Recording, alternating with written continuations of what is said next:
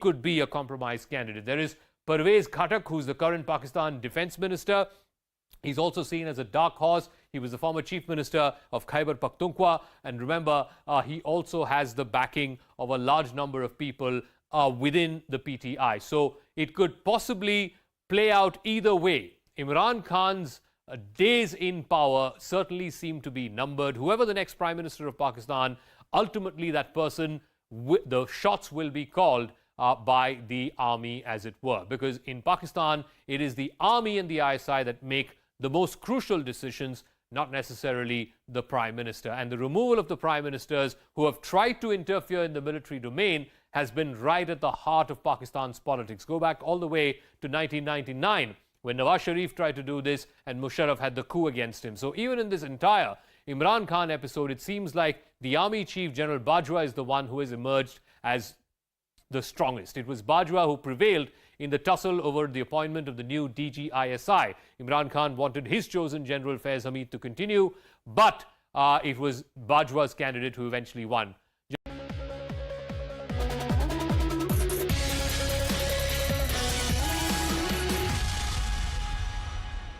Good evening, this is Viewpoint. There is huge drama even as the National Assembly of Pakistan has started the business of the no confidence motion.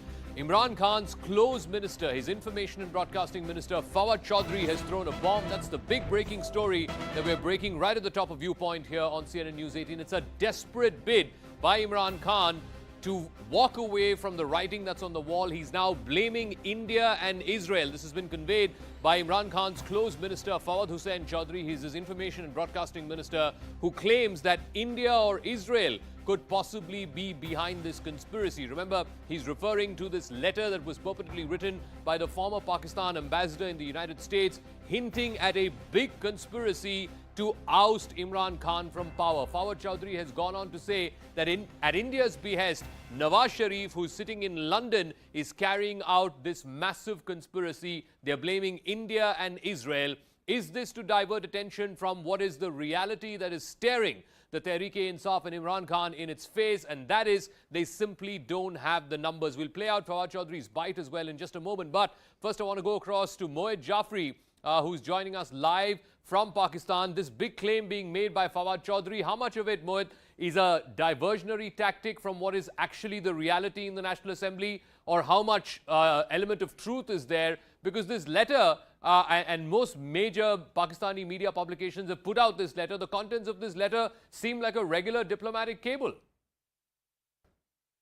When it comes to this claim by the Information Minister, we've seen this movie before. We've seen this film before in Pakistan and in India. When anything or everything goes haywire, both countries tend to blame each other for the worst things imaginable. So if there is truth to it or not, only the Information Minister would know. But we know how things pan out. And Pakistani government has been talking about this building nexus of India with the United States, especially in context of the Quad and the activities and the way things have unfolded over time. And Pakistan actually, as you know, aligns itself mostly with China, and now that bloc is developing. So yes, this was kind of expected. We were waiting for this to come out.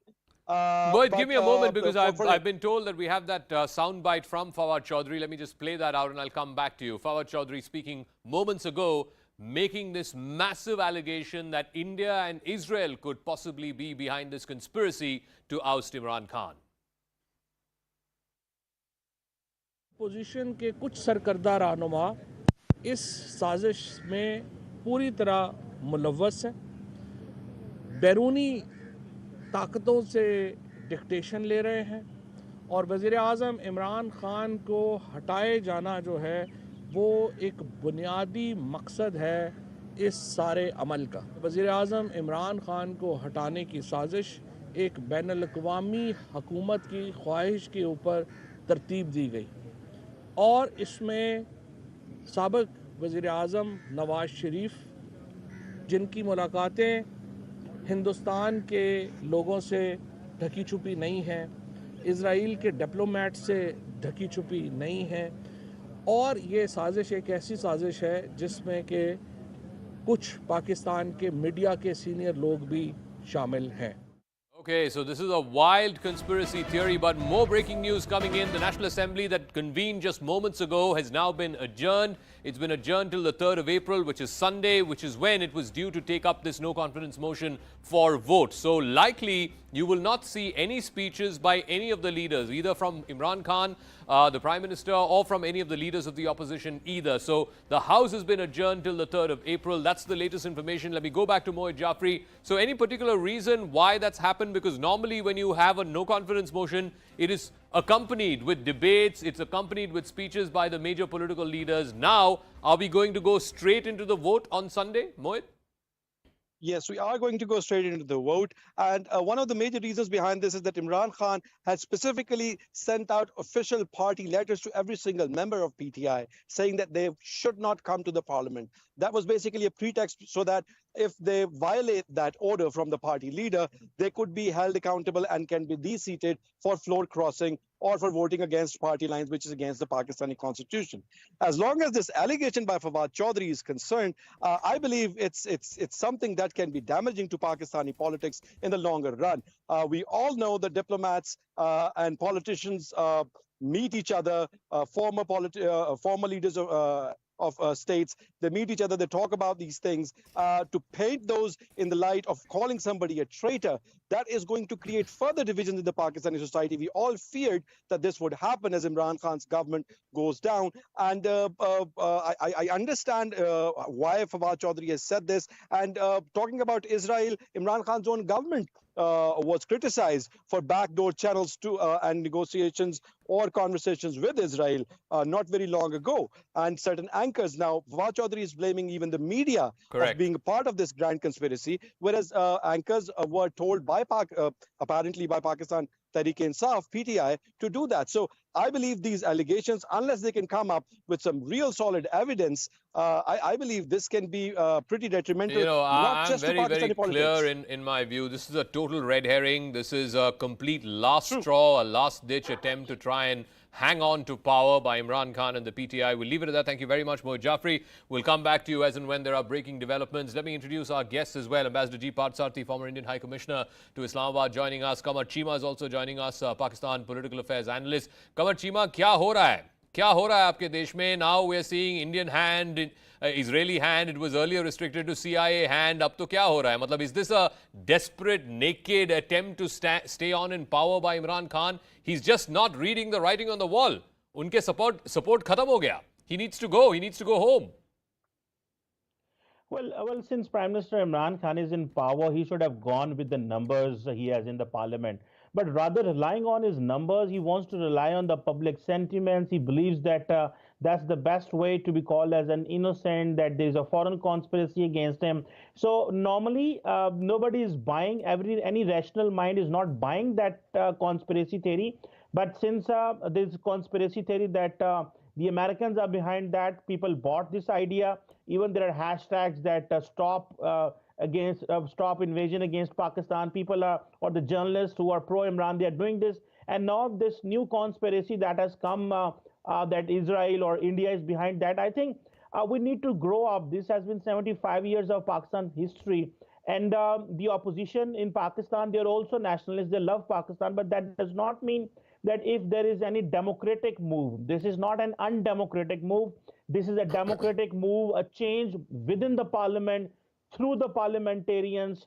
And the point which Imran Khan needs to ponder is that why his own loyalists and parliamentarians left him. 196 members of the National Assembly, 196 of them met at Sindh House yesterday. I'm also joined by Abdul Samad Yaqubi, spokesperson of the Pakistan Tehreek-e-Insaf. Yaqub Saab, thank you for speaking with us. You know, what is this whole CIA hand, abhi India ka hand, Israel ka hand?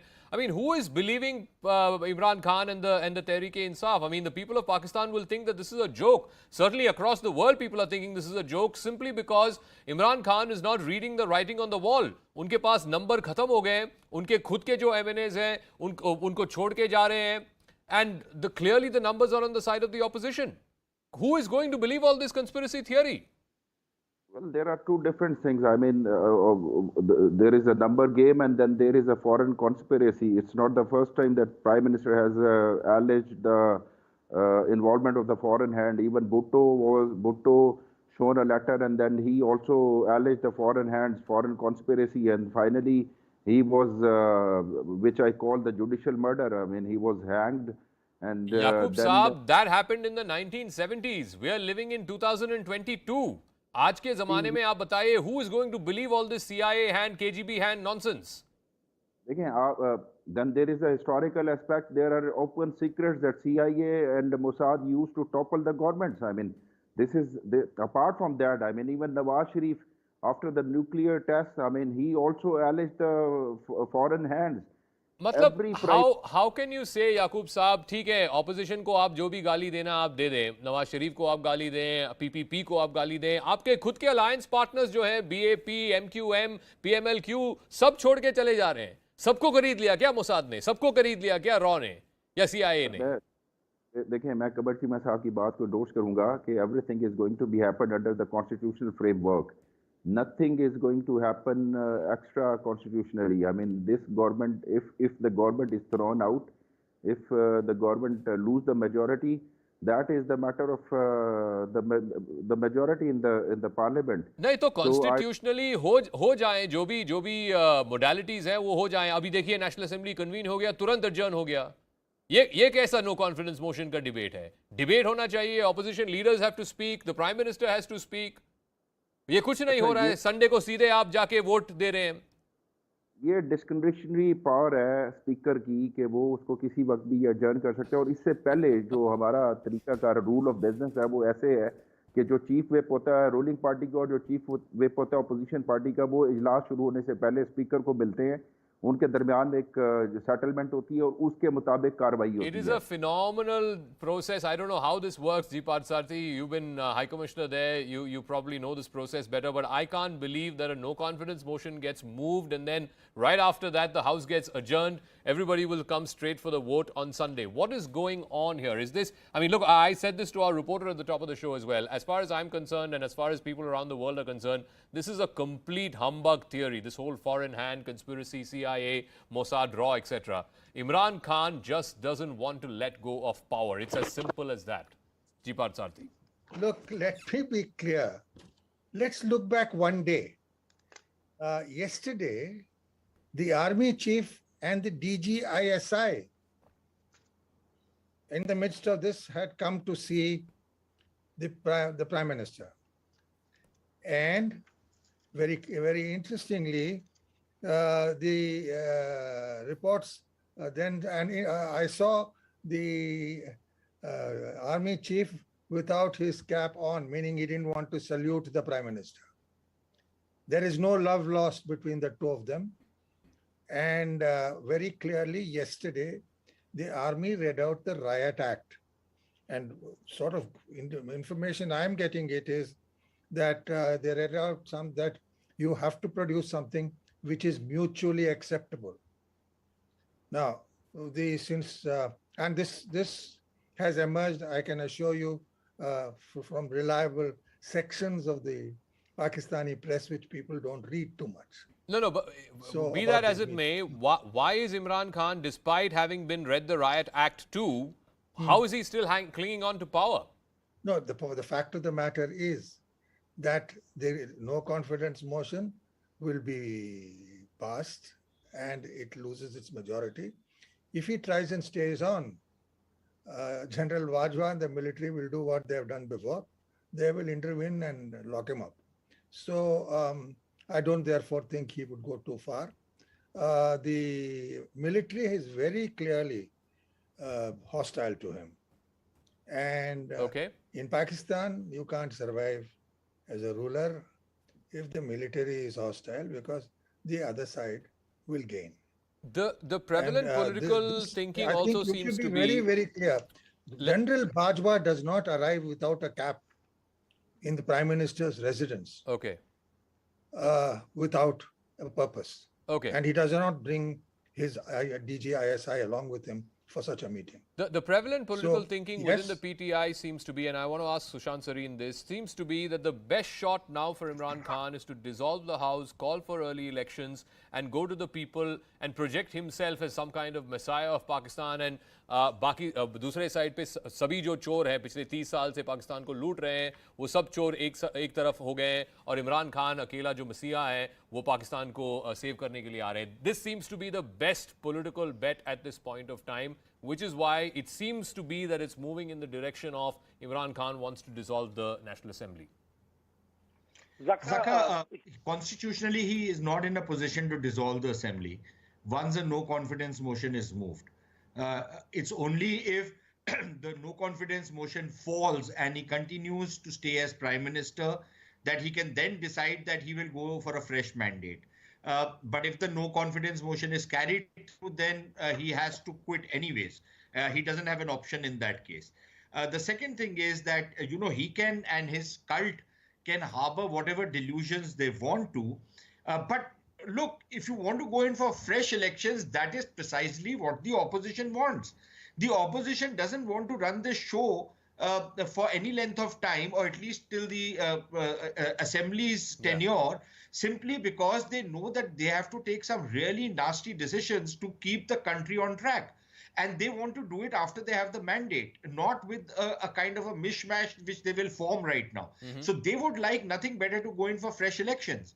But they are not going to leave it in Imran Khan's hand. And one of the stories doing the rounds in Islamabad right now is that it has been proposed that they withdraw the no confidence motion and Imran Khan will then resign and call for fresh elections. But as long as the no confidence motion is there in Parliament, there is no way that he can dissolve the House. One more thing, Zaka, on what Mr. Samad was saying, I think it is very important to ask Mr. Samad that when he talks about this conspiracy theory, both against Bhutto as well against Imran Khan, is the PTI saying that the Pakistan army is part and parcel of this conspiracy theory, that it is working at the behest of the RAW, the CIA and the Mossad, and working in conjunction with them to oust Mr. Imran Khan, an elected Prime Minister. Okay, I'll ask him that, but I'm getting a piece of breaking news, so I'm going to go straight to that. This is the scoop from inside the security meeting, the security committee meeting that was convened just moments ago. The big scoop that we're getting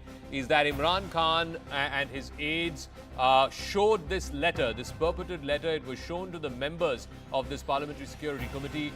The members were shown what we are told is quote-unquote evidence to suggest that the letter is authentic.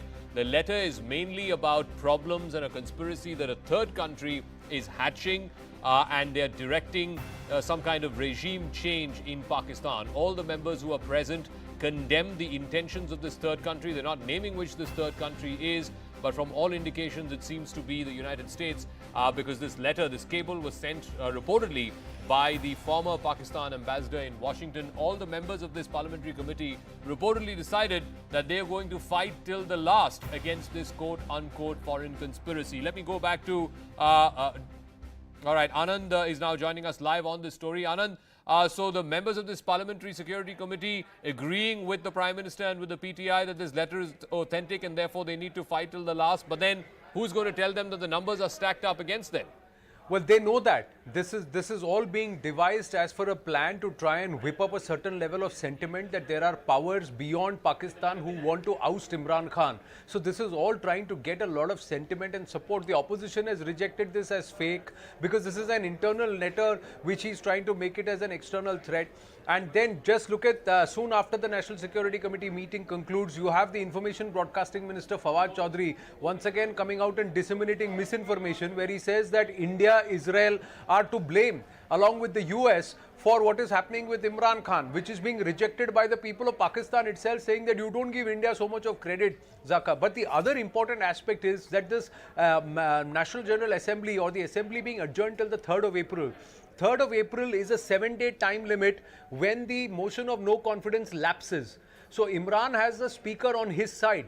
And that means there is a different game at play. So this is not normal that it has been adjourned and there cannot be any voting without debate. So clearly the lapse will happen of the motion of no confidence. So that's another twist in this story. All right, Anand, we'll leave it at that. We'll come back to you as and when there are further developments. So fast-paced developments coming out of Islamabad. We're also counting down to a major speech that Imran Khan is expected to give later tonight, where he's supposed to reveal his further intentions. But let's be very, very clear. The numbers are clearly not on Imran Khan's side. Let's just round you through the numbers. Now, Imran Khan, before this entire controversy and this crisis began, he had 178 members. Remember, his was a coalition government, only 155 of the PTI. The rest were smaller coalition parties. The opposition only had 163.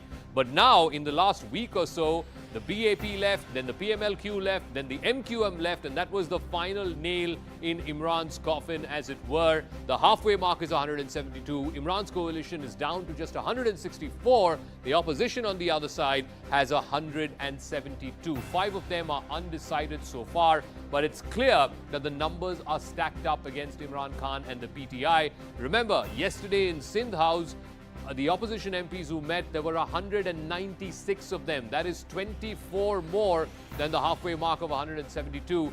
Let me go across back to our guests. Kamar Chima Saab, what are you making of this letter that's purportedly now been shown to members of the Parliamentary Security Committee? The House has been adjourned directly for the 3rd of April. There's going to be no debate. Is it very, very apparent to everyone now that Imran Khan has failed on the numbers game? He's trying to whip up some kind of sentiment in Pakistan so that if elections are held in the near future, then he becomes this sort of rallying figure, this galvanizing figure, and everybody else, बाकी सब लोगों को वो कह सकते हैं कि वो चोर हैं, पाकिस्तान को उन्होंने 30 साल से लूटा है. Yes, I think one thing is very important, and that is that Imran Khan is basically a ferocious campaigner.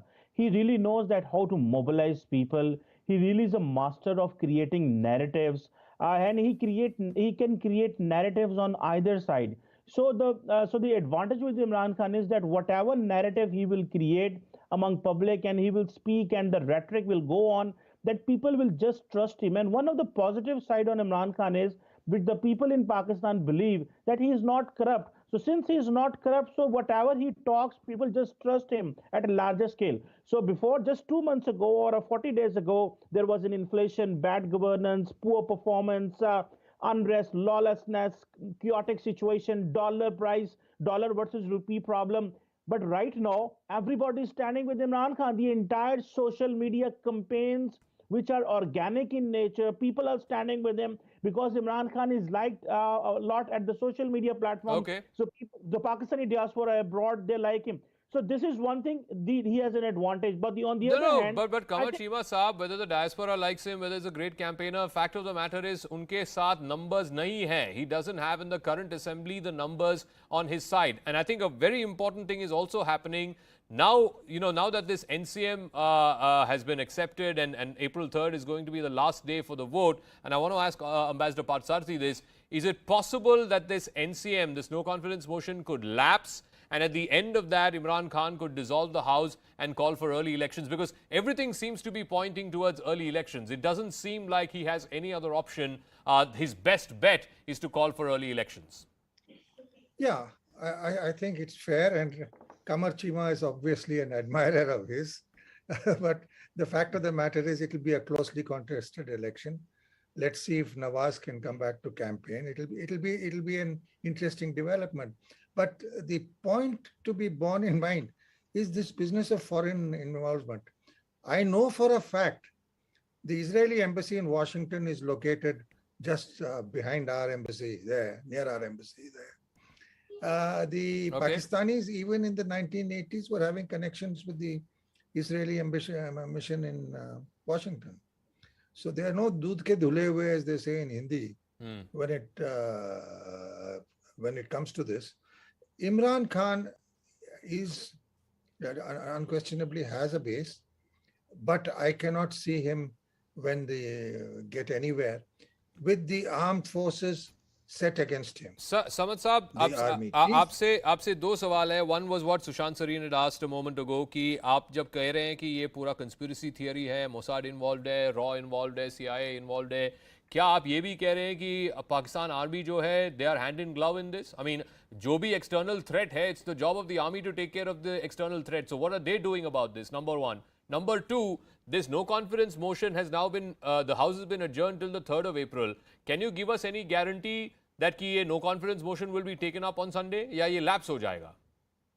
Never had we accused directly, never we named Mossad or CIA or RAW, but we have generally mentioned the foreign hand. No, who is this foreign hand? साफ बताइए ना. Let the people of Pakistan, let the people of the world know कि what is this foreign hand? क्या है ये चीज? जब तक वो लेटर सामने नहीं आ जाता, जब तक उनको वो पब्लिक नहीं किया जाता या उन सर्टेन एलिमेंट्स को नहीं बताया जाता, तो तब तक तो मैं आपको नहीं बता सकता, ऑल्दो कि मुझे शायद ये भी पता है कि कहां से आया लेटर, लेकिन मैं यहाँ पर रिवील नहीं कर सकता. लेकिन याकूब साहब ये बताइए कि मतलब पाकिस्तान में 22 करोड़ आबादी है. ये 22 करोड़ आबादी को क्या this foreign hand is making them all look like a fool कि आप जिसको भी इलेक्ट कर रहे हो फॉरेन हैंड आके उसको उखाड़ देगा? अच्छा देखें, जो पश्तून तहफ़्फ़ुज़ मूवमेंट थी उसके बारे में हमने अलिस्ट किया, हमने रॉ के नेटवर्क को एक्सपोज किया, हमने डॉजियर्स दिए, मल्टीपल इंटरनेशनल कम्युनिटी को डॉजियर्स दिए कि यहाँ पे पश्तून और बलोचों को फॉरेन हैंड और फॉरेन फंडिंग हो रही है. अगर कुछ पॉलिटिशियंस, अगर हमारा ये क्लेम है कि कुछ पॉलिटिशियंस जो है वो शायद मैनिपुलेट हो गए हो या उनके सर्टेन एलिमेंट जो हो वो कोई आके रोल प्ले कर रहे हो, अल्टीमेटली जो चेंज आना है वो तो आना है याकूब साहब. ये बताइए कि पूरे जो एलाइज हैं आपके खुद के एलाइज और आपके खुद के एमएनएस जो हैं, 22 लोग थे कल सिंध हाउस में आपके पार्टी से, क्या उनको भी खरीद लिया ये फॉरेन हैंड ने? आप यकीन जानिए कि मेरे साथ मेरा एक दोस्त है, मैंने जिसको 50 करोड़ रुपए की ऑफर हुई है, जिसमें जो मेरे सामने उसको ऑफर हो रही थी वो नहीं बिका. तो आपको ये कह देना चाहिए कि पाकिस्तान के पूरे जो एमएनएस जो इलेक्ट हुए हैं वो सब बिकाऊ हैं, वो पैसे के लिए इस तरफ या उस तरफ जा सकते हैं. देखो यही तो मसला पॉलिटिशियंस का है कि जब इस तरह का क्राइसिस आता है उनमें क्राइसिस को रिजॉल्व करने की कैपेबिलिटी नहीं होती. फिर ये एक हजानी कैफियत, पैनिक, हर कोई इस वक्त पूरा पाकिस्तान एक पैनिक में है. फिर इनवाइट किया जाता है, फिर किसी थर्ड पर्सन को, भले वो आर्मी चीफ हो या भले वो कोई और आदमी, उसको मीडिएशन के लिए कहा जाता है या रोल प्ले करने के लिए कहा जाता है. वो इसलिए I'm also getting another piece of breaking news. I'm going to come back to Samad Saab as well as all our other guests. This is ahead of the speech tonight by Imran Khan. Remember, CNN News 18 is given to understand some of the contents of his speech. Imran Khan's speech is likely to be similar to what he said on Sunday in the Jalsa. He's likely to seek a joint investigation team to probe this whole foreign conspiracy, this whole foreign hand, as it were. Sushant, does it make any sense to you? Because I think, all right, Anand is joining us live as well. Again, it seems very clear, Anand, for everyone who's watching this, that Imran Khan is trying to play political martyr, he's trying to play the victim card, and that's perhaps his best hand right now.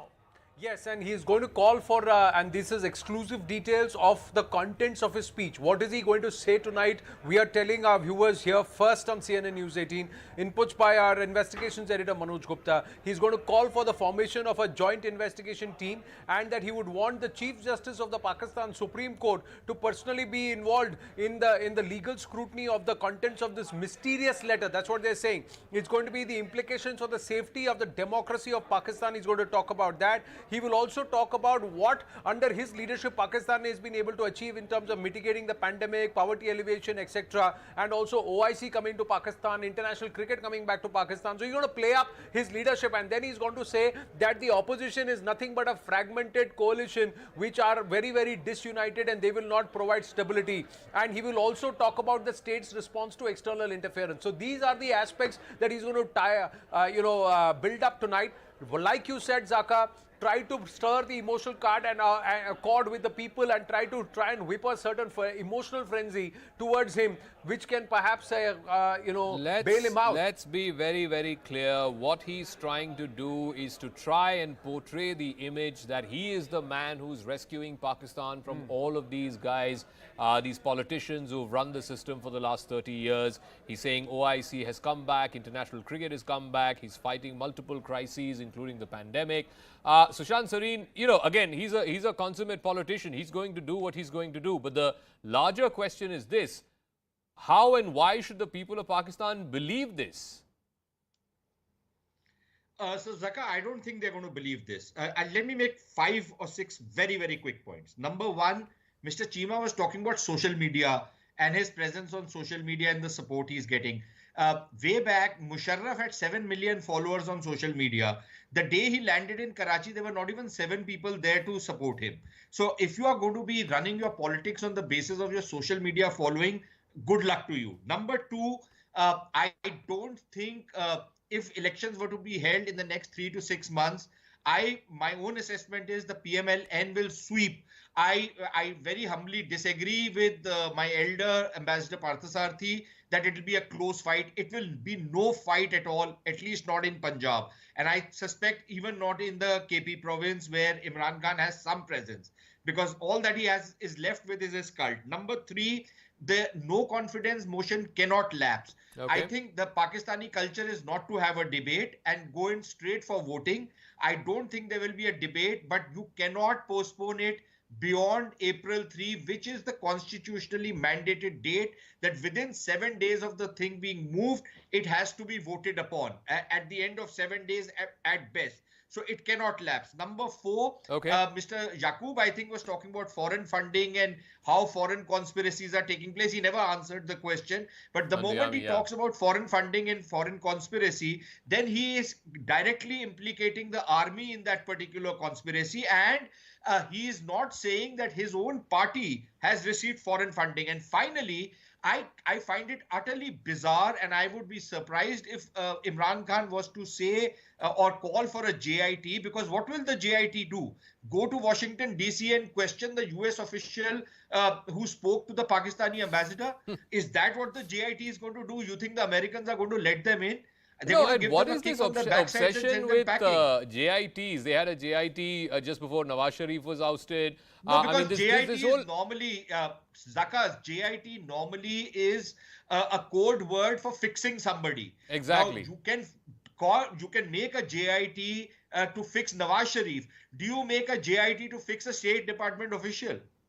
Okay, I want to look. Major Pakistani media outlets are now putting out contents of what this letter is, and frankly, this is a regular, normal diplomatic cable. I don't know why Imran Khan and the Pakistan Tehreek-e-Insaf is going to town as though this is some kind of existential threat to Pakistan. Let's reveal some of those contents which, according to Pakistani media, this was reportedly sent by the former Pakistan ambassador in Washington. It was written in February of 2022. It was an internal memo. It was sent from Washington, D.C., the Pakistani mission there, to the Ministry of Foreign Affairs. It was written by the then Pakistan envoy in the United States, who subsequently, by the way, has been shunted out. He's been shunted out to Europe, I'm given to understand.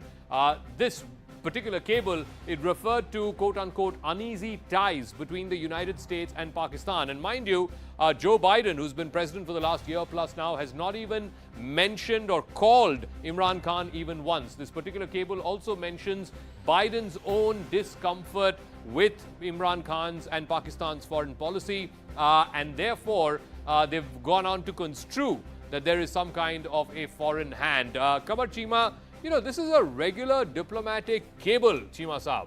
Ye to, I mean, Ambassador Parthasarathi is here. He will tell you they keep writing cables every day, sometimes over dinner and cocktails. उसका मतलब ये नहीं है कि एक foreign conspiracy है. उसका मतलब ये नहीं है कि somebody is out to get you.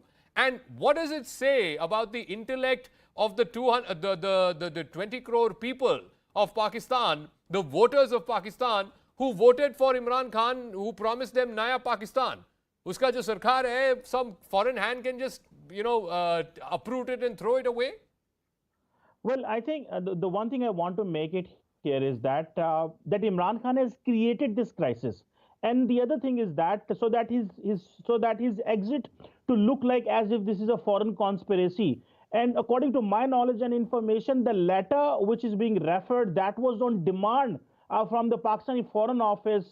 By the way, I was in Washington and I met with the Pakistani ambassador, and not on this topic, but for something else. But the one thing that is important to understand is that this letter was on demand from the Pakistani government. I think that is why the security establishment understands that this is not an assessment. This is not a diplomatic cable coming from the US, and the US State Department has categorically said that we didn't send any letter or something. And what Sushant said, I was referring that Imran Khan is a popular leader despite all that what is happening. And what Sushant Sarin was mentioning, that a general was having 7 million followers. Remember, he was a general and Imran Khan is a politician. He grabbed crores. He grabbed 1.7 crore votes in the last election, and Musharraf can't get those votes. So I'm not. No, but it is also a fact, Chima Saab, it is also it's also a fact that he came to power promising economy ko theek kar dunga, I'll fix the currency, I'll fix this corrupt system. Kya kiya unhone? Unhone kuch nahi kiya. Not just domestically, look at your bilateral relations. All your bilateral relations today are in a shambles. 97% vote in the referendum. Imran Khan put his foot on so many powerful toes at the same time. He started accountability. No, that's his problem. No, you can't blame Nawaz Sharif for that. Or you can't blame Asif Zardari for that. That's his problem. Obviously, you can't blame. He created this crisis for himself. Exactly. And then say कि Mossad ने Nawaz Sharif को खरीद लिया या CIA ने Zardari को खरीद लिया. Anyway, I'm going to leave it at that. I want to thank all our guests. It's a fascinating story. Politics on either side is a fascinating story. But I'd like to really see how and to what extent and how far Imran Khan would stretch this whole narrative of a foreign hand out to get him. We're going to have that speech that's going to happen a little past 7 p.m. I'm given to understand. It's going to be a long rant. So be prepared, folks, for a long night in Pakistan for sure. We'll take a break. When we come back on the other side, a very, very senior American diplomat is in town right now. Dalip Singh is the American Deputy National Security Advisor, and our Maha Siddiqui caught up with him to talk to him about Russia and Ukraine and a whole host of other issues at a time when from west to east, everyone seems to be courting India. Quick break. That's coming up on the other side.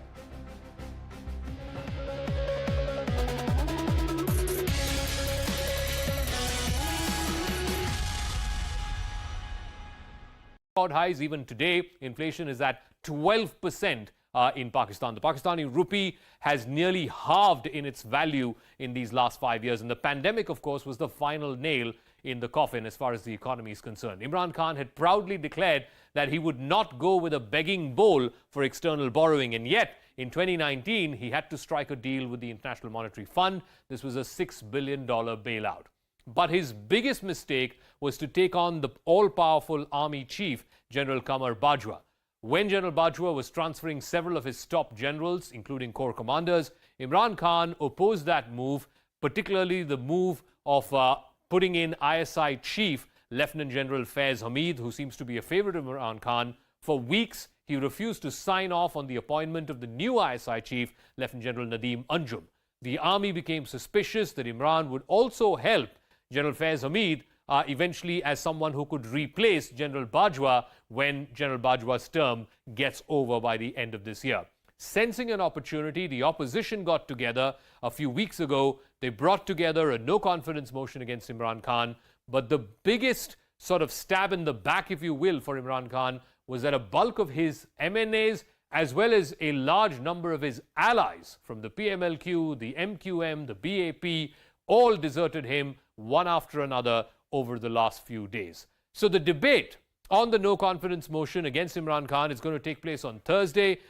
It appears that he is ready to face the trust vote, but it might all be in vain. So who could possibly replace Imran Khan? The number one sort of front runner seems to be Shabaa Sharif. He's the most likely candidate for the Prime Minister's post. He's the former three-time Chief Minister of the Punjab province. He's the brother of former Prime Minister Nawaz Sharif and now the leader of the PMLN. He's also the leader of the opposition in the National Assembly. He has served 3 times in the past as the leader, as the Chief Minister of the biggest province, Punjab.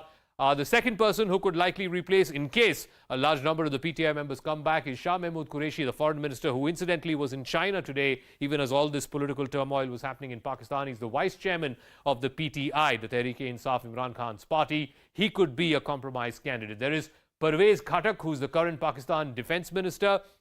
He's also seen as a dark horse. He was the former chief minister of Khyber Pakhtunkhwa. And remember, he also has the backing of a large number of people within the PTI. So it could possibly play out either way. Imran Khan's days in power certainly seem to be numbered. Whoever the next Prime Minister of Pakistan, ultimately that person, the shots will be called by the army, as it were. Because in Pakistan, it is the army and the ISI that make the most crucial decisions, not necessarily the Prime Minister. And the removal of the Prime Ministers who have tried to interfere in the military domain has been right at the heart of Pakistan's politics. Go back all the way to 1999 when Nawaz Sharif tried to do this and Musharraf had the coup against him. So even in this entire Imran Khan episode, it seems like the army chief, General Bajwa, is the one who has emerged as the strongest. It was Bajwa who prevailed in the tussle over the appointment of the new DGISI. Imran Khan wanted his chosen General Faiz Hamid to continue,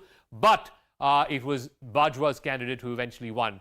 General Bajwa also directed the ISI to stay out of politics, particularly in this last few days, in the last few weeks, where the opposition members sort of broke ranks, came together to stage off what is only a political coup against Imran Khan and the PTI. The army has also made contact with the opposition and urged them to bring about this regime change on the basis, on the political fact that Imran Khan's government seems to have run out of numbers. Also, very critically, General Bajwa's tenure ends later this year, and it is possible that he could get an extension from the new Prime Minister of Pakistan. So, how durable will the policy of the new chief or this current chief who could likely get extended be vis-a-vis Pakistan's most important neighbor, that is India? Now, in the last 4 years, the India policy as far as Pakistan is concerned has been a disaster, but Bajwa in the past has advocated for peace in the subcontinent, something that he even said in the white paper that was released last year, that New Delhi and Islamabad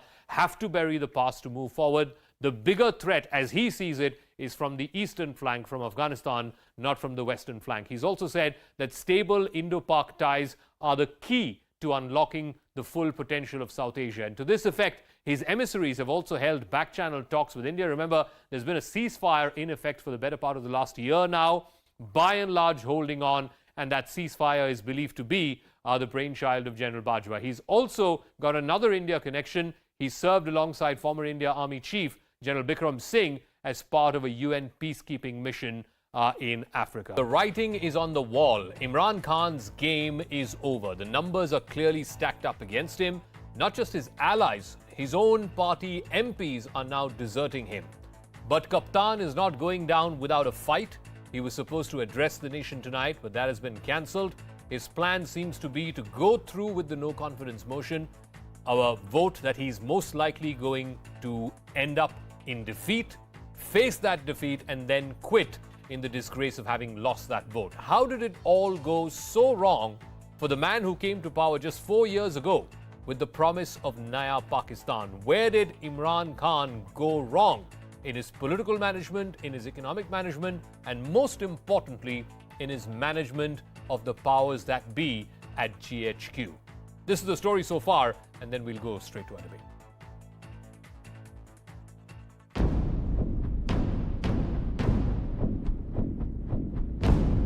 No Pakistan Prime Minister has completed 5 years in office. And Imran Khan is not about to change that infamous statistic. He has lost majority after a key ally, the Muttahida Qawmi movement, struck a deal with the opposition. आज वो इस्तीफा देकर एक नई रीत कायम करें और रवायत कायम करें. This development comes ahead of a crucial vote on the no-confidence motion against Imran Khan. Imran Khan अपना अक्सरियत खो चुका है, मगर वज़ीर आज़म साहब के पास कोई ऑप्शन नहीं रहा. इमरान मुकाबला करो. Pakistan's economic mess is not the only factor that worked against Imran Khan. बुज़दिल है इमरान, बुज़दिल भाग रहा है. अब इस हुकूमत के खात्मे का All his chips are down. The opposition has come together like never before. Lawmakers from his own party are revolting against him, and he no longer has the backing of the all-powerful army. But a cornered Imran Khan's only defense is that foreign powers are conspiring to topple his government. बाहर के लोगों को आदत नहीं है कि पाकिस्तान में ऐसी लीडरशिप हो जो अपने मुल्क के मफादात को आगे रखे. तो ये जो साजिश है, ये इंशाल्लाह मैंने मेंशन किया.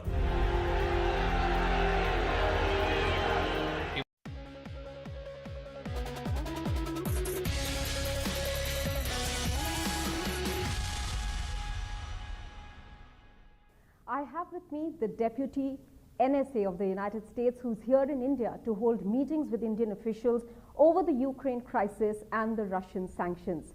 Dilip Singh is here with us. Many thanks for speaking with CNN News 18. The first question is with regards to what message you're communicating to the Indian side, especially with regards to sanctions against Russia, because some of the sanctions can have a fallout for a country like India as well. After all, India is continuing to deal with Russia. There are oil imports, there's engagement in the defense sector, and many people believe, why should a country that is friends with the US be left in a sticky situation in this entire circumstance? Nice to be with you, Maha. And I'm coming here in the spirit of friendship and respect. And true friends have honest and direct dialogue, even about difficult subjects. And the truth is that core principles are at stake, core principles that underpin peace and security all across the world. Putin is dropping bombs on maternity hospitals, orphanages, opera houses, schools. This is an egregious violation of international law, and as I mentioned, core principles. You can't redraw borders by force. You can't subjugate the will of a free people. Countries have the right to set their own course and choose their own destiny. India doesn't need me or anybody else to explain why those principles are sacred, but that's why we're imposing these costs on Russia, and that's why we're helping Ukraine fight for its freedom. That's the purpose of these sanctions, and that's the purpose of all of our efforts. And the reality is, yes, defending freedom is never costless. There are impacts in energy prices, food prices, refugee flows, trade, but the root cause of these consequences is Putin's needless war of choice. Our view is that dictators have to pay a price for their aggression. Otherwise, they sow more chaos in the world, and the costs and the threats to America, to India, to democracies all over the world continue to rise. So that's what's at stake here. And just think of the counterfactual. If we did nothing, if there was unchecked aggression in response to the largest land invasion since World War II, think of the chilling effect it would cause, the uncertainties, the signal it would send to autocrats all over the world that might want to exert a sphere of influence, perhaps on India's borders. Those are not costs we're willing to accept. There's a flurry of visits from the West, leaders and diplomats coming into India. So is this a means of pressuring India to change its stand on Russia, or is there an effort to understand India? Look, we're living through a fraught historical moment. It's a dangerous moment. And, President Biden talks about it as one of those inflection points that comes around once every several generations. In this case, it's a contest between democracies and autocracies. And, people all over the world, especially in China and in Russia, are saying democracies are too slow, they're too messy, they're too noisy to deal with the great challenges of our time. So my view is that this is a moment for democracies to step up in solidarity and show that despite all of their flaws, democracies still offer the single best path for delivering dignity to all people. That's why I'm here, and look, we're consulting intensely with all of our democratic partners in a spirit of friendship and respect. That's why I'm here. There is going to be a 2+2 dialogue between India and US. There's also going to be a Quad summit in the next few months, all under the shadow of the Ukraine crisis. Has the equation between India and US changed because of the Ukraine crisis, and could it reflect in any of these meetings? I'd say the overall equation between the US and India has been changing for 30+ years, and the Ukraine crisis just accelerates that process. Take the economic relationship. I think for much of the Cold War, the economic relationship between the US and India was a story of missed opportunities and misunderstandings. That's changing now. The US is India's top trading partner, more than 10 times as much as Russia. The US is the second largest source of FDI in India. We're the fourth largest supplier of energy, both crude oil and natural gas, 4 times as much as Russia's exports to India as a percentage of GDP. India wants to deploy 500 gigawatts of non-fossil fuel energy over this decade. We want to play a major role in that transformation. India has a vision for a dramatic boost to infrastructure. We have a vision for a dramatic boost to infrastructure finance across physical, digital, health, and climate. So there's an enormous amount of untapped potential that can anchor the economic relationship. On security matters, times have changed too. China and Russia have declared a no-limits partnership. China has said Russia is its most important strategic partner. The more that Russia becomes China's junior partner, the more leverage China gains over Russia, the less and less favorable that is for India's strategic posture. And does anyone think if China breached the line of control that Russia would now come to India's defense? I don't. And then take Russia's military. Our sanctions are, and really the sanctions that we're doing with 30 other countries across the world, are meant to disable and degrade Russia's military capability, both in Ukraine, but also to export defensive assistance to other countries. So we want to be upfront with India about that and to be a partner as it accelerates its diversification. We can do that. With regards to the sanctions that are currently, on against Russia, there is already a dialogue that is on between the two sides, Ukraine and Russia, at least some sort of talks that are on. If there is some ceasefire, if there is a thaw, say, will there be a rollback of the sanctions? What is the road ahead? Well, look, actions speak louder than words.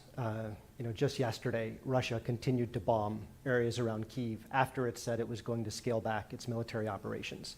And the truth is Russia's been lying to the international community for over 6 months now about its intentions. So we can always roll back our sanctions. The purpose of sanctions is to create diplomatic leverage for a peaceful resolution. Putin can never bring back the lives he's taken. But sanctions end up sometimes hurting the population. If the ruble goes into devaluation, then we'll see rise of inflation in Russia. It'll hurt the common man. Are sanctions counterproductive sometimes? So let me be very clear about this. This is Putin's war. These are Putin's sanctions, and this is Putin's hardship that he's imposing upon the Russian people. Yes, sanctions are designed to impose costs, but they're not an end to themselves. They're meant to create leverage for a peaceful resolution. And even autocrats like Putin have to care about the living standards of his people. He has a social contract. In Russia, he said, I'll take away your freedom and give you stability. He's no longer giving the Russian people stability, he's giving them insecurity and hardship.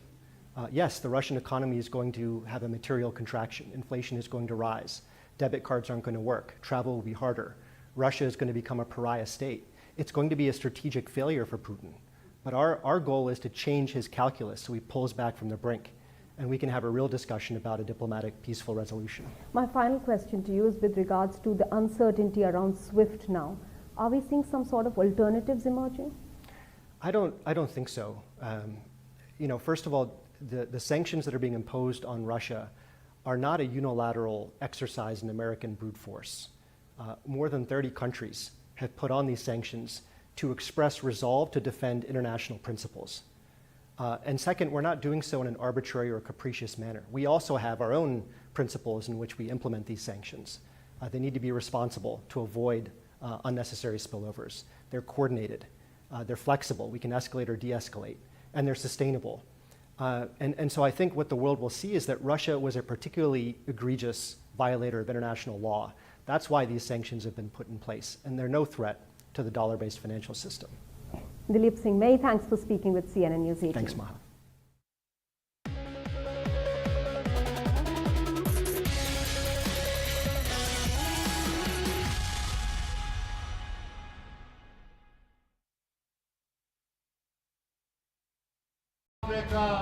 All his chips are down.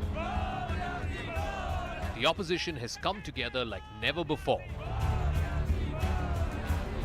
Lawmakers from his own party are revolting against him, and he no longer has the backing of the all-powerful army. But a cornered Imran Khan's only defense is that foreign powers are conspiring to topple his government. बाहर के लोगों को आदत नहीं है कि पाकिस्तान में ऐसी लीडरशिप हो जो अपने मुल्क के मफादात को आगे रखे। तो ये जो साजिश है, ये इंशाअल्लाह मैंने मेंशन किया। Imran Khan was elected in 2018 with only a slender majority, but he was extremely popular with his promise of a Naya Pakistan. Ultimately, his militant, anti-West rhetoric was not enough to keep him in power. Pakistan has the cup. Few would begrudge Imran his moment. Quite a fall from grace for a man who led Pakistan to its first World Cup win over 30 years ago. All right, so Imran Khan may be hoping against hope, but the numbers are clearly stacked up against him. Remember, it's a 372-member House in which the halfway strength is 172.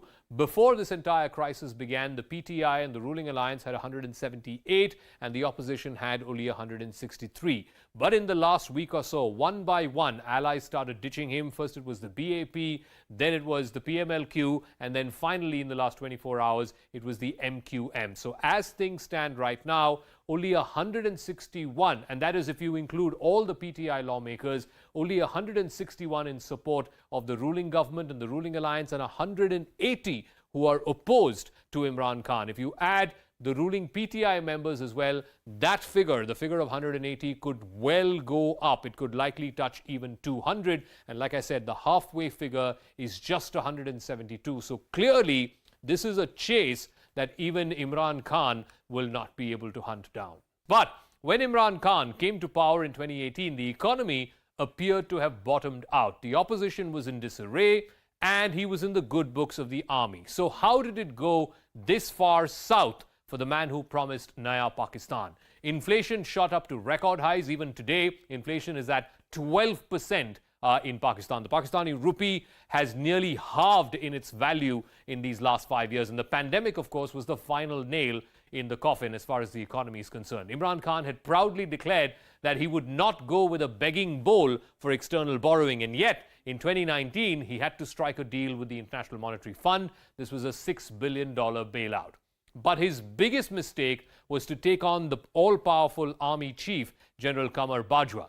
When General Bajwa was transferring several of his top generals, including corps commanders, Imran Khan opposed that move, particularly the move of putting in ISI chief, Lieutenant General Faiz Hamid, who seems to be a favorite of Imran Khan. For weeks, he refused to sign off on the appointment of the new ISI chief, Lieutenant General Nadeem Anjum. The army became suspicious that Imran would also help General Faiz Hamid eventually as someone who could replace General Bajwa when General Bajwa's term gets over by the end of this year. Sensing an opportunity, the opposition got together a few weeks ago. They brought together a no-confidence motion against Imran Khan. But the biggest sort of stab in the back, if you will, for Imran Khan was that a bulk of his MNAs, as well as a large number of his allies from the PMLQ, the MQM, the BAP, all deserted him one after another over the last few days. So the debate on the no-confidence motion against Imran Khan is going to take place on Thursday. It appears that he is ready to face the trust vote, but it might all be in vain. So who could possibly replace Imran Khan? The number one sort of front runner seems to be Shabaa Sharif. He's the most likely candidate for the Prime Minister's post. He's the former three-time Chief Minister of the Punjab province. He's the brother of former Prime Minister Nawaz Sharif and now the leader of the PMLN. He's also the leader of the opposition in the National Assembly. He has served 3 times in the past as the leader, as the Chief Minister of the biggest province, Punjab. The second person who could likely replace, in case a large number of the PTI members come back, is Shah Mahmood Qureshi, the foreign minister, who incidentally was in China today, even as all this political turmoil was happening in Pakistan. He's the vice chairman of the PTI, the Tehreek-e-Insaf, Imran Khan's party. He could be a compromise candidate. There is Pervez Khattak, who's the current Pakistan defense minister.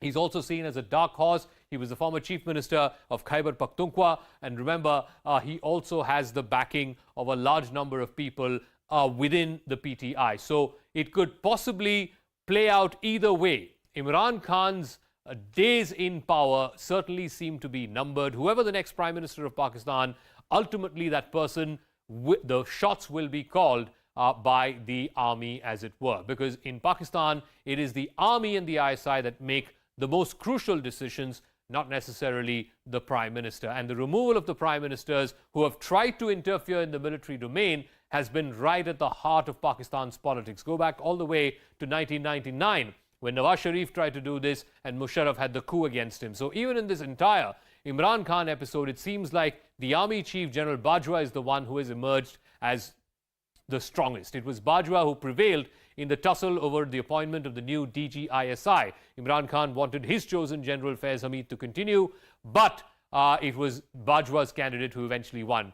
General Bajwa also directed the ISI to stay out of politics, particularly in this last few days, in the last few weeks, where the opposition members sort of broke ranks, came together to stage off what is only a political coup against Imran Khan and the PTI. The army has also made contact with the opposition and urged them to bring about this regime change on the basis, on the political fact that Imran Khan's government seems to have run out of numbers. Also, very critically, General Bajwa's tenure ends later this year, and it is possible that he could get an extension from the new Prime Minister of Pakistan. So, how durable will the policy of the new chief or this current chief, who could likely get extended, be vis-a-vis Pakistan's most important neighbor, that is India? Now, in the last 4 years, the India policy as far as Pakistan is concerned has been a disaster, but Bajwa in the past has advocated for peace in the subcontinent, something that he even said in the white paper that was released last year, that New Delhi and Islamabad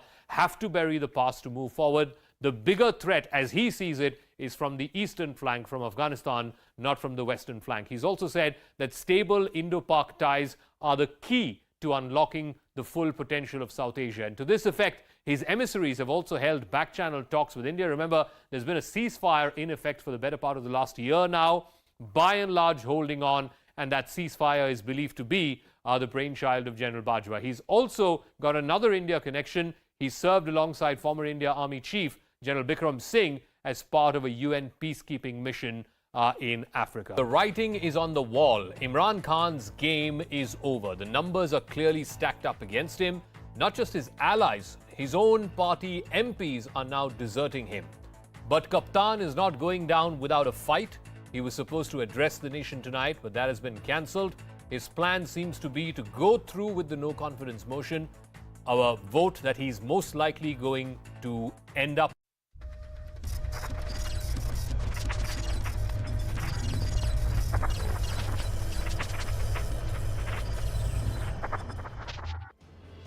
Hello everyone, good evening. I'm Shreya Dhondial. It's turning out to be a cliffhanger of a match in Pakistan. Imran Khan, the captain of the ruling party, has lost his majority but isn't willing to return to pavilion. We are counting down to his address to the nation, which is likely to take place half an hour from now at around 7:30 p.m. IST, which is Indian Standard Time, if at all the Pakistani army allows it. It's an address where he's expected to make an emotional pitch about the grand conspiracy against him, call the opposition names, thieves, etc., and highlight his big achievements. The assembly has been adjourned till the 3rd of April, which means it is a minor breather for Imran Khan. Imran in fact has offered the joint opposition to dissolve the assembly in exchange for the withdrawal of the no confidence motion, but the opposition has rejected the move. The opposition did not attend the National Security Committee meeting today as well. Earlier, the Islamabad High Court had restrained Imran Khan from disclosing the contents of a letter that he claims proves a grand foreign conspiracy to oust him from the government. He has shown that secret letter, by the way, to the National Security Committee, but this is a major jolt to Imran, as he had wanted to use this letter to retain the top chair. Meanwhile, the all-powerful army is all set to open a COVID fraud case against Imran Khan. So what do the next few days hold for Pakistan? Will Imran Khan go to town with his conspiracy theory of a foreign plot as his camp rallies around him? Or will the numbers game and the army intervention force him to quit? And what happens to him after all of that? For the moment, take a look at the pictures that are coming into us from Pakistan. This is high decibel drama that is playing out in Pakistan's National Assembly before it was adjourned. This is the united opposition that is calling for Imran Khan's immediate resignation. There's been sloganeering as well. Listen in.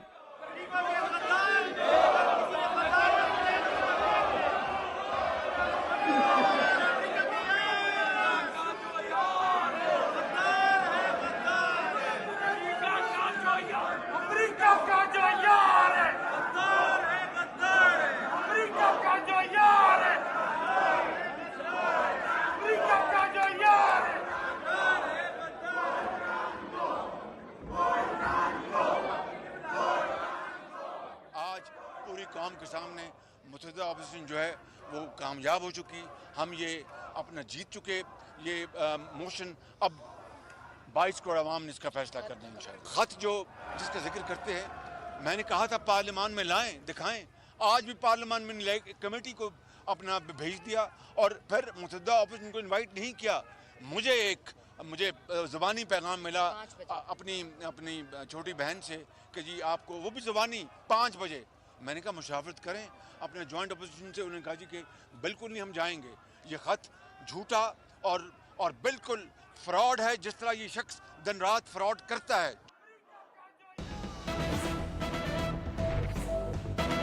As we count down to Imran Khan's address to the nation, where will he put in his papers? It seems that his party is saying he will play till the last ball. But this is ball. This is what he's saying. This is what he's going to be saying in that address to the nation that is about to begin in the next 25 to 30 minutes.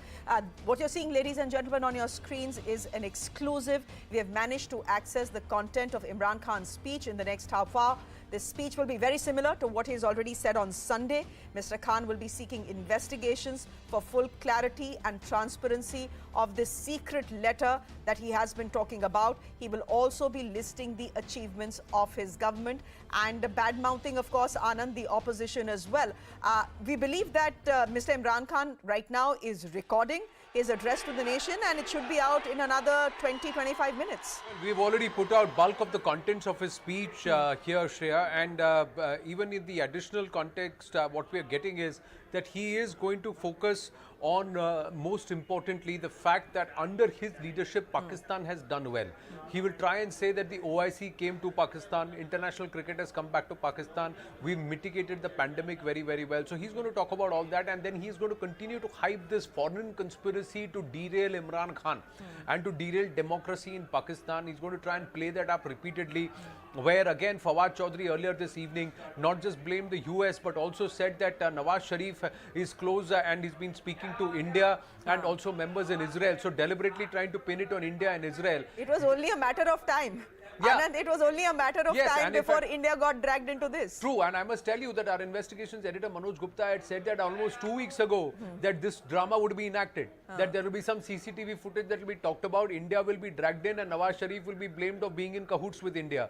So all of that has played out exactly. But one aspect I just want to quickly share with you, Shreya, is that this is the letter that has been put out by the member of the National Assembly, where they say that they have all of the 172, they had 172 members present in the assembly, and they were there. The numbers, they had the numbers or the strength on the floor of the house to beat Imran Khan.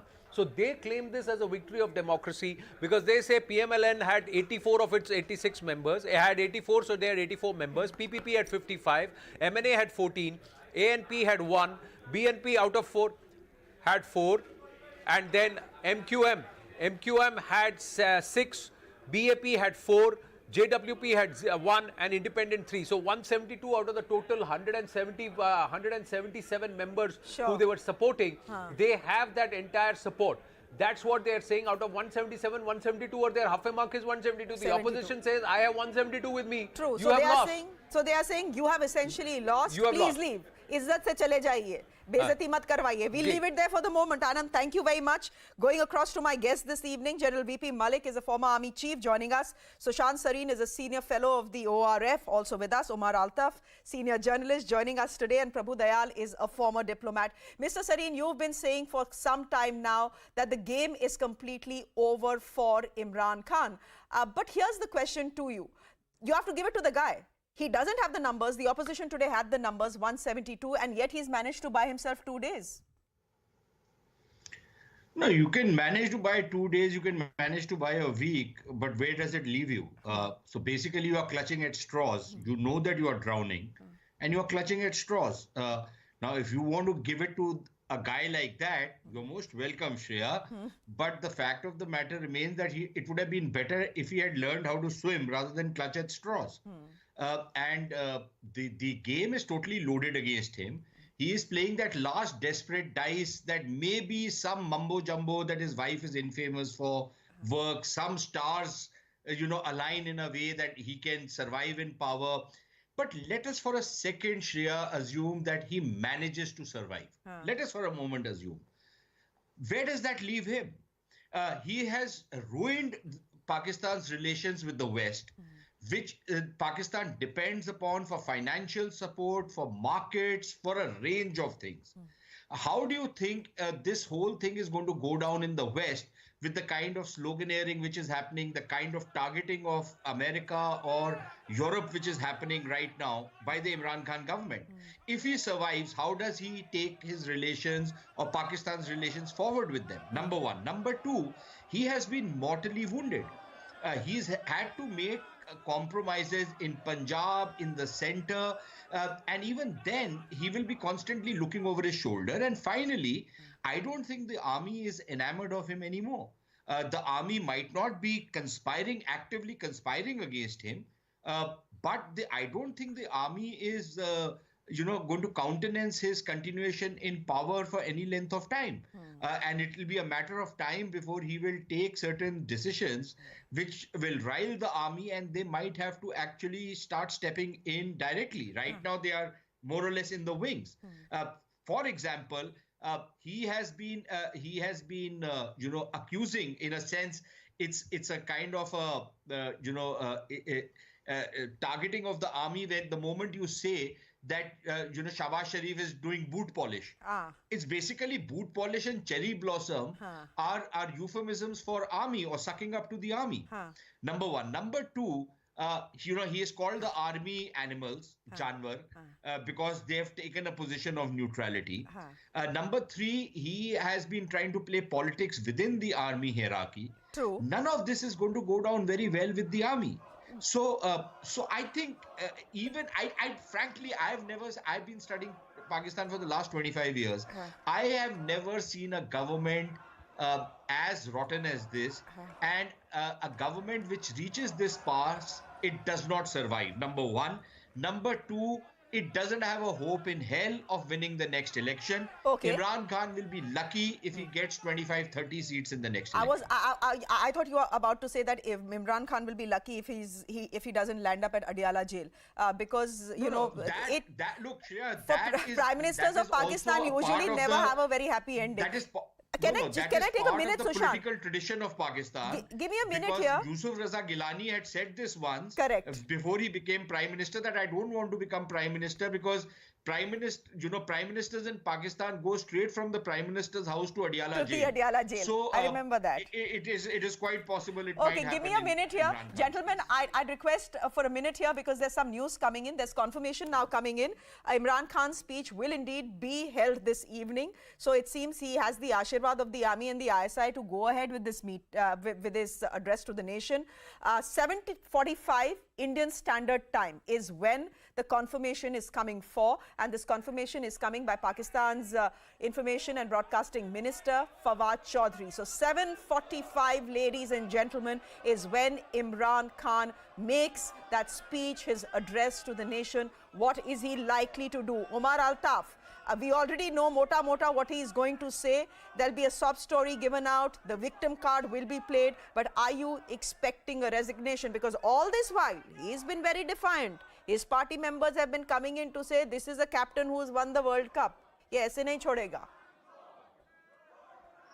Shreya, all of Pakistan and all of India would be watching Imran Khan's speech with bated breath.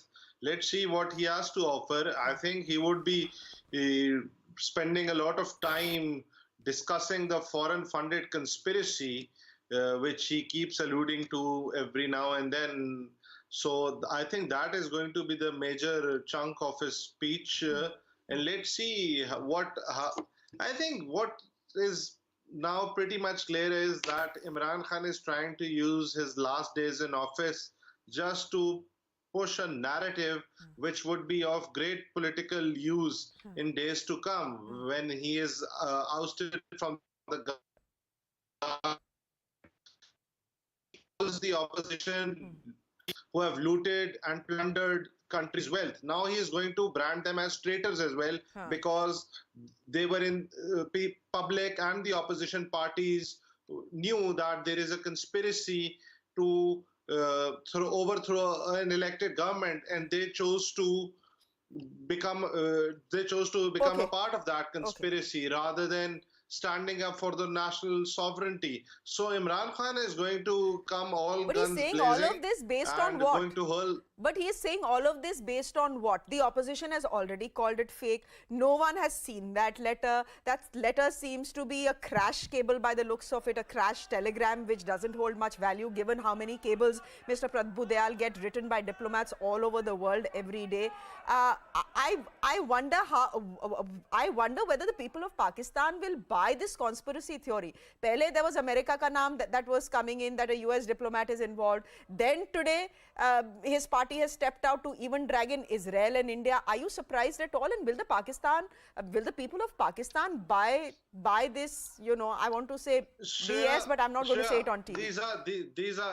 These are desperate efforts by a prime minister who is cornered. Correct. I am not saying that the public of Pakistan will buy this or not. They won't. Most likely they won't buy this. That question was for Prabhu Dayal, and I agree with you. I mean, of what we have seen so far and what Mr. Imran Khan has said so far, conspiracy hai, some people are trying to kill me, etc. I wonder where people of Pakistan are watching this drama on their television screens, just like people in India, Mr. Prabhu Dayal, are watching this drama play out in the neighborhood on their screens. Will the people of Pakistan buy all of the things, random, strange, obscure things Mr. Imran Khan has been saying? Given the fact that, you know, there is a certain affection for the man. I mean, he's a World Cup winning captain, he's a cult figure, etc., etc.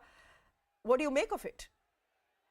Well, my understanding is that the people of Pakistan are smart enough not to buy any of what Prime Minister Imran Khan has been telling them.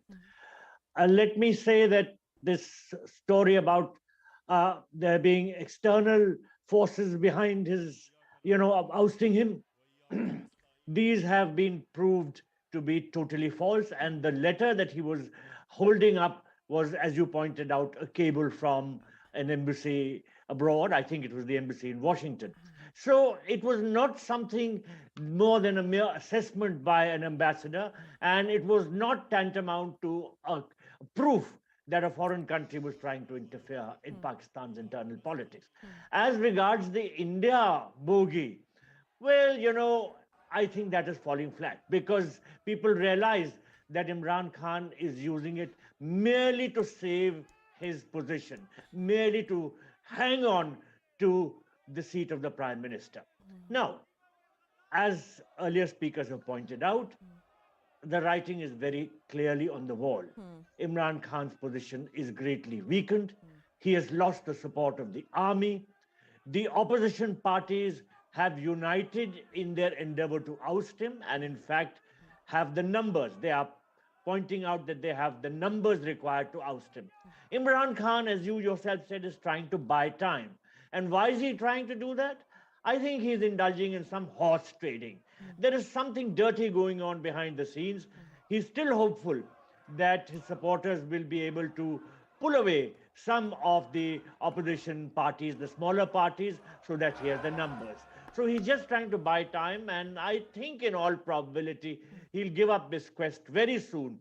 I wouldn't be surprised if in tonight's speech there is some indication to the effect that he is going to resign. But in any case, whether or not he resigns, I think he's going to lose the vote of no confidence. He is going to lose the vote of no confidence, but will he announce his resignation today in that address to the nation? We don't know. But General Malik, I'm very intrigued to know what has changed between yesterday and today. Yesterday, he was supposed to address the nation. Then you had the army chief and the ISI chief go meet him, not once, twice. The address to the nation didn't happen. 24 hours later, we were told, no, today there is going to be an address to the nation. What has changed in these last 24 hours? All I can say is that there's been a lot of fluttering of the bird before it comes down. Shreya, whatever this high decibel drama that is going on in the Pakistani National Assembly, inside and outside also, the fact is that the army controls the person who will come to the chair of Prime Minister if it is to their liking, and they also know when to send that person away. And Imran Khan came kind courtesy of the Pakistan Army. Now what Pakistan Army wants from a political leader, they are the kingmakers in Pakistan. What they want from their Prime Minister is that he should be an efficient Prime Minister. He should be able to have good administration, good politician, good economist and all that. And also he should be very loyal to the army. Now on both these counts, Imran has failed. He has not been able to have the political people with him.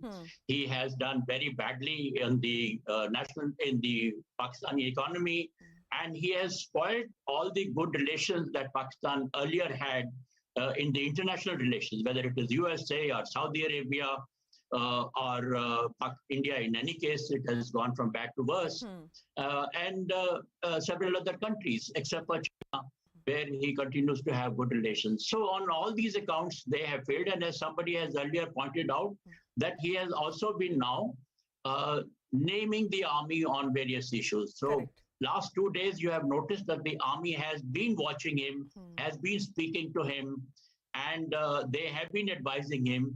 They're just permitting him to have his last breath before he really goes down, whether it is in the Assembly, National Assembly, where he doesn't have 172 votes at all.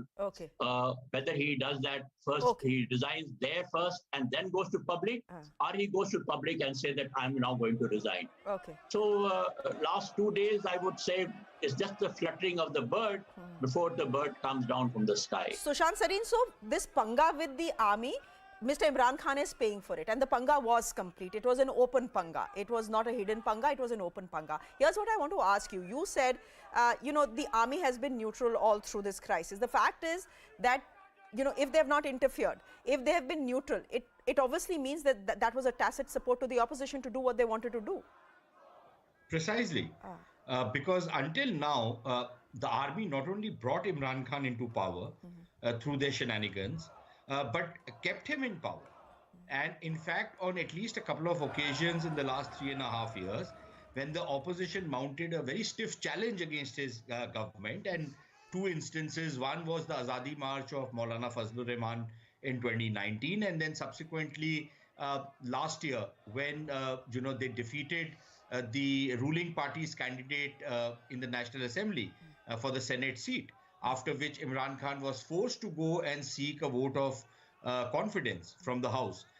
On both those occasions, and there were a couple of other occasions in between, there was, every time that pressure would mount, Imran Khan was reported to have told some of his confidants and cronies that, he was not worried because of 2 reasons. One, the guys who brought him in office will ensure that he stays in office.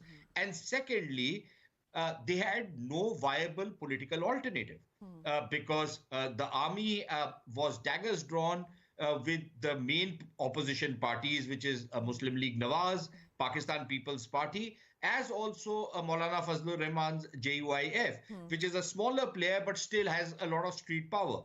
So he was very confident that he was the only option for the army, and the army had no choice but to stick with him. And I think that was what pushed him into taking that decision to stall the transfers and postings of the top brass last October.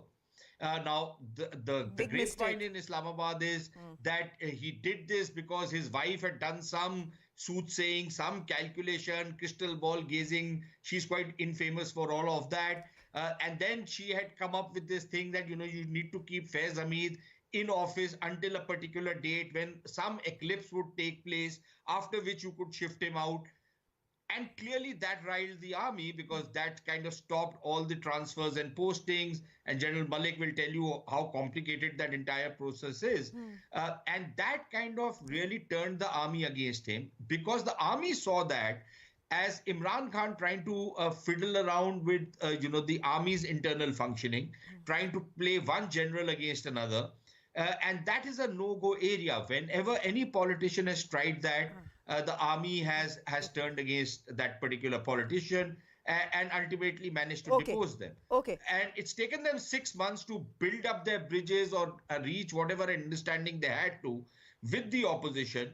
But in active terms, they've not done anything to really destabilize Imran Khan. They've just pulled out the crutches, or as I've often quoted on your channel, I've quoted a Pakistani politician. This is not my take. that they stop changing his nappies. Acha, theek hai. Omar Altaf, I just want to expand on what Sushant Sareen has said, and I've read a lot about this in Pakistani media as well. You know, a husband does something wrong, the wife gets blamed for it. It happens all over the world. In Pakistan, that seems to be happening as well. A lot of the blame of what's being happening is being pinned on Pinky Pirni. In fact, some reports coming in yesterday, I was reading them about some Jadoo Tona happening, about some poor hens being sacrificed to the fire so that this government somehow survives. Is this all just, gabbazi, as they say in India and Pakistan as well, or is there some truth to it? I think Imran Khan, it all has to do with the person Imran Khan is. Like, he was a former playboy who turned to religion later on in his life, who had previously married socialite Jemima Khan, and now marrying into a very conservative family. So it's so obviously he's a public figure. People would say a lot of things in general. And obviously Imran Khan holds his wife in very high esteem. regard. I'm not aware of whether... absolutely. Okay, And that is I how understand. every So you're man dismissing should, it. yeah, You're yeah. dismissing it. You're saying this is all gabbazi, ye hoti hai, when something like this. Mr. Prabhu Dayal, I have to, play out Bilawal Bhutto's bite. He's spoken as well. But I want to ask you very quickly, and if you could respond to me in 20 to 30 seconds, by the end of it, is it going to be good for India that Imran Khan is gone from Pakistan's top post?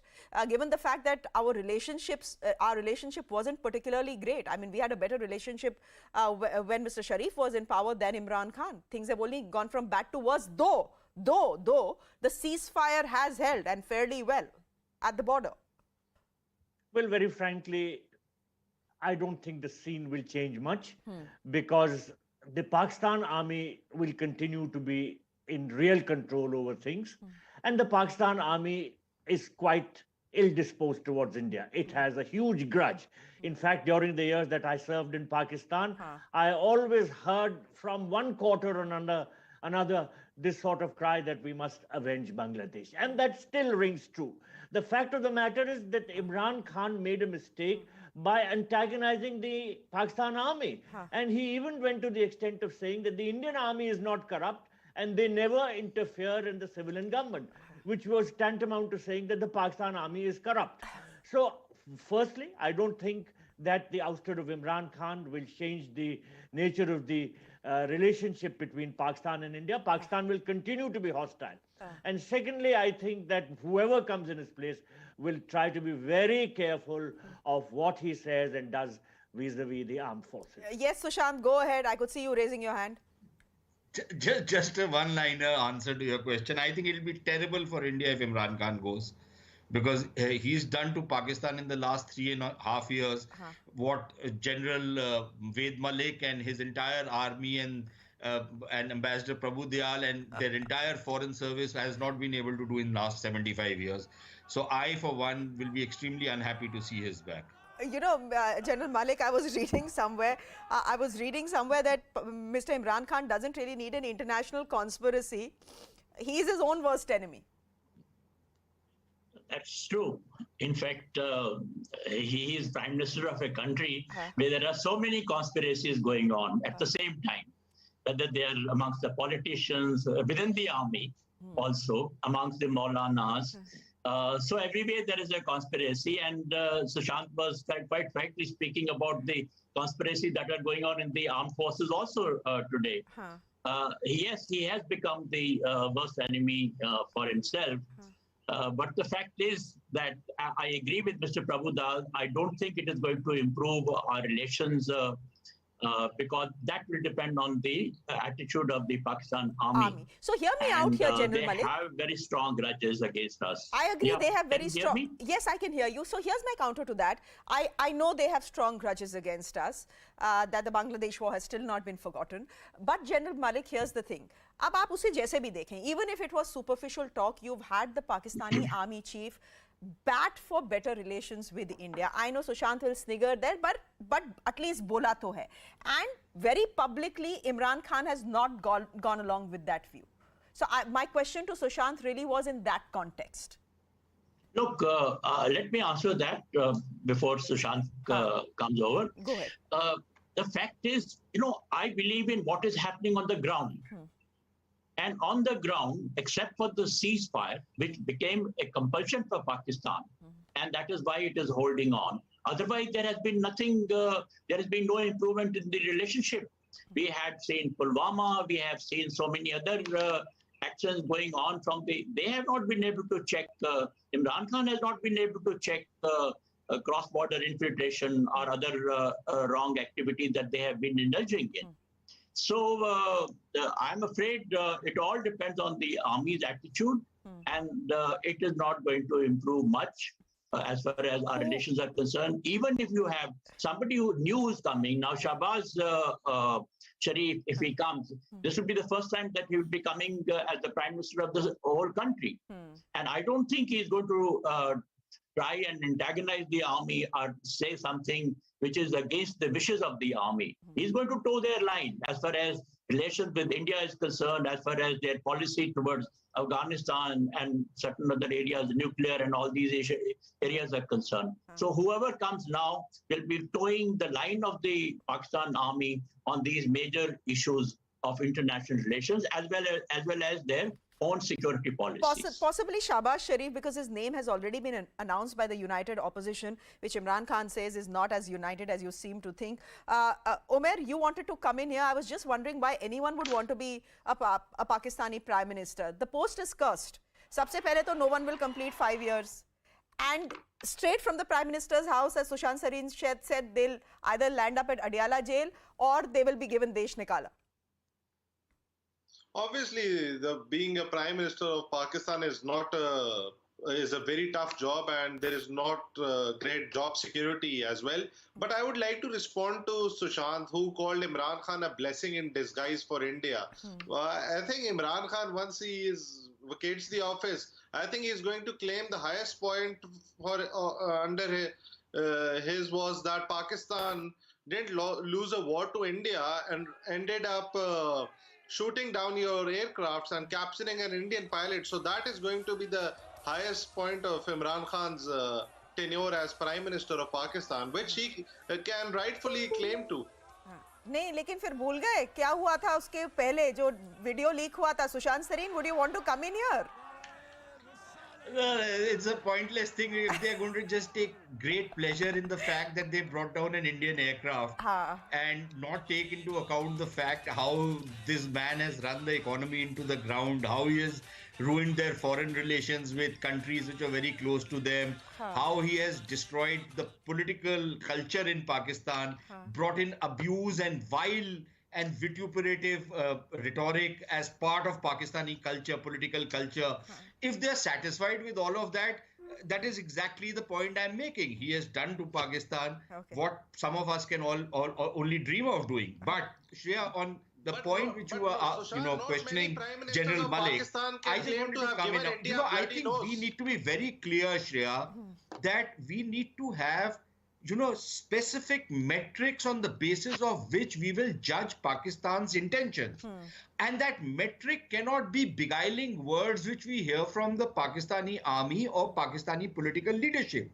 I think that is what we have been falling for the last 75 years. And it's about time, like you yourself said, that at least you are speaking nice stuff. That's not good enough. I don't see why just because somebody says nice stuff, means that we can do business with him. I'm sorry, we can't. And secondly, please be beware that Shabaa Sharif will be the biggest lackey of the Pakistan army.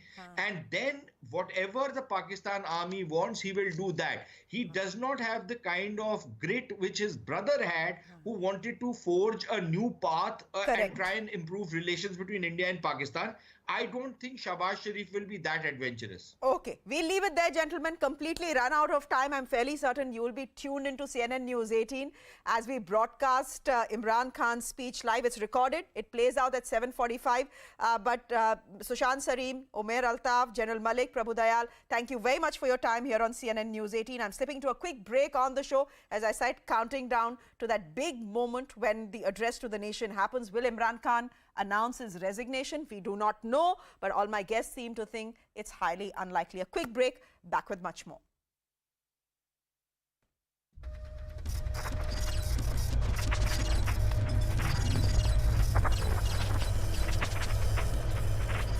not be able to hunt down.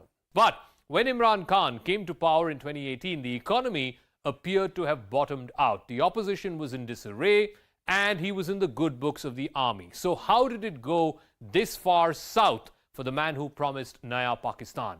Inflation shot up to record highs. Even today, inflation is at 12% in Pakistan. The Pakistani rupee has nearly halved in its value in these last 5 years. And the pandemic, of course, was the final nail in the coffin as far as the economy is concerned. Imran Khan had proudly declared that he would not go with a begging bowl for external borrowing. And yet, in 2019, he had to strike a deal with the International Monetary Fund. This was a $6 billion bailout.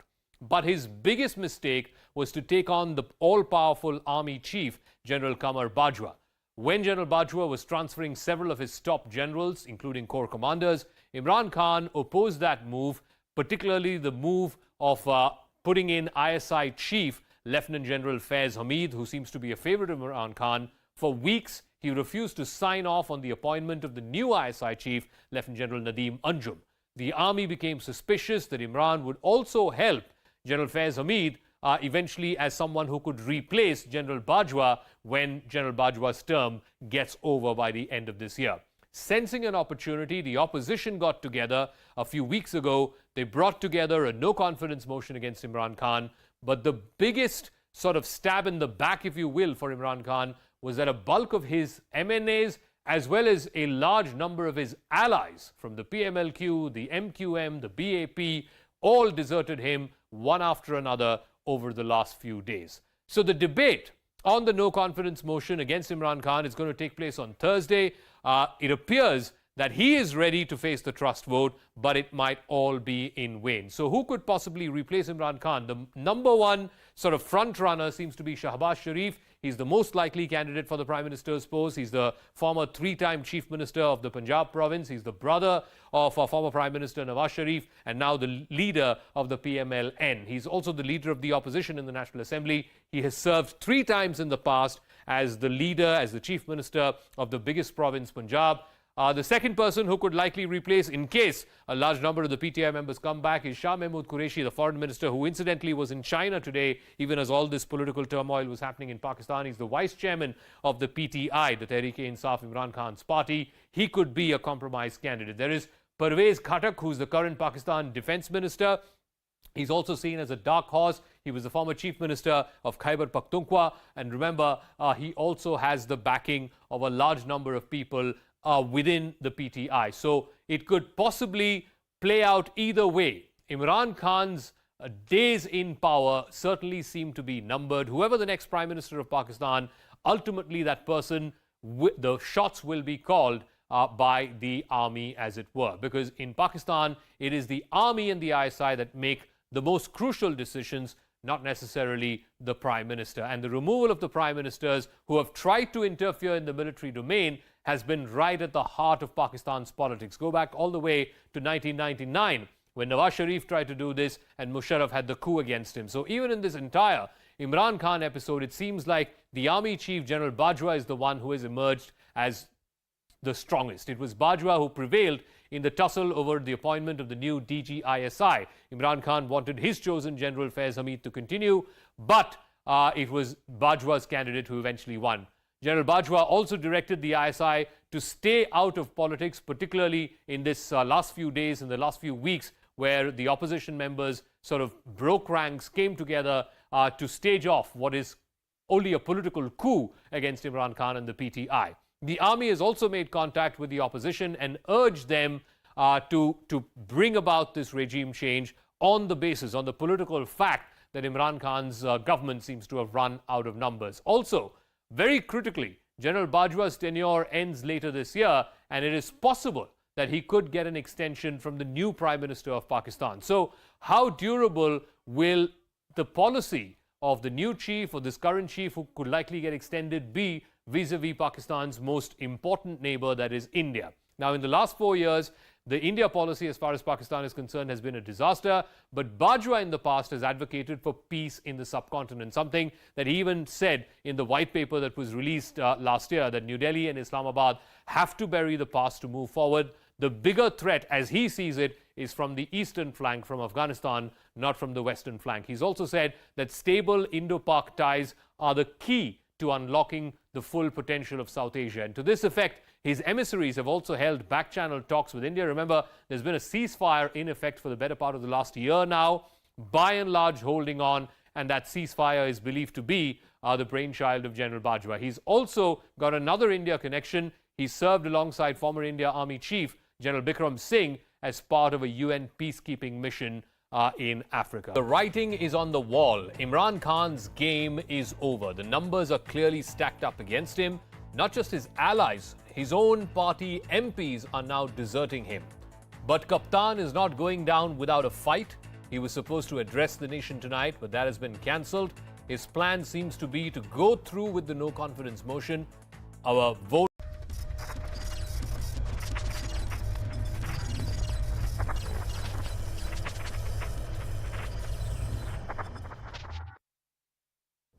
I have with me the UK Foreign Secretary Liz Truss, who's in India to discuss the Ukraine crisis.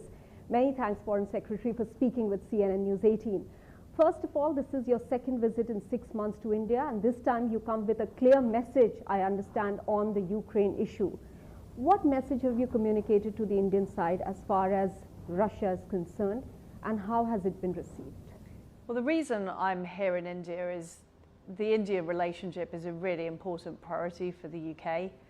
We see India as a key partner. We want to work much more closely together in areas like technology. We're negotiating a new trade agreement. We want to work more closely in areas like energy, security and defence. And the situation in Russia and Ukraine has shattered European security. We are in a different world now.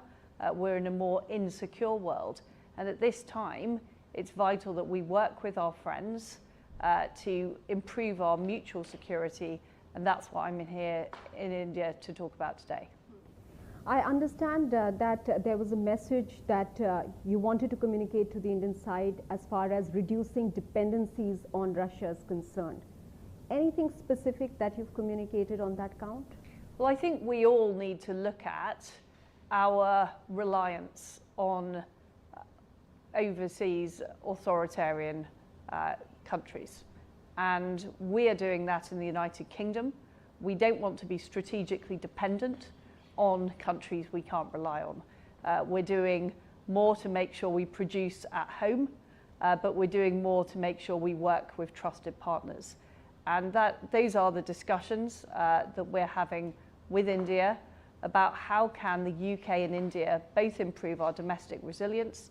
How can we ensure, for example, in areas like defence and energy, that we're not dependent on other countries, that we don't have a single point of failure, if you like, in terms of the supplies of whether it's critical minerals or energy. And this is something I believe India and the United Kingdom can really work together on.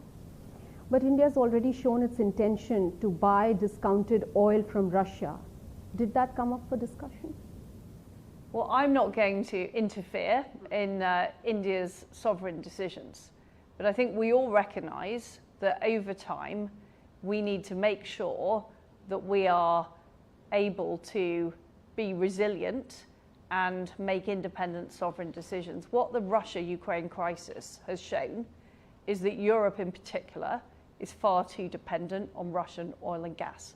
And that has enabled Vladimir Putin to fund his war machine in Ukraine, but it's also enabled him to coerce countries in Europe. And I think we've all recognised that there is a cost to be paid for having the cheap goods and the cheap oil and gas. So the UK is looking to, we've banned Russian oil from the UK by the end of this year. We're looking to reduce our dependence. We put sanctions on the Russian economy, but we also want to reduce our strategic dependence on China. We've ripped Huawei out of our telecoms networks because we want to be able to rely on partners that we can trust. And one of the partners that we can trust is India. But I understand that many of the European countries haven't been very happy or maybe rather unhappy with India's stand with regards to Ukraine in the United Nations Security Council or the UN platforms. Why isn't India's position viewed as neutral by the European countries. I mean, after all, India abstained from a resolution that was backed by Russia last week as well. And India has shown its intention that it wants to keep its foreign policy independent and sovereign. Well, we're very clear that Russia has violated Ukraine's territorial integrity and sovereignty. And that should worry countries across the world, because if an authoritarian regime is allowed to do that, if an aggressor is allowed to get away with that, then that sends a terrible signal to other aggressors around the world. And that is why the UK has taken a very strong stand in terms of being the first European country to supply weapons to Ukraine to help them defend themselves, in terms of putting the toughest possible sanctions on Ukraine. But I recognise that's a sovereign decision for the UK. We want to improve our resilience. We want to eliminate any dependence we have on Russia. We want to reduce our dependence on authoritarian regimes. And I know that India and other countries around the world are likewise looking at how they improve their domestic resilience. And that is what I'm here in India to talk about today. So final question, and that will be on the trade issues between India and the United Kingdom. Are we likely to see an interim deal being finalized by April end, because that was the timeline that was set, and a final deal by year end? Are we going by that timeline right now? Increased trade between India and the United Kingdom is very important. I've just held a tech roundtable. There's so much that we have in common. There's so much that we can work more on together. So I want to see as rapid progress made as possible. It's why I'm doing my third visit to India in just over a year, because this is a really important priority relationship for us. And we are going to push as hard as we can to get the best possible deal that will benefit the people of the United Kingdom and the people of India. Foreign Secretary, many thanks for speaking with CNN News. Thank you very much.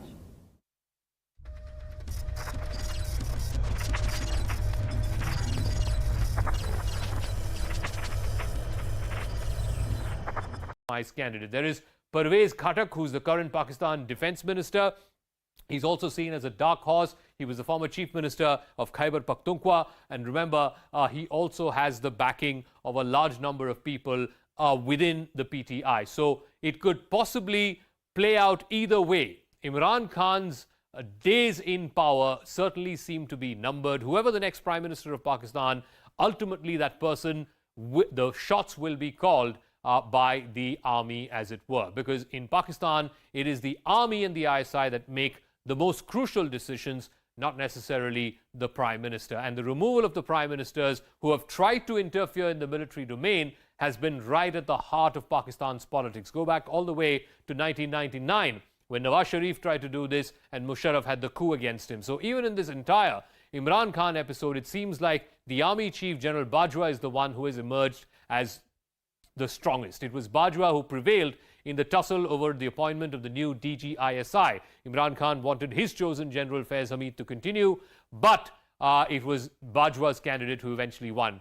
General Bajwa also directed the ISI to stay out of politics, particularly in this last few days, in the last few weeks, where the opposition members sort of broke ranks, came together to stage off what is only a political coup against Imran Khan and the PTI. The army has also made contact with the opposition and urged them to bring about this regime change on the basis, on the political fact that Imran Khan's government seems to have run out of numbers. Also, very critically, General Bajwa's tenure ends later this year, and it is possible that he could get an extension from the new Prime Minister of Pakistan. So, how durable will the policy of the new chief or this current chief, who could likely get extended, be vis-a-vis Pakistan's most important neighbor, that is India? Now, in the last 4 years, the India policy as far as Pakistan is concerned has been a disaster, but Bajwa in the past has advocated for peace in the subcontinent, something that he even said in the white paper that was released last year, that New Delhi and Islamabad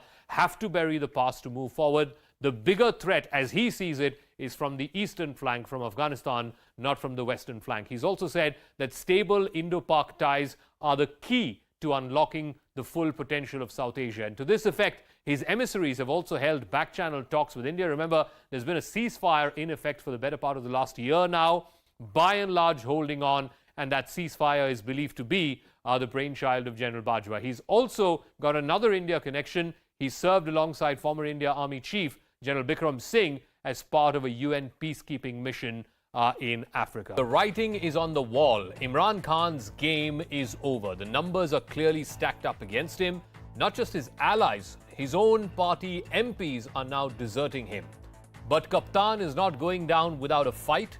He was supposed to address the nation tonight, but that has been cancelled. His plan seems to be to go through with the no confidence motion, a vote that he's most likely going to end up in defeat, face that defeat, and then quit in the disgrace of having lost that vote. How did it all go so wrong for the man who came to power just 4 years ago with the promise of Naya Pakistan? Where did Imran Khan go wrong in his political management, in his economic management, and most importantly, in his management of the powers that be at GHQ? This is the story so far, and then we'll go straight to our debate.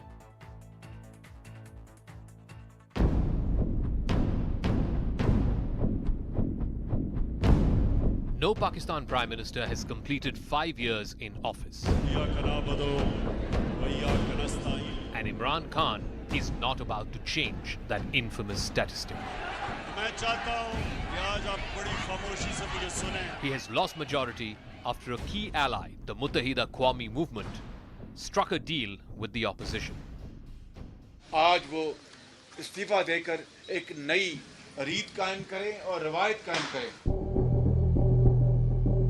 This development comes ahead of a crucial vote on the no-confidence motion against Imran Khan.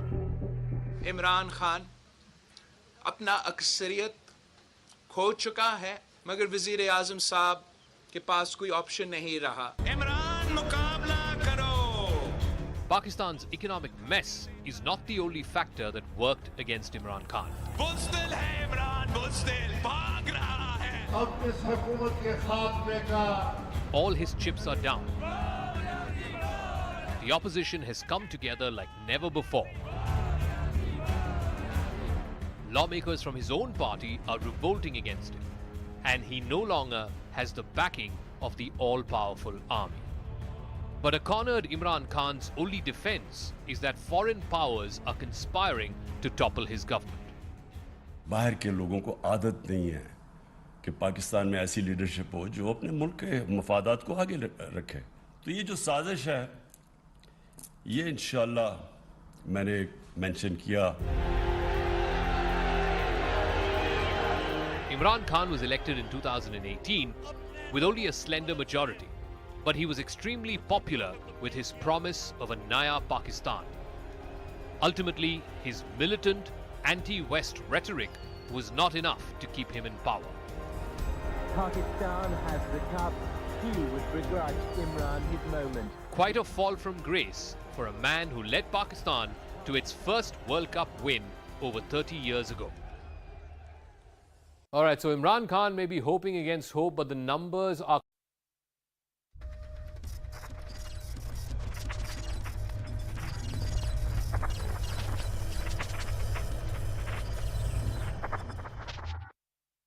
Welcome back. The top story we are tracking this evening, it's turning out to be a cliffhanger of a match in Pakistan. Imran Khan, the captain of the ruling party, has lost his majority but isn't willing to return to pavilion. We are counting down to his address to the nation, which is likely to take place, well, at 7:45, but 7:45 has come and gone. But in the subcontinent, nothing is ever on time. So let's see if that actually plays out. Yesterday, when he had wanted to step out and address the nation, the army and the ISI had somehow convinced him not to do it. Well, he heard them yesterday. Will he hear them today? I believe the address to the nation has already been recorded. Now it's just a matter of time when it will be played, if the army, the all-powerful army, lets that address to the nation that is recorded be played out on Pakistan's national television. Meanwhile, we are being told it's going to be an address where he is expected to make an emotional pitch about the grand conspiracy against him, call the opposition names, thieves, etc., and of course also highlight his achievements. The assembly has been adjourned till the 3rd of April, which means a minor breather for Mr. Imran Khan. Imran Khan has had offered the joint opposition to dissolve the assembly in exchange for withdrawal of the no confidence motion, but the opposition has rejected the move. The opposition did not attend the National Security Committee meeting today as well. Earlier, the Islamabad High Court had restrained Imran Khan from disclosing the contents of a letter that he claimed proves a foreign conspiracy to oust him from government. He has shown that secret letter to the National Security Committee, but this is a major jolt to Imran, as he had wanted to use this letter to retain his top chair. Meanwhile, the army is all set to open a COVID fraud case against Imran Khan. So what do the next few days hold for Pakistan? Will Imran Khan go to town with his conspiracy theory of a foreign plot as his camp rallies around him? Or will the numbers game and army intervention force him to quit? And very importantly, what happens to him after that? Does he go to Adiala jail, or is he given Desh Nikala like most Pakistani PMs? Well, the scenes at the Pakistan National Assembly today were pretty telling. The opposition claimed they had 172 members with them present in the assembly. Numbers that mean that Imran does not have the majority anymore in the House.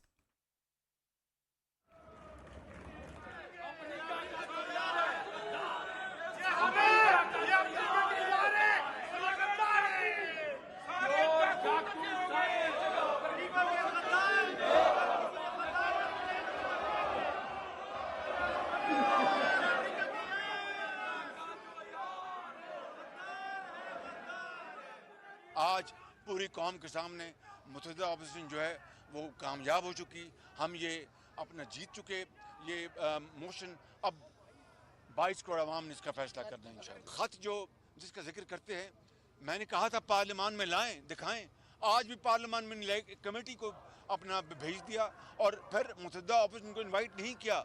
मुझे ज़बानी पैगाम मिला अपनी छोटी बहन से कि जी आपको, वो भी ज़बानी 5 बजे, मैंने कहा मुशावरत करें अपने जॉइंट अपोजिशन से। उन्होंने कहा जी कि बिल्कुल नहीं हम जाएंगे, ये ख़त झूठा और बिल्कुल फ्रॉड है, जिस तरह ये शख्स दिन रात फ्रॉड करता है। आज मुत्तहिदा अपोजिशन ने 175 मेंबर्स हाउस में प्रोड्यूस करके खड़ा करके ये साबित कर दिया कि अब कोई रास्ता नहीं है इमरान को भागने के लिए। आज भी स्पीकर साहब को इस्तेमाल करके अदम एतमाद के भय से तो भाग गया, लेकिन वो कब तक भागेगा? अब कोई फेस सेविंग नहीं रहा, अब कोई बैकडोर रास्ता भी नहीं रहा। Well, the international conspiracy claim hasn't found any takers in Pakistan, not the people, not the opposition. So there was a new angle added to it today by Imran Khan's party. India, of course. Take a look. Position के कुछ सरकर्दा रहनुमा इस साजिश में पूरी तरह मुलव्वस हैं, बैरूनी ताकतों से डिक्टेशन ले रहे हैं और वज़ीर-ए-आज़म इमरान खान को हटाए जाना जो है वो एक बुनियादी मकसद है इस सारे अमल का। वज़ीर-ए-आज़म इमरान खान को हटाने की साजिश एक बैनुल-अक़वामी हुकूमत की ख्वाहिश के ऊपर तरतीब दी गई और इसमें साबिक़ वज़ीर-ए-आज़म नवाज शरीफ, जिनकी मुलाकातें हिंदुस्तान के लोगों से ढकी छुपी नहीं हैं, इज़राइल के डिप्लोमेट से ढकी छुपी नहीं है, और ये साजिश एक ऐसी साजिश है जिसमें कि कुछ पाकिस्तान के मीडिया के सीनियर लोग भी शामिल हैं।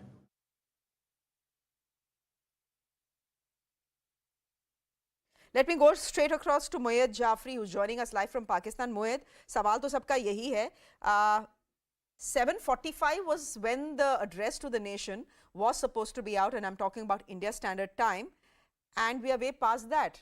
Is it happening? Is it not happening? Has it been stalled once again? Well, you've already given that answer to the answer to that question. That it's seldom that things happen on time when it comes to the subcontinent. So yeah, that's the correct answer. It is going to happen. It's been recorded already, and it is going to be aired just anytime soon. You know, it's in Imran Khan's hands to record it, but it's in the Pakistani army's hands not to broadcast it. I mean, they control the media as well. I want to get your sense. I'm just saying, I understand that things don't work out as planned in the subcontinent. There is something we call India Standard Time, जो कि आधे घंटे देर होता है, to the deputed time. But again, I'm asking you, could there be a possibility that this address that has already been recorded doesn't go on air? No, there is no possibility because enough has been said about it already. The government has already notified the media and all the relevant quarters. And this particular जिसकी आप बात कर रही हैं Pakistan military की, मैं बार-बार इसी हवाले से कह रहा हूँ कि the thing is that the Pakistani military would be concerned about, and they've already communicated that concern to Imran Khan and his people, that we would prefer if you keep that your political narrative and your politics within the political and democratic domain, because the military had sat this one out. So I don't think it's basically up to him now. We'll have to wait and see what cards Imran Khan has to play. You know, Imran Khan is completely convinced, Mr. Jaffrey, about this international conspiracy. He is tweeting out, his office has now tweeted out, the National Security Advisor has already briefed the committee on the formal communication of a senior official of a foreign country to Pakistan's ambassador in the said country in a formal meeting which was duly conveyed by the ambassador to the Ministry of Foreign Affairs. The committee expressed grave concern at the communication, terming the language used by the foreign official as undiplomatic. The committee concluded that the communication amounted to blatant interference in the internal affairs of Pakistan by the country in question, which was unacceptable under any circumstances. The committee decided that Pakistan will issue a strong démarche to the country in question, both in Islamabad and in the country's capital, through proper channels in keeping with diplomatic norms, not naming the United States of America here. Does that tell you anything, Mohit?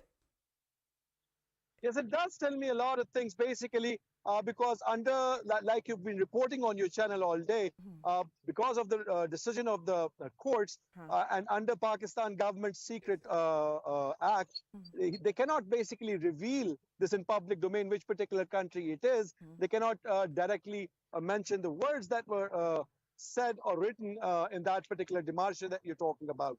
So, when it comes to the narrative and what is expected in this address of Imran Khan, I believe it will mostly be about how this letter, how he will try to justify and sell that to Pakistani people, because this might be his last address, and he will basically try to make his case. All right, we'll leave it there, Mohit. Thank you very much for joining us. It seems, and Anand is in the studio with us. Anand, it seems that Mr. Imran Khan is aiming for India's prime time to put that address out.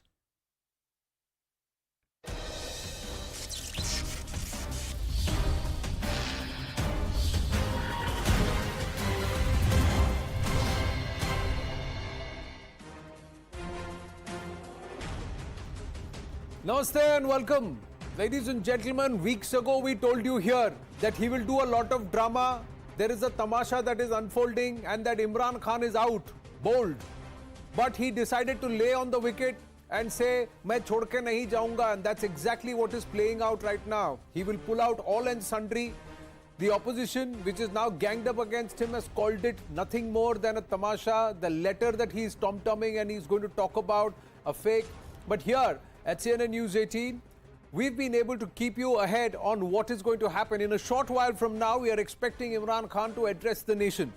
But we already know the contents of the speech, and it is all going to be built up around this foreign nation and this foreign entity that has decided to sabotage his political career and to oust him as Prime Minister of Pakistan. This foreign entity is so strong that the military establishment of Pakistan has wilted. We told you weeks ago that he is going, and that's exactly what is happening. We told you it is endgame Imran Khan and that Imran Khan is out. We told you that Imran Khan cannot survive given the way he has botched things up for Pakistan. This is Pakistan's tamasha. This is Pakistan's puppets. The military's puppets. Now he's a discard. They have told him, figure out what you can. But his ministers come out and name India.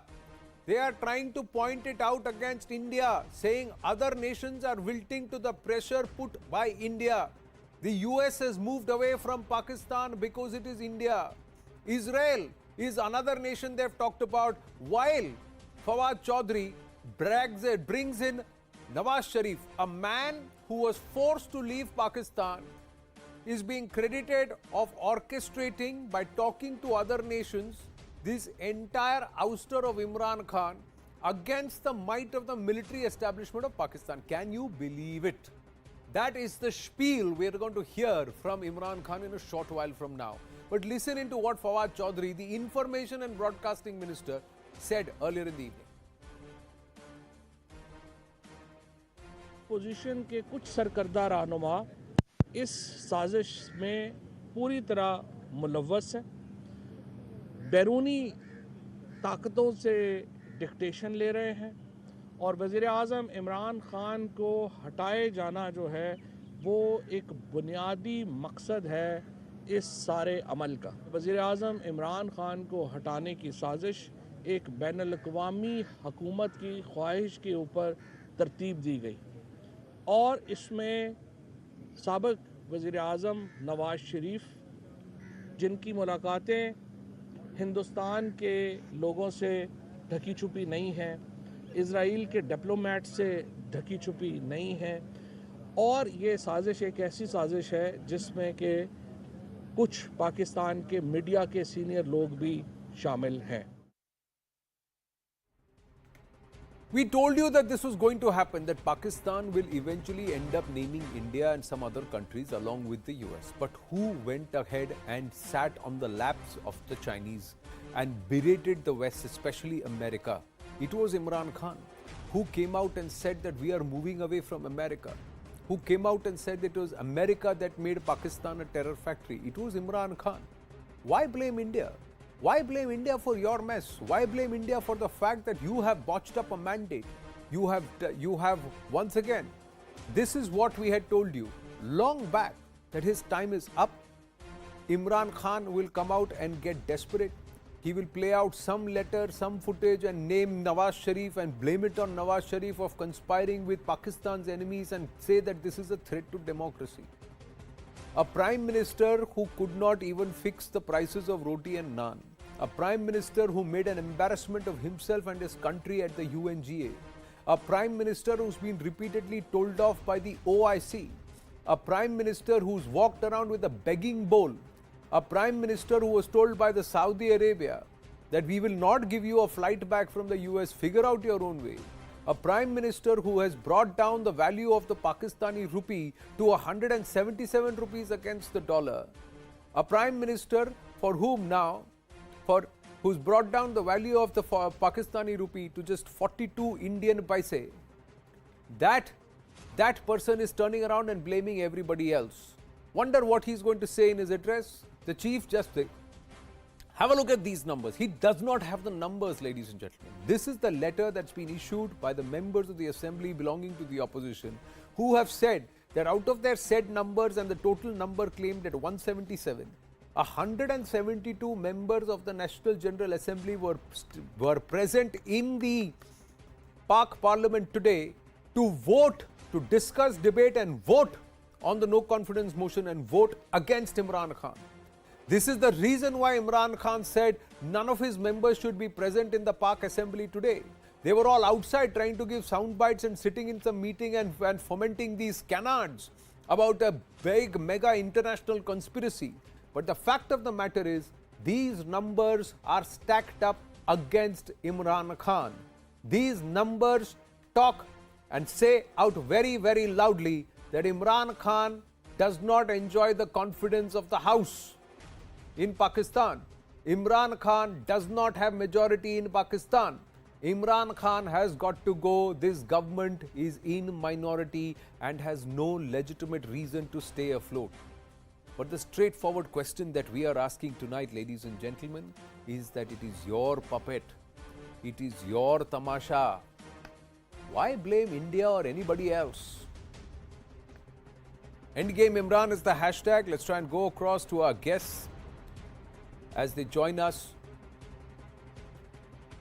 In the meantime, we are also standing by for Imran Khan's address. The moment he speaks, we'll try and go across and understand. Ambassador Rajiv Dogra, Kamar Chima, Abhijit Iyer Mitra with us. We're also hoping that we have Ms. Sadia Khan, PMLN leader, and Abdul Samad Yaqub, spokesperson of the Pakistan Tehreek-e-Insaf, with us. Now, Sadia ji is with us. Sadia ji, so this is a foreign conspiracy, US, India, Israel, and most importantly, they're all sitting and talking and plotting it with Mia Nawaz Sharif in London. Aap manti hain is baat ko, do you buy this? I have heard from you. Oh, come on, there's nothing like that. Fawad Chaudhry said this in the evening. Right now. Fawad Chaudhry Nawaz said this in the evening. Fawad Chaudhry, like, because they are losing their ministries, they are losing their government, so you can expect anything from him. And from Sheikh Rashid, Fawad Chaudhry, and other spokespersons of Imran Khan. So don't rely on their information. It's not first-hand information. Secondly, Mia Nawaz Sharif is out of country for treatment since long time.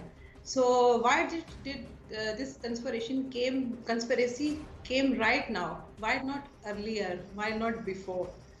Like, nation is fed up. Nation was fed up of Imran Khan, his policies, inflation in country. You can see how things are moving, his incompetence, his incompetent team, and of course you can see the foreign policies he have been following. So this is the right time that we should get rid of Imran Khan, and inshallah within few days Shabaa Sharif will be next Prime Minister of Pakistan. And hopefully this term of democracy of 5 years, 1.5 years still remains. So it will continue and complete its Well, it's a record in Pakistan that no Prime Minister and coalition. No Prime Minister has ever completed their term. So the maximum is Liaquat Ali Khan, then Yusuf Raza Gilani and Nawaz Sharif and Yusuf Raza Gilani. Right now, situation is quite different, because earlier, Mia Nawaz Sharif, when he was ousted from seat of Prime Minister, there were some other issues, there were some other conspiracies behind him, but still PMLN continued its tenure, and we completed 5 years of our regime. So Shahid Khaqan Abbasi replaced Mia Nawaz Sharif, but he was also from PMLN. So the party completed it even though the Prime Minister or the individual didn't, is what now you're saying. Imran Khan is going. PTI is going right now. PTI is is going. not going to rule. It's not minus Imran Khan. So it's not minus Imran Khan, it's the entire PTI which is getting the boot. Of course, entire PTI is going. They'll be sitting in opposition, and this no confidence movement is going to be succeeded now, inshallah, and with coalition partners and current opposition will take over the country, inshallah. And we'll be moving let me ask prosperity. Abdul Samad Yaqub of the PTI, who's joining us at this point. Abdul Samad, now we're given to understand that your government or Imran Khan and the PTI, they've decided to issue a démarche to a nation against what they are calling a foreign conspiracy to oust Imran Khan. Why is Imran Khan and the PTI waking up to this conspiracy 2 days once you realize that you are in a minority in the National General Assembly? That's when you realize there is a foreign conspiracy. Well, as far as the statement of the foreign, the information minister is concerned, the statement of the Fawad Chaudhry, blaming India is fine. I mean, multiple time and multiple occasions we have given the dossier to the international community as well as to India. The last time we have given the dossier on the Balochistan issue, and then on the Pashtun Tahaffuz movement. So as far as India is concerned, yes, I endorse his statement. But as far as the statement in which he said that it is India is conspiring against Pakistan, if he said so in collaboration with the Mia Nawaz Sharif, no, I don't endorse this, because no matter what, but Mia Saab is I mean, he remained 3-time Prime Minister, and I don't feel to blame him that he is the part of the foreign conspiracy. This is my personal opinion. I mean, I can differ with the party opinion at this moment. But then we are not the only. Imran Khan is not the only Prime Minister who has alleged a foreign hand. Even the Mia Nawaz Sharif, when after nuclear tests and when there was a military coup, he also alleged the foreign hands, that his government was thrown out. His government was toppled by the help of the foreign hands. No, but Abdul Samad, even if I were to say that you are alleging a foreign conspiracy, I'll set aside you blaming India and Israel and America and whatever Fawad Chaudhry said. Let's understand, you don't have the numbers on the floor of the House. So are you blaming the PMLN, the MQM, the PMLQ, the PPP, all of them being in cahoots with India, US and Israel? That it is at the behest of us, India, that this is all being done. Sadia Khan, how would you want to respond to that? Sorry, please, can you please repeat? No, are you saying, are you all at the throes of the US, India and Israel and other foreign nations who have decided that the PPP will join hands with the PMLN, the MQN will come with you, the PMLQ will come with you, the BAPS will come with you? This is a democratic regime, and this is a democratic town, and foreign countries involving in democracy in Pakistan. Governments are elected by people of Pakistan, and democracy is ruling. So, according to constitution and legislation, Imran Khan is losing his majority. He has lost his allies because already he came with slim majority. He did not have fulfill total majority of 172 seats when he came into power. We have different parties in alliance like CAP League, they have major role, and MCM, of course, they were main allies. They have got several seats. So currently, Imran Khan has lost his allies basically. He could not bring them along. He could not continue with them. And of course, when he started his comments, he paid them actually. Or like it was a number game, so the rate of buying MPAs and MLAs that time was 77 crore to 89 crore. And currently, his members are charging and demanding 20 seats for leaving him and for losing his majority. So you cannot say anything about it like it's a foreign hand involved. It's nothing like that. No, and where are your numbers? The opposition turned up with 172 members of the National Assembly, Abdul Samad. No, this is happening totally according to constitution and legislation. This is happening as per constitution and legislation. Today, on the floor of the House, Imran Khan didn't have the numbers. The opposition did, Abdul Samad. So where is the conspiracy here? This is... The numbers game matter only when there will be the voting will be held. Before that, the number game is not doesn't matter. I mean, the conclusion will be concluded on the time of the voting. So since the last vote counted, we cannot ensure the numbers. No matter in public gatherings how many members got together and they show themselves that they have a majority, unless it is proven in the floor of the House on the voting day. And then, as far as Sadia said, yes, it is going to be done under the constitutional framework. There is nothing going to... So where is the conspiracy if it is done under the constitutional framework? There is no coup. It's a democratic process and it's the opposition which has got up the numbers today. That's exactly what we are seeing. Now we got big news coming through. Imran Khan wants a safe escape. He just wants a safe side to leave. Abhi ek aur development hai. I just want to share this with our viewers and with you that Imran Khan, like yesterday, has once again delayed his address. He's delayed his address to the nation. Yesterday he even made a big allow, but now again, once again, spooked, otherwise confused, or someone has called up and said, keep quiet, don't. He's now meeting his foreign minister. This foreign minister, Shah Mahmood Qureshi, just the other day was sitting with Wang Yi. Now, is there some kind of game that's been played, some parlays that have worked? We have to see. But why is he now not coming out and speaking? What is he going to understand from the foreign minister? We have to see. Is this drama playing out? Ambassador Rajiv Dogra is with us. Let me just quickly get a comment from him. You watched how Pakistan politics plays out. There are two parties blaming each other. There is a Prime Minister who's out. He's literally out. He's blaming other nations, including India. And now he's delayed his address. How do you read the situation, Ambassador Saab? Thank you for your patience.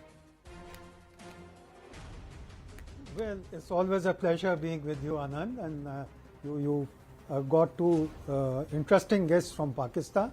They've given their viewpoint, but let me give a brief background.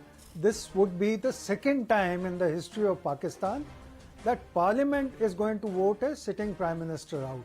The first time it happened was in 1957, when the Prime Minister of 3.5 months was defeated. His prime ministership was taken away from him by a parliamentary vote. The reason why I'm emphasizing on parliamentary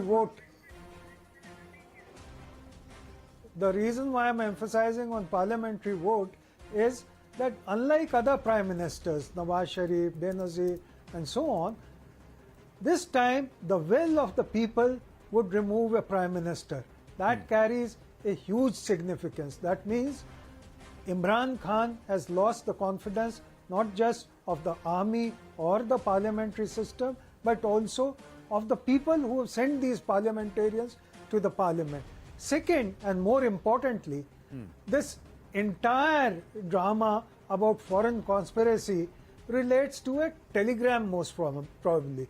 In diplomatic terms, telegram is something which is sent for instant communication to the headquarters by an embassy, or in this case the ambassador. Now that has a wide circulation. Let's say in Pakistan it might go to the foreign minister, down the line to various officers, then to Prime Minister, President, Army Chief and a couple of others. Why did the ambassador choose this method of communication instead of, supposing I was in his place, I would send a secret letter. Correct. So that it reaches only the foreign minister or the Prime Minister. The more important thing is that in diplomacy, you do also let your hair down and share confidences.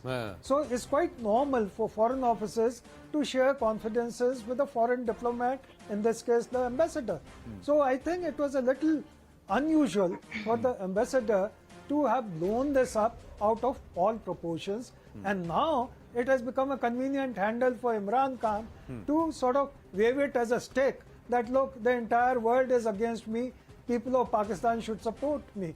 I don't think the parliamentarians or people of Pakistan are easily going to get taken in.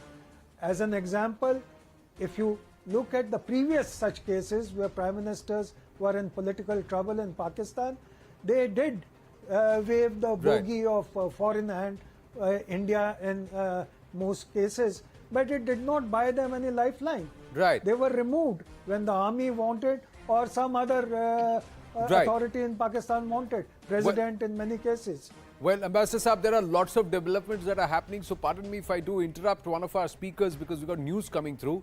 We are given to understand this meeting between Shah Mahmood Qureshi and Imran Khan is to understand what is the briefing that he has got from Wang Yi, because Shah Mahmood Qureshi met Wang Yi in China. So now he is telling him what happened at that meeting. So that's the instruction kya hai, that is perhaps they are wanting to understand. But we are also getting another big important development. Our investigations editor Manoj Gupta telling us that Imran Khan is now angling for a safe exit. कि सब ration पानी लेकर मुझ पे चढ़ ना जाए, मुझे जेल से डर लगता है.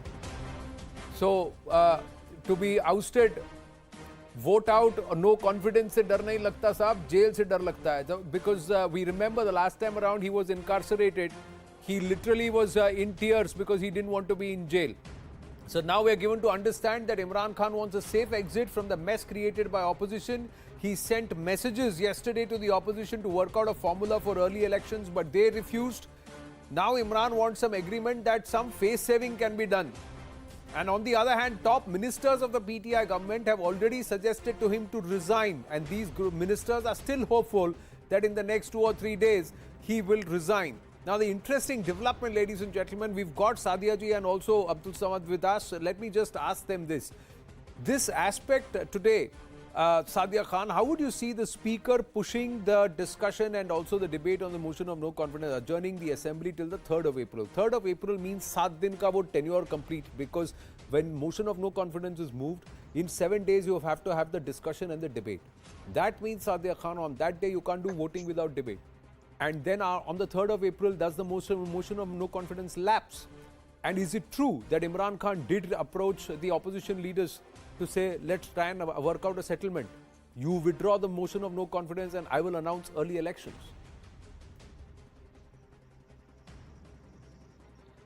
Sadia Khan.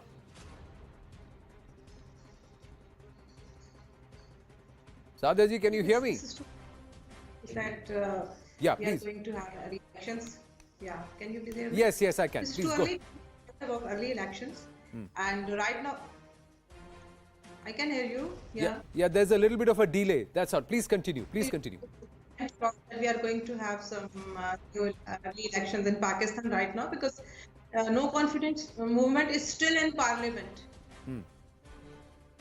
No confidence movement is still in Parliament, and it have not been decided yet. So also today there was no debate on it, but we are hopeful it will continue. It will be happening on 3rd, inshallah. And let's see what will happen. We all are waiting like you. And there is no chance of delaying this no confidence movement or postpone. Like we have good majority. These are all just delaying tactics. Like speaker is from PTI. and unfortunately he's moving out of constitution. Like they have not moved the working order of some parliaments who are under detention. They have to move those orders as well because they're in opposition party and they are supporting us. So we are also waiting for that. And 3-4 more members who are also under jail and under detention. So they have to move working orders of them as well. So let's see what will happen. But hopefully it will work, and we are quite hopeful. Well, I'm just going to... Imran Khan just need some safe exit because what he have been doing with the opposition in past. So he is expecting that he will also be a victim of revenge politics. So PMLN doesn't believe in revenge politics. If Imran Khan is losing, he can sit in parliament, he can, but in opposition. So he should face all those cases which he have been blaming, accusing opposition in his regime. Right. So he should not be afraid of because he came with high claims. He was leader of youth. He claimed that he'll be bringing change in Pakistan. Right. He will make a Naya Pakistan. So nothing has happened. Well, so he should face all those things which he have been doing with opposition in past. Yeah. He jailed them, he attacked them, he accused them, made cases against them. NAB, FIA, Treasury, they were also with him and have been manipulating all these organizations just because of his political grudge. So he should face this also. He should be prepared for all these things. If he's a brave politician, he should sit in opposition and face all the consequences. Abdul Samadji, how would you respond to this? Is it true that, because many are saying that this is a very extraordinary meeting that Imran Khan is having with Shah Mahmood Qureshi, and that there is a possibility that this address may not happen at all. Are there those within PTI who are actually advising Imran Khan कि आप इज्जत से इस्तीफा दे दो और निकल लो? नहीं, अगर इज्जत से इस्तीफा दे के निकलने की बात होती तो it's disgraceful for us. I mean, I find it disgraceful that Prime Minister resign and surrender. We are advising our Prime Minister to fight till last ball, and he is committed to fight. He will not surrender, even if this game is over. There will be another game. There will be another fight. Parliament and with outside Parliament on the floor of the House, but yes, there are some multiple options. I mean, multiple dimension crisis can be only resolved by the multiple options. So let's see. Maybe there could be something where opposition even do not go for the voting. Let's see. There's a possibility that opposition may not go for voting. Mr. Samad, I'm going to request you to just turn your screen around. It's just gone vertical on us. But Sadia Khan, opposition may not turn out for voting. Kamar Chima is with us. Is that possible? Today also, the PTI spokesperson in the evening also said opposition is disunited. Fawad Chaudhry also said that. Shabaz Gill also said that. Inko tod denge. That's what they are trying to say. Sadia Khan.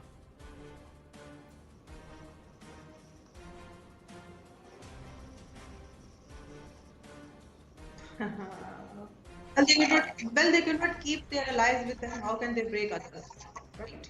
And this is not against PTI. This is in favor of Pakistan. This is for prosperity of Pakistan.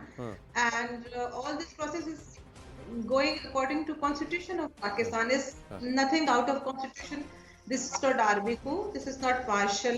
This is a democratic regime, and we are processing it according to Constitution of Pakistan, in which legislation process is involved.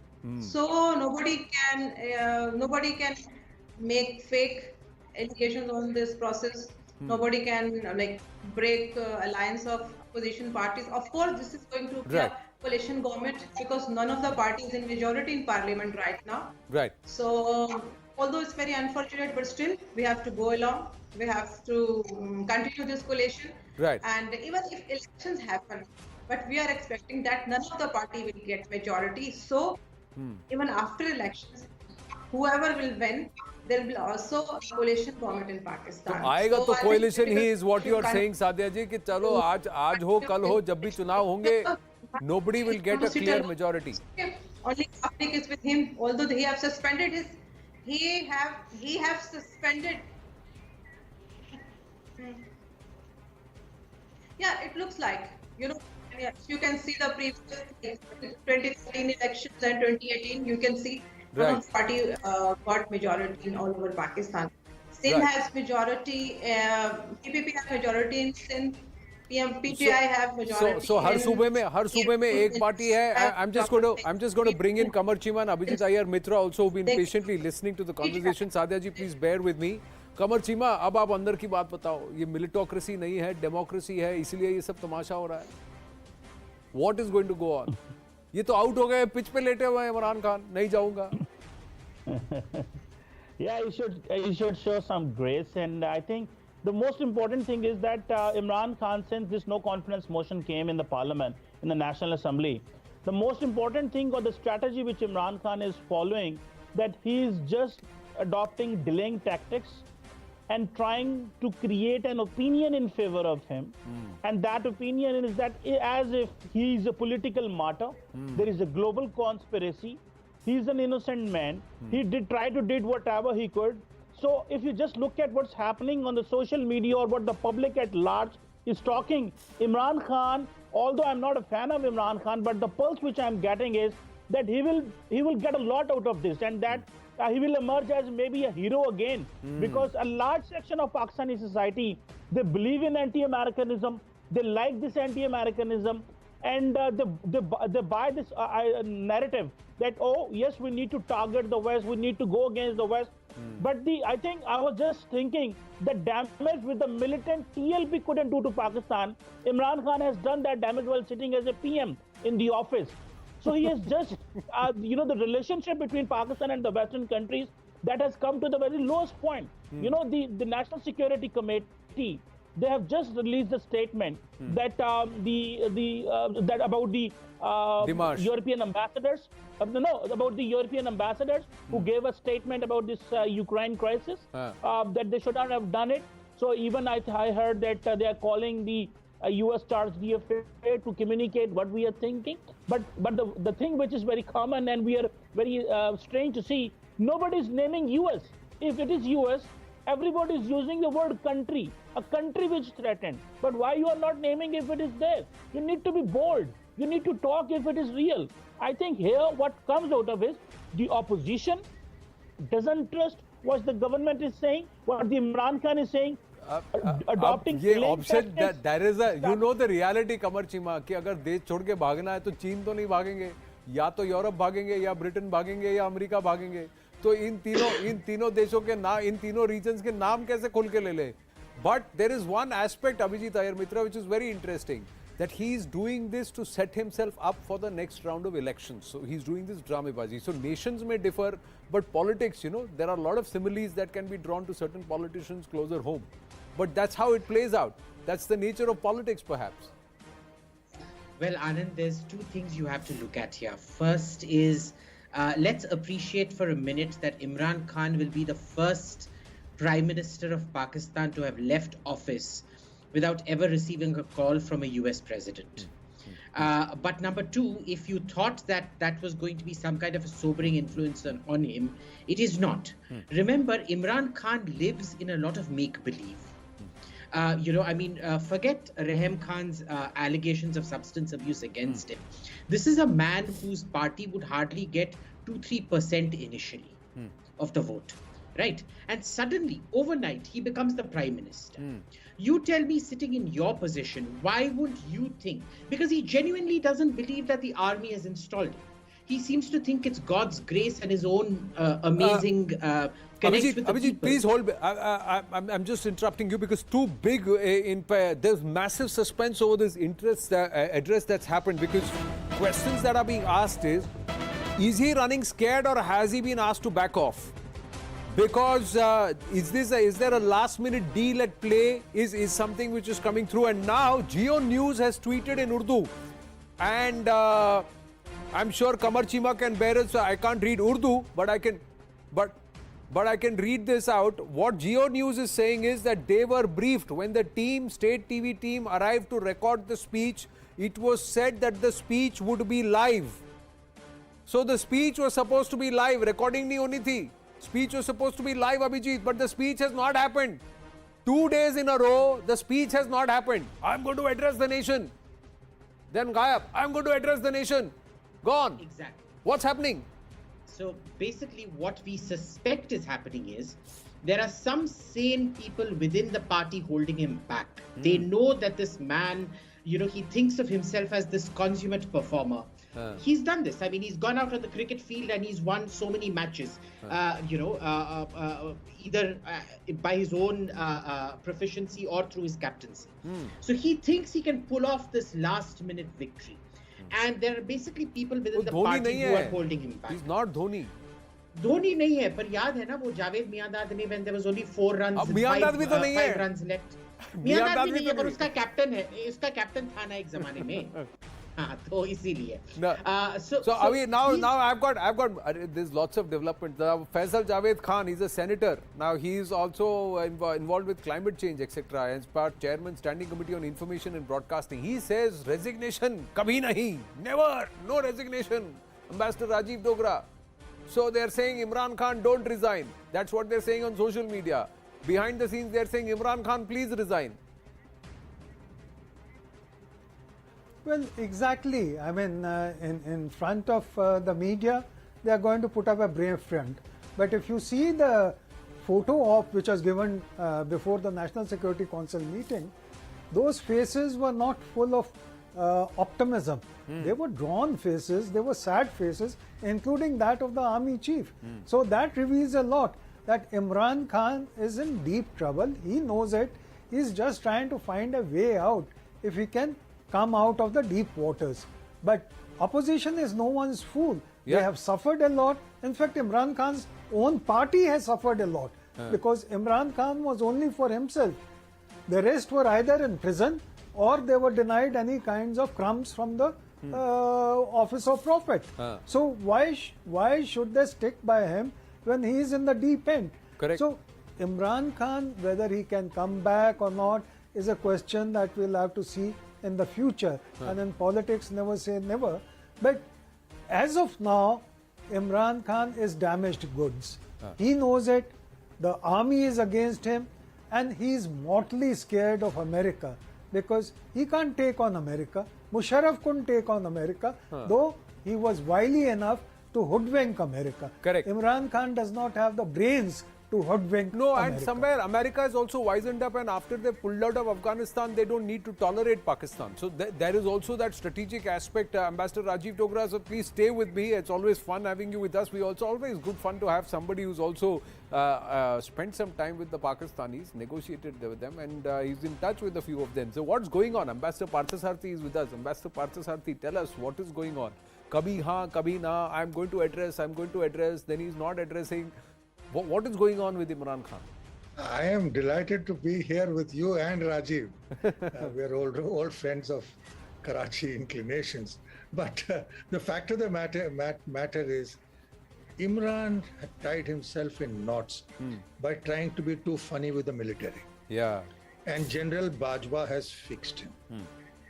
In fact, when yesterday he was, from what I gather from Pakistan, he and Nadeem Anjum, whom his appointee as DGISI, went and met the Prime Minister and told him this all has to be done in a civilized manner within such and such a time. Now, the basic problem now Imran has run into is, though he was once a darling of the military. Sir, I've got just another update. Prime Minister Imran Khan's historic address to the nation live at 8:05 a.m. on national broadcast radio, television and digital media. अब वो AM है कि PM पता नहीं 30 minutes का difference है, so it should be 8:35 PM, or is it tomorrow morning at 8:35 AM? We'll have to wait and watch. He has, there is a briefing of Shah Mahmood Qureshi briefing that is happening. Our news desk is just giving us this update. But Faisal Javed Khan has just tweeted.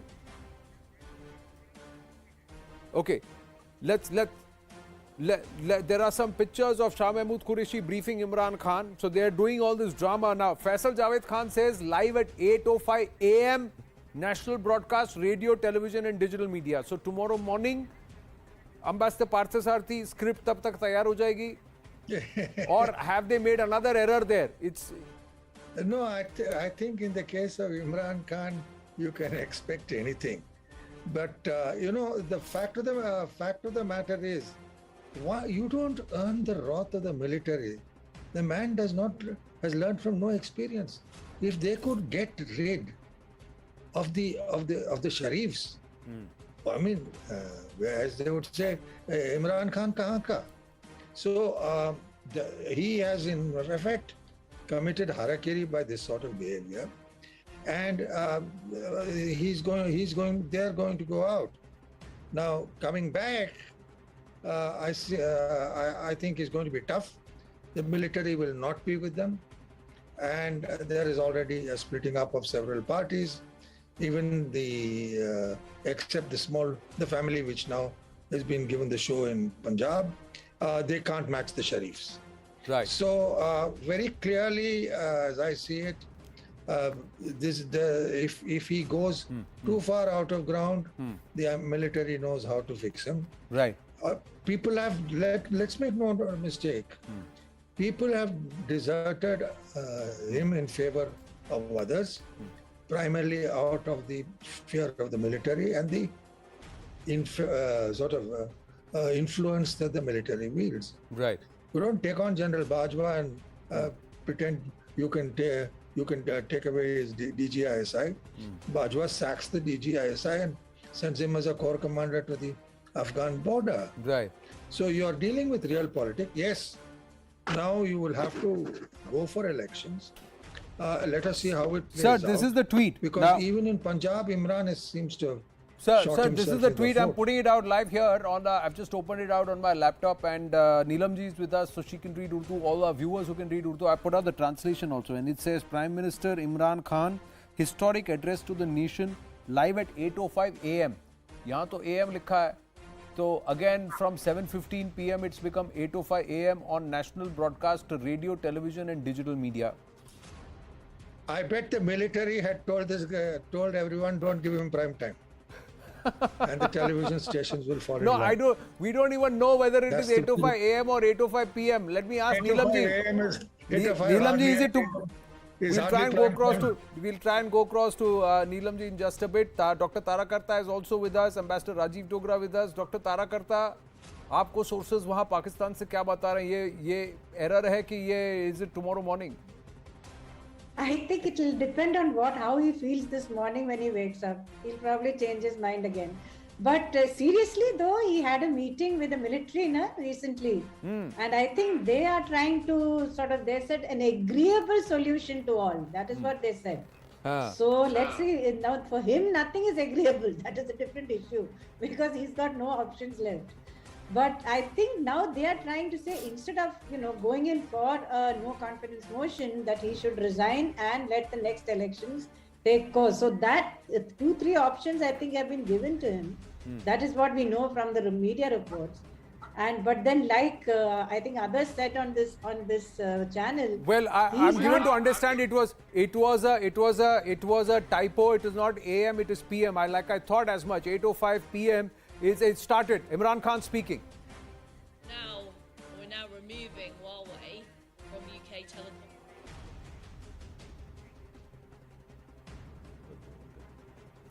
मेरे पाकिस्तानियों, आज मैंने आपसे बड़ी अहम बात करनी है अपने मुल्क के मुस्तकबिल के लिए, और मैंने ये फ़ैसला किया कि ये मैं लाइव करूँगा. ये रिकॉर्डेड नहीं है, ये आपके पास लाइव जाएगी बात.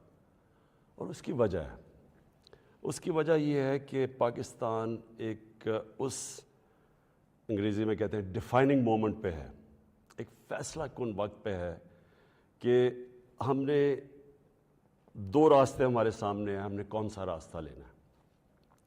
लेकिन मैं चाहता हूं कि इससे पहले ये मैं जो अपनी आपसे दिल की आज बातें करूंगा, उससे पहले मैं सिर्फ अपनी कौम को बताना चाहता हूं कि मेरी तरह का आदमी पॉलिटिक्स में आया क्यों.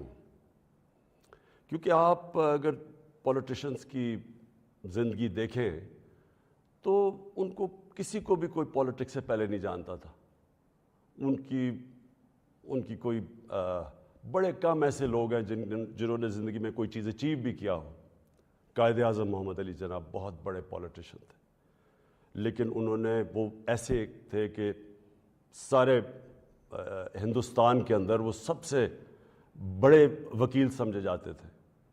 تو ایک وہ یعنی ان کی حیثیت تھی پالیٹکس پہ آنے سے پہلے. لیکن آپ زیادہ تر لوگوں کو دیکھیں تو پالیٹکس میں تو سے پہلے کوئی ان کا نام بھی نہیں جانتا تھا. تو میں تو وہ ایک خوش قسمت انسان اللہ کا خاص شکر ادا کرتا ہوں کہ مجھے تو اس نے سب کچھ دے دیا تھا.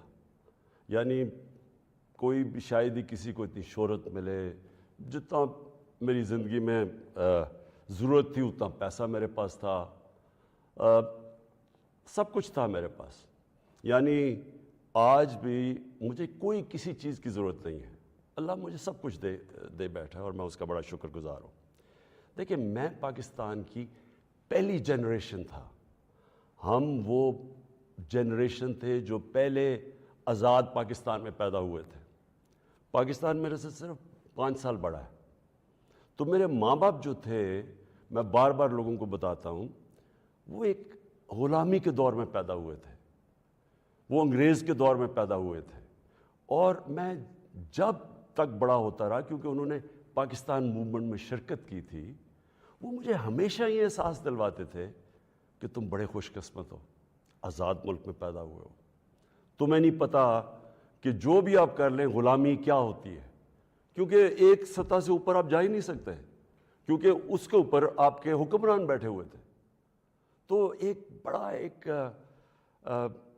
جو بھی خوددار لوگ تھے ان کو بڑا برا لگتا تھا یہ جو انگریز کی غلامی تھی. تو ہم بڑے ہوئے، میرے بہنیں اور میں، ہمیں یاد ہے کہ بچپن سے یہ بتایا گیا. تو جو یہ خودداری ہے نا، یہ ایک آزاد قوم کی نشانی ہوتی ہے. اور جب میں نے پالیٹکس شروع کیا، میں آپ کو بتاؤں پالیٹکس میں کیوں آیا تھا. میں اس لیے آیا کہ میں ایک تو پالیٹکس کا اسٹوڈنٹ تھا. یونیورسٹیز میں نے پالیٹکس پڑھی ہوئی تھی، پاکستان کی اور دنیا کی پالیٹکس کے اوپر مجھے پتہ تھا، تاریخ کا پتہ تھا.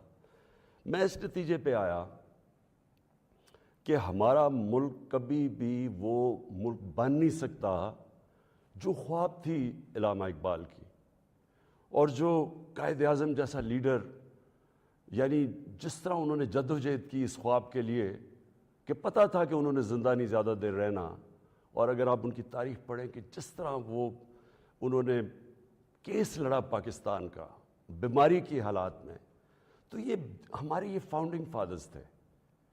تو جو پاکستان کا مقصد تھا وہ تو ایک بڑا عظیم مقصد تھا کہ ہم نے ایک اسلامی فلاحی ریاست بننا تھا.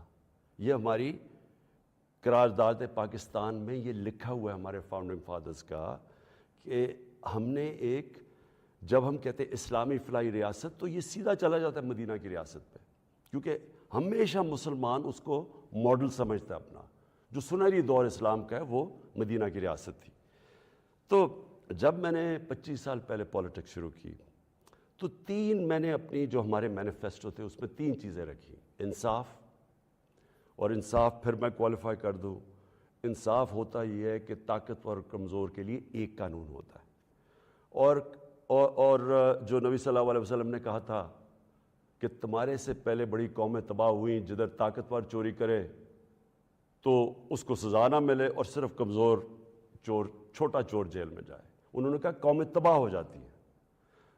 تو جس طرح حضرت علی رضی اللہ تعالیٰ نے کہا تھا کہ کفر کا نظام چل جائے گا لیکن ظلم اور انصافی کا نظام نہیں چل سکتا. تو یہ بیسس ہے ایک انصاف، اور دوسرا انسانیت، رحم ہوتا ہے ایک اسلامی ریاست میں جو کہ مدینہ کی ریاست میں پہلی فلاحی ریاست بنائی گئی تھی، جو میں بار بار لوگوں کو کہتا ہوں. تو یہ میرے 2 ایمز تھے. اور تیسرا تھا خودداری. ایک مسلمان قوم غلام قوم نہیں بن سکتی. جس قوم کا نعرہ تھا پاکستان کا مطلب کیا، لا الہ الا اللہ. لا الہ الا اللہ کا تو مطلب ہی ہے کہ سوائے اللہ کے آپ کسی کے سامنے نہیں جھکتے. وہ شرک ہے. سب سے بری چیز اللہ کو لگتی ہے کہ جب آپ کسی کو بھی اللہ کی جگہ پہ رکھتے ہیں. تو یہ غلامی جو ہوتی ہے، یہ جب آپ کسی کی بھی پیسے کی غلامی، خوف کی غلامی، یہ سب شرک ہے. کیونکہ لا الہ الا اللہ انسان کو آزاد کرتا ہے. یہ 3 تھے میرے آج سے 25 سال پہلے. آپ دیکھیں کہ میں مینیفیسٹو میں یہ 3 چیزیں لکھی تھیں. مجھے لوگ کہتے ہیں عمران صاحب آپ اسلام کا نام استعمال کرتے ہیں. میں اگر میرے میں اللہ ایمان نہ ڈالتا میں پولیٹکس میں کیوں آتا؟ جس آدمی کے پاس سب کچھ ہے, مجھے یہ بتائے وہ اپنی زندگی کے 22 سال خرچ کرے گا ایک سٹرگل میں, اور 14 سال تو تھوڑے سے لوگوں کے ساتھ تھا, 14 سال تو مذاق اڑتا تھا میرا, تو میں کیوں پولیٹکس میں اتنی دیر کوشش کی جس کے پاس سب کچھ تھا؟ مجھے اتنے لوگوں نے کہا کہ عمران صاحب آپ کو ضرورت کیا تھی پولیٹکس کی. میں یہ سچ آپ کو بتا رہا ہوں, بار بار مجھے لوگ کہتے ہیں آپ کو پولیٹکس میں آنے کی کیا ضرورت تھی؟ یعنی صرف آپ کو ضرورت ہی ہو تو آپ پولیٹکس میں آئیں, آپ کوئی نظریے کے لیے نہ آئیں, کوئی آپ کی بڑی ایمبیشن نہ ہو. ایک میں اپنے سارے جو, اور خاص طور پہ میں چاہتا ہوں میرے جو نوجوان ہیں وہ آج میرا بڑا غور سے سنے جو میں نے آپ سے بات کرنی ہے. دیکھیں, ایک مولانا رومی کی ایک سینگ ہے.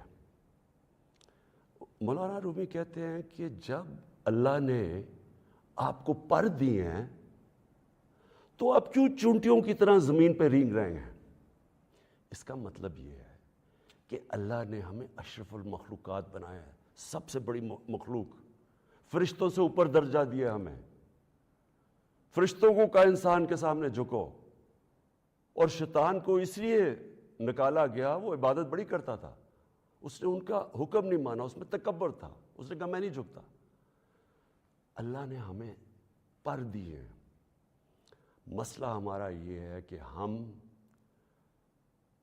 کیونکہ ہمارے میں ایمان کی کمی ہوتی ہے, کیونکہ ہم اور خداؤں کی پوجا کرتے ہیں, جو سب سے بڑا جو شرک ہے وہ پیسے کی پوجا کرتے ہیں, خوف کی پوجا کی, جو وہ بڑی سپر پاور ہے, اور اگر ہم نے یہ نہ کیا تو ہم تباہ ہو جائیں گے. یہ خوف کا پوت ہے. ہم انسان چونٹیوں کی طرح رینگتا رہتا ہے. تو پاکستان, میں نے اس کی اونچ نیچ دیکھی ہے. ہم نے شروع میں, ہم چھوٹے تھے, ہمیں یاد ہے جب پاکستان ایک تیزی سے اوپر جا رہا تھا, ہماری مثالیں دی جاتی تھیں. میں جب اسکول میں تھا پاکستان کی مثال دی جاتی تھی. یہ ساؤتھ کوریا پاکستان آیا تھا سیکھنے کے لیے کہ کیسے آگے بڑھا ہے. ملیشیا کے شہزادے میرے ساتھ اسکول میں پڑھتے تھے, یہاں سیکھنے آتے تھے. سارا مڈل ایسٹ سے لوگ یہاں پاکستان کی یونیورسٹیز میں آتے تھے. ہم اوپر جا رہے تھے, ہمارا ماڈل لوگ دیکھتے تھے, مثال دی جاتی تھی. میں نے اس کو نیچے آتے دیکھا, اور میں نے اس کو ذلیل ہوتے دیکھا اپنے ملک کو.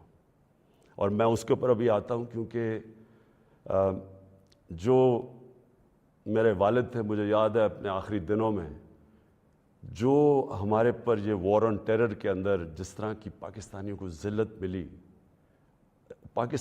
پاکستانیوں کو میں خاص طور پہ کہہ رہا ہوں, لیکن اوور آل اسلاموفوبیا بھی تھا, لیکن پاکستانیوں کو ذلت ملی. تو میں جو آج آپ سے بات کرنا چاہتا ہوں یہ کہ دیکھیں, اللہ نے جو ہمارے اندر اتنی صلاحیتیں دی ہیں اشرف اس کی عظیم مخلوق پہ, لیکن اسے کنڈیشن لگائی ہوئی ہے. اس نے کہا ہے کہ تم نے اگر اوپر اڑنا ہے نا, جو اقبال نے اپنا شاہین کا کانسیپٹ دیا ہے کہ شاہین کیسے اقبال کا, وہ تب اوپر جاتا ہے جب وہ ریزسٹنس کے سامنے کھڑا ہوتا ہے, جب وہ مقابلہ کرتا ہے, جب وہ اپنے آپ کو مشکل وقت سے گزارتا ہے. ہم نماز میں صرف ایک ہی چیز مانگتے ہیں جب 5 وقت کی نماز پڑھتے ہیں کہ اللہ ان کے راستے پہ لگا جن کو نعمتیں بخشی, ان کے نہیں جو اپنے تباہی کے راستے پہ چلے گئے. تو جو نعمتیں بخشی, اور وہ نبی صلی اللہ علیہ وسلم اللہ کے حبیب تھے سب سے زیادہ, تو ان کو نعمتیں بخشی. تو ان کا آسان راستہ نہیں تھا, لیکن ان کی عظمت کا راستہ تھا. میں اس لیے پاکستان کے اندر سیرت نبی اپنے بچوں کو پڑھانا چاہتا ہوں. کیوں نبی کی سیرت پڑھیں؟ کیونکہ وہ دنیا کی تاریخ میں سب سے عظیم انسان وہ تھے. تو ان کے راستے پہ اللہ کیوں ہمیں کہتا ہے چلو؟ کیونکہ وہ عظمت کا انسان کا راستہ ہے. ہم پکڑ لیتے ہیں دوسرا راستہ جو ہم سمجھتے ہیں کہ بڑا آسان راستہ ہے. اچھا جی, وہ فلانا نے حکم دے دیا, ہم تباہ ہو جائیں گے. اگر اس نے وہ فلانا ملک ناراض ہو گیا تو ہمارا یہ ہو جائے گا. ہم رینگ رہے ہیں زمین کے اوپر, ہم چونٹیوں کی طرح رینگ رہے ہیں. تو میں سب سے پہلے کہ جب میں نے 25 سال پولیٹکس شروع کی تو میں نے کبھی, آپ میری کوئی سٹیٹمنٹ پڑھ لیں, میں نے ہمیشہ ایک چیز کہی, نہ میں کبھی کسی کے سامنے جھکوں گا اور نہ اپنی قوم کو کسی کے سامنے جھکنے دوں گا, یعنی اپنی قوم کو کسی کی غلامی نہیں کرنے دوں گا. یہ 25 سال کوئی میری سٹیٹمنٹس ابھی آپ دیکھ لیں, کوئی پرانی میری ویڈیوز ہیں, کبھی اس سے پیچھے نہیں ہٹا میں. جب میں اقتدار مجھے ملا تو میں نے تب فیصلہ کیا کہ ہماری فورن پالیسی آزاد ہوگی. آزاد فورن پالیسی کا مطلب ہوتا ہے کہ وہ فورن پالیسی جو پاکستانیوں کے لیے ہوگی, ہمارے مفادات کے لیے ہوگی. اس کا قطعی یہ مطلب نہیں ہے کہ ہم کسی سے دشمنی کریں گے, ہم کسی کو کے خلاف ہوں گے, ہم کوئی اینٹی امریکن ہوں گے یا اینٹی انڈیا ہوگا یا اینٹی یورپین ہوں گے. میں تو سب سے پہلے, میں وہ پاکستانی ہوں, سب سے زیادہ ہندوستان کے اندر جو جانتے تھے اور جو رسپیکٹ اور میری دوستیاں تھیں وہ میں پاکستانی تھا کرکٹ کی وجہ سے. میں امریکہ کو بڑی اچھی طرح جانتا ہوں, ان کے پولیٹیشنز, ان کے لوگوں کو جانتا ہوں. انگلینڈ کو تو آپ اس طرح کہ میرا دوسرا گھر تھا ایک وقت, تو میں تو جانتا ہوں. میں نے کبھی یہ نہیں, کبھی کسی بھی انسانی معاشرے میں کبھی اس کے خلاف ہو ہی نہیں سکتا. ہاں, ہم ان کے اندر جو ان کی غلط پالیسیز ہے اس کی میں تنقید کرتا ہوں. میں نے جب پاکستان نے شرکت کی وار آن ٹیرر میں, یعنی جب جنرل مشرف ہمیں امریکہ کی جنگ میں لے کے گئے, میں اس میٹنگ میں تھا, میں اس کمرے میں تھا. اسی کمرے کے اندر سارے پولیٹیشنز بیٹھے ہوئے تھے, جس کے اندر ہیڈز آف پارٹیز بلائے تھے, جس طرح باقی بھی تھے, میں بھی تھا. اسی کمرے کے اندر ہمیں کہا گیا کہ جی اگر ہم نے امریکہ کی حمایت نہ کی تو انگریزی کا لفظ وونڈڈ بیئر کی طرح ہے, ایک زخمی ریچھ کی طرح ہے, وہ ہمیں نہ غصے میں شاید ہمیں نہ مار دیں. اور مجھے یاد ہے میں نے بار بار میڈیا پہ, پارلیمنٹ میں, ہر جگہ میں نے کہا کہ ہمارا اس جنگ سے کوئی لینا دینا نہیں تھا. 9/11 میں کوئی پاکستانی ملوث نہیں تھا. ہمیں کیا ضرورت ہے کہ ہم اپنے ملک کو کسی کی جنگ میں لے جائیں؟ ہاں, ہم ان کی مدد کریں.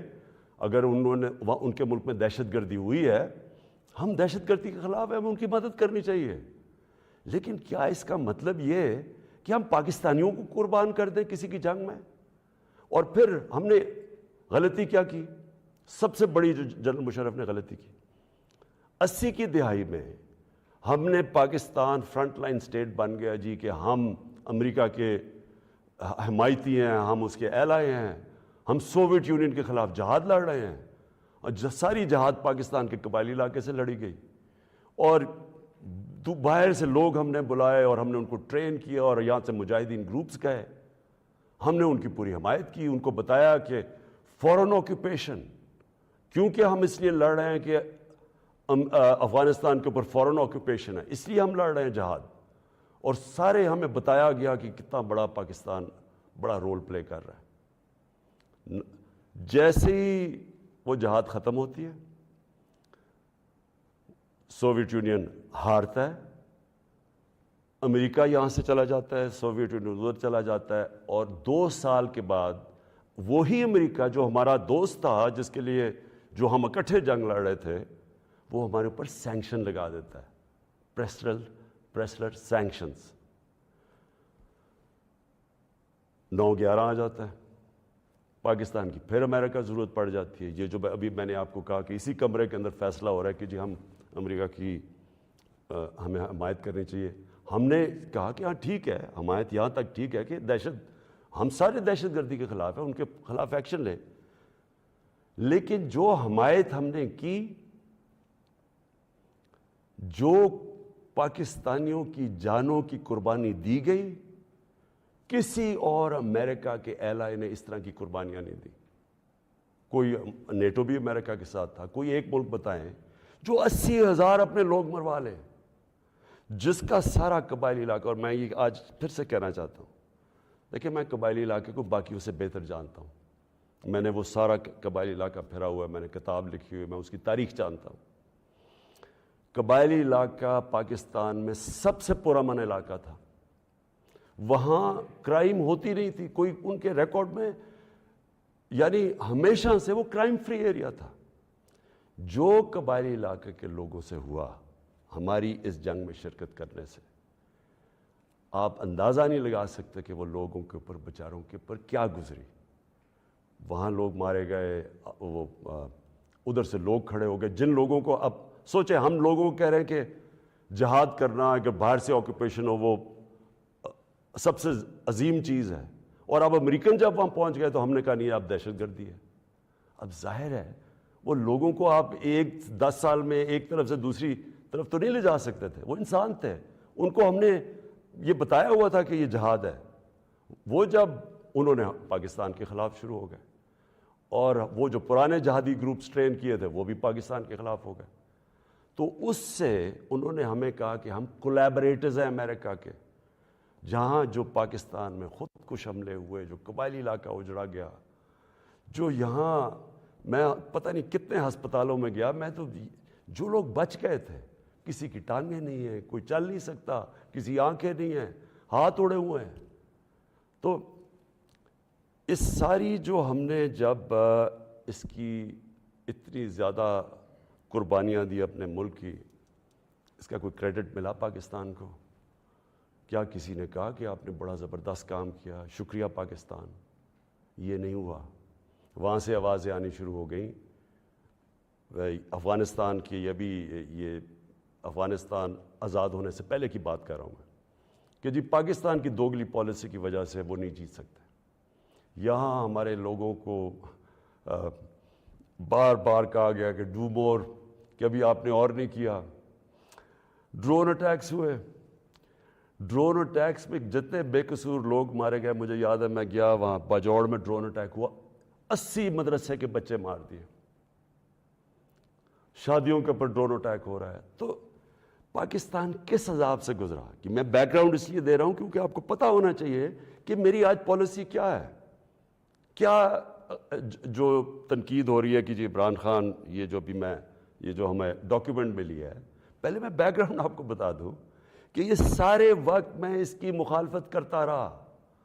آپ مجھے طالبان خان انہوں نے کہا، جب میں یہ کہتا تھا کہ یہ پاکستان کی جنگ نہیں ہے اور یہ جو ہو رہا ہے یہ ظلم ہو رہا ہے، یہ جو ڈرون اٹیکس کے خلاف میں نے مظاہرے کیے، واحد پولیٹیشین تھا، میں نے دھرنے دیے ڈرون اٹیکس کے خلاف، میں نے وزیرستان مارچ کی، باہر سے ہیومن رائٹس امریکہ سے آرگنائزیشن آئی، انہوں نے میرے ساتھ حمایت کی۔ ایک کلائیو اسٹیٹٹ اسمتھ تھا وکیل، اس نے میرے ساتھ آ کے یہ حمایت کی کہ یہ اتنا بڑا ظلم ہے۔ کوئی ہمارے سینئر پولیٹیشین لیڈرز نے کوئی بات نہیں کی، ڈرے ہوئے ہیں، خوف زدہ، کہیں امریکہ نہ ناراض ہو جائے۔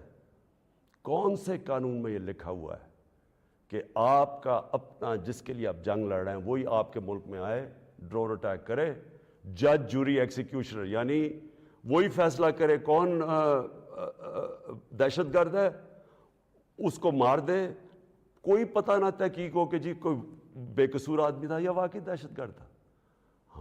ہماری حکومتوں نے پوری طرح اس جرم میں شرکت کی، اور جو وہاں کے جن کے رشتہ دار مرتے تھے، جن کے کوئی بے قصور لوگ، عورتیں، بیوی، گھر مرتے تھے، وہ ہمارے اوپر پھر حملے کرتے تھے۔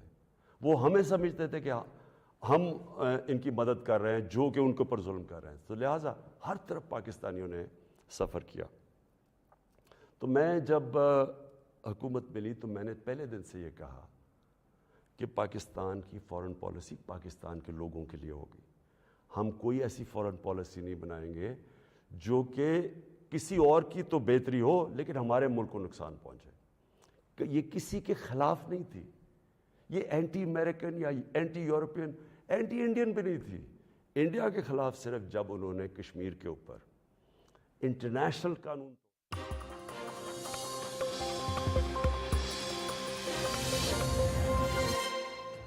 We're starting off with breaking news. Imran Khan is digging his heels in a 20-minute address to the nation, which is still continuing. He is insisting and refusing to read the writing on the wall. He's digging his heels in. He's refusing to step down. For the last 20 minutes, he's been on a rant against the United States, against India, against Israel, against all and sundry, against foreign powers, as he put it, against the slave mentality, as he put it. He is refusing to resign, even though the numbers are entirely stacked up against him. He's refusing to read the writing on the wall.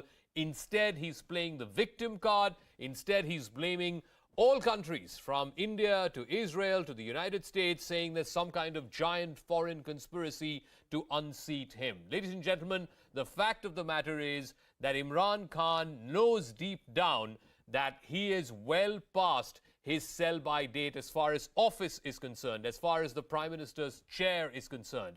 He may still be popular in Pakistan. He may still do well if elections are called today in Pakistan. But the fact is that his political management was so inept that he was simply not able to hold on, not just to his allies who deserted him one by one, but also to members of his own party.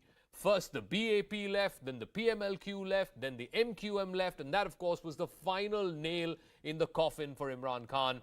He is now still going on this long-worded, long-winded rant against all and sundry, against all countries in the neighborhood and in distant shores. Mohit Jafri is now joining us. Mohit, how are people in Pakistan viewing this address by Imran Khan?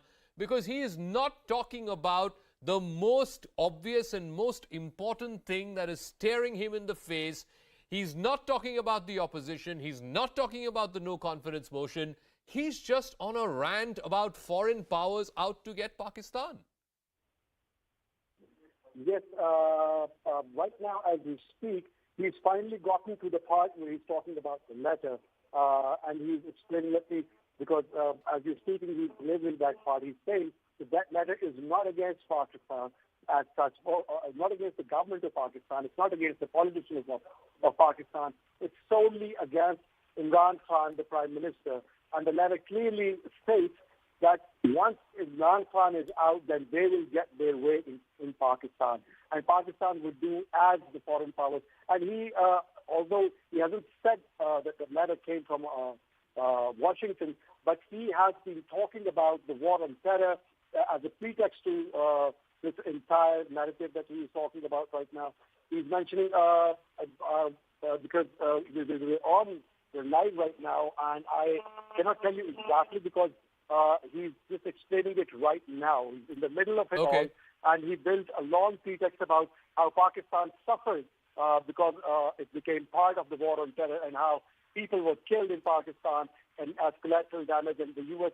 was an unthankful partner in the war on terror. Mohit, give me a moment. Let's try and see if we can go back on these visuals itself, go back and once again try to listen to if Imran Khan is making any sense whatsoever. Let's just play up the audio. फैसला था इसके अंदर सारी foreign office की पूरी मुशावरत थी, हमारी सारी अस्करी क़यादत की मुशावरत पूरी थी। मैंने बल्कि फॉरेन सेक्रेटरीज़ को इसी कमरे में बुलाया जो पुराने रिटायर्ड थे, उनसे हम मुशावरत करके गए। लेकिन इसके अंदर लिखा हुआ कि नहीं, सिर्फ वो हमारा एम्बेसडर उनको बता रहा है कि नहीं ये मुशावरत से, उसने कहा नहीं, ये सिर्फ इमरान खान की वजह से गया। और फिर उन्होंने ये जो बाकी लिखा कि अगर जब तक वो है तो हमारे ताल्लुकात अच्छे नहीं हो सकते। अब मेरा सवाल ये है कि वो असल में ये कह रहे हैं कि ये जब जाएगा तो जो बाकी जो आएंगे वापस, जो दूसरे इमरान खान की जगह आएंगे, उनसे हमें कोई मसला नहीं है। तो मैं असल अपनी कौम के सामने ये चीज़ रखना चाहता हूँ। मेरा ये जो आज आपसे बातचीत करने का है, ये तो नहीं है कि कोई बाहर से एक मुल्क चले ये कह दे कि हाँ जी हमें नहीं पसंद आपकी फॉरेन पॉलिसी, पता नहीं कोई वजह क्या बता रहा है कि जी आप रूस चले गए। वो तो और यूरोपियन लीडर्स भी रूस चले गए थे, लेकिन ख़ास पाकिस्तान को कि आप क्यों चले गए हैं, जिस तरह कि हम कोई उनके नौकर हैं। लेकिन जो इसमें सबसे डिस्टर्बिंग चीज़ क्या है कि उनके राब्ते उन लोगों से हैं जिनके ज़रिए ये सारी साजिश हुई है, जो यहाँ बैठे हुए हैं। और यहाँ कौन बैठे हुए हैं? 3 स्टूजेस। स्टूजेस का मतलब होता है जो कि बड़े वफादार गुलाम होते हैं। ये वो लोग हैं। अब ये ज़रा सुन लें कि ये चाह क्या रहे हैं। ये चाह ये रहे हैं कि इमरान खान जाए, लेकिन अगर ये आ जाए वापस, ये जो अभी जिन्होंने अदम एतमाद किया हुआ है, तो फिर सब ठीक हो जाएगा। तो सबसे पहला मेरा सवाल ये है कि क्या ये अपने मुल्क के अंदर इजाज़त देंगे किसी को क़यादत में आने के लिए जिनके ऊपर नैब के केसेस हों, जिनके ऊपर अरबों रुपए के केसेस इनकी अदालतों में हों, वो जो कि एक मुजरिम डिक्लेयर कर दिया गया पाकिस्तान की अदालत ने, जो कि झूठ बोल के भागा हुआ है, क्या वो उन लोगों को जिनके ऊपर बाहर इनके मुल्कों में, बाहर के मुल्क मजमून लिखे हुए उनकी चोरी के ऊपर, करप्शन पे, बीबीसी की 2 डॉक्यूमेंट्रीज आई हुई हैं इनकी चोरी के ऊपर, क्या अपने मुल्क में इस तरह के लोगों को एक क़यादत पे आने देंगे? और अगर अपने मुल्क में इतनी सी झूठ बोलने पे ये निकाल देते हैं एक प्राइम मिनिस्टर को, हैरल्ड मैकमिलन था, झूठ बोलने में उसको निकाल दिया, छोटी छोटी चीज़ों के ऊपर वो इतना अपने लोगों का, उनका जो इखलाकी म्यार है वो इस सतह पे है, छोटी सी चीज़ पे वो निकाल देते हैं।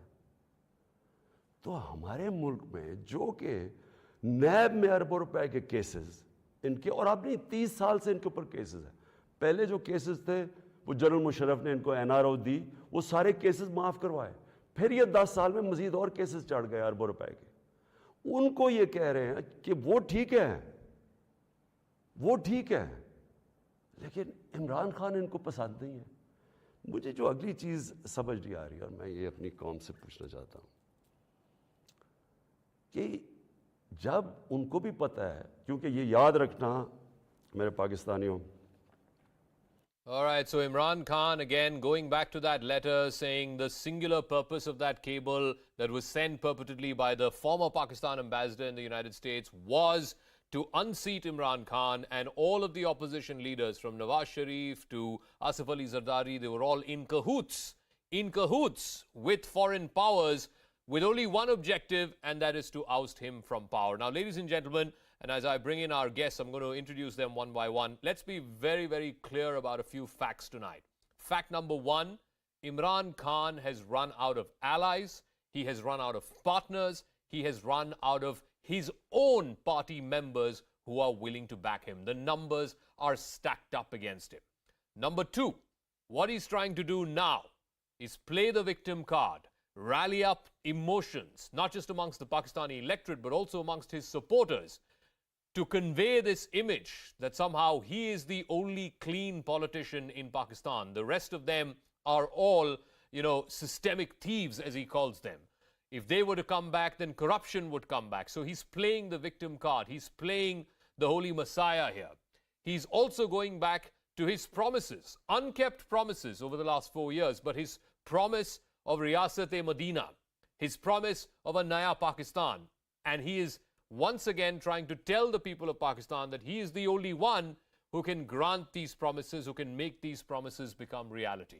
Let me bring in our guest, Vishnu Prakash, former diplomat, joining us. Mona Alam is senior journalist, joining us live from Islamabad. Dr. Swasti Rao, associate fellow at the IDSA, and Glenn Carl, former CIA officer, is also joining us. Omar Altaf is a senior journalist joining us from Islamabad. Mona Alam, I'll start with you.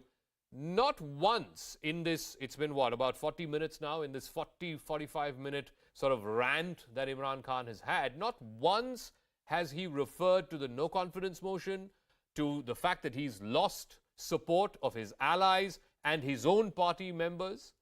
I mean, this is delusional. He is not willing to confront the reality that's staring him in the face, and that is he's lost the support inside the National Assembly.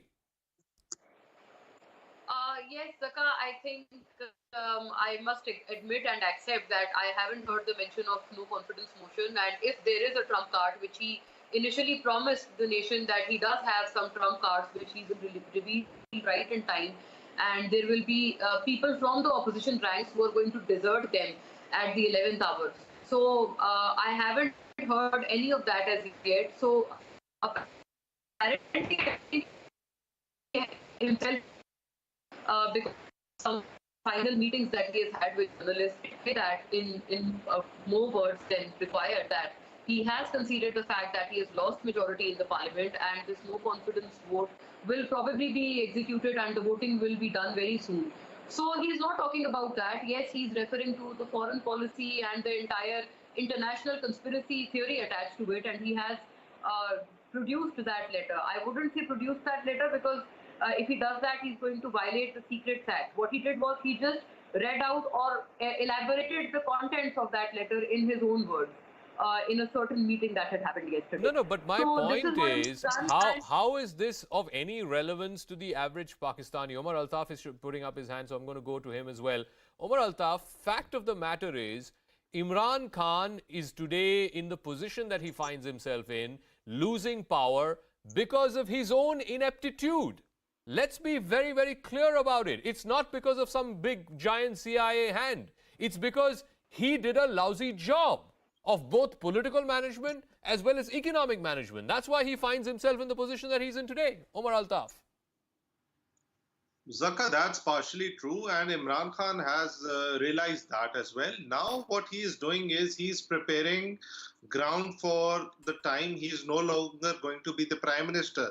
And it is very clear that April 3rd is going to be his last day in office. But as a politician, he would remain active as a politician, and there is life after being the Prime Minister of this country. Obviously, with the kind of coalition being cobbled up together, this won't last very long, and in a few months, most likely later this year, there are going to be snap polls, and Imran Khan is preparing himself for that. Opposition parties who would be the government in making in a few days to come are someone who he calls thieves and looters. Now he is going to call them traitors as well, and he thinks this is going to go down well with the public. One second. Tell me one thing. Are you saying that Nawaz Sharif, who's been in exile for the last 4 years, has connived with the CIA or the US State Department, God knows who, to oust Imran Khan, who came to power 4 years ago promising revolution, promising Naya Pakistan? I mean, surely then Nawaz Sharif seems to have more powers than a sitting Prime Minister of Pakistan. No, Zaka, this is not my view. I am saying I am trying to simplify what Imran Khan... No, I get it. I'm saying, why should the people of Pakistan believe this? That's my question. Why should the people of Pakistan believe this? If they buy this narrative, they may vote Imran Khan back to power. But if they don't, obviously Imran Khan wouldn't... people won't vote for him. Okay.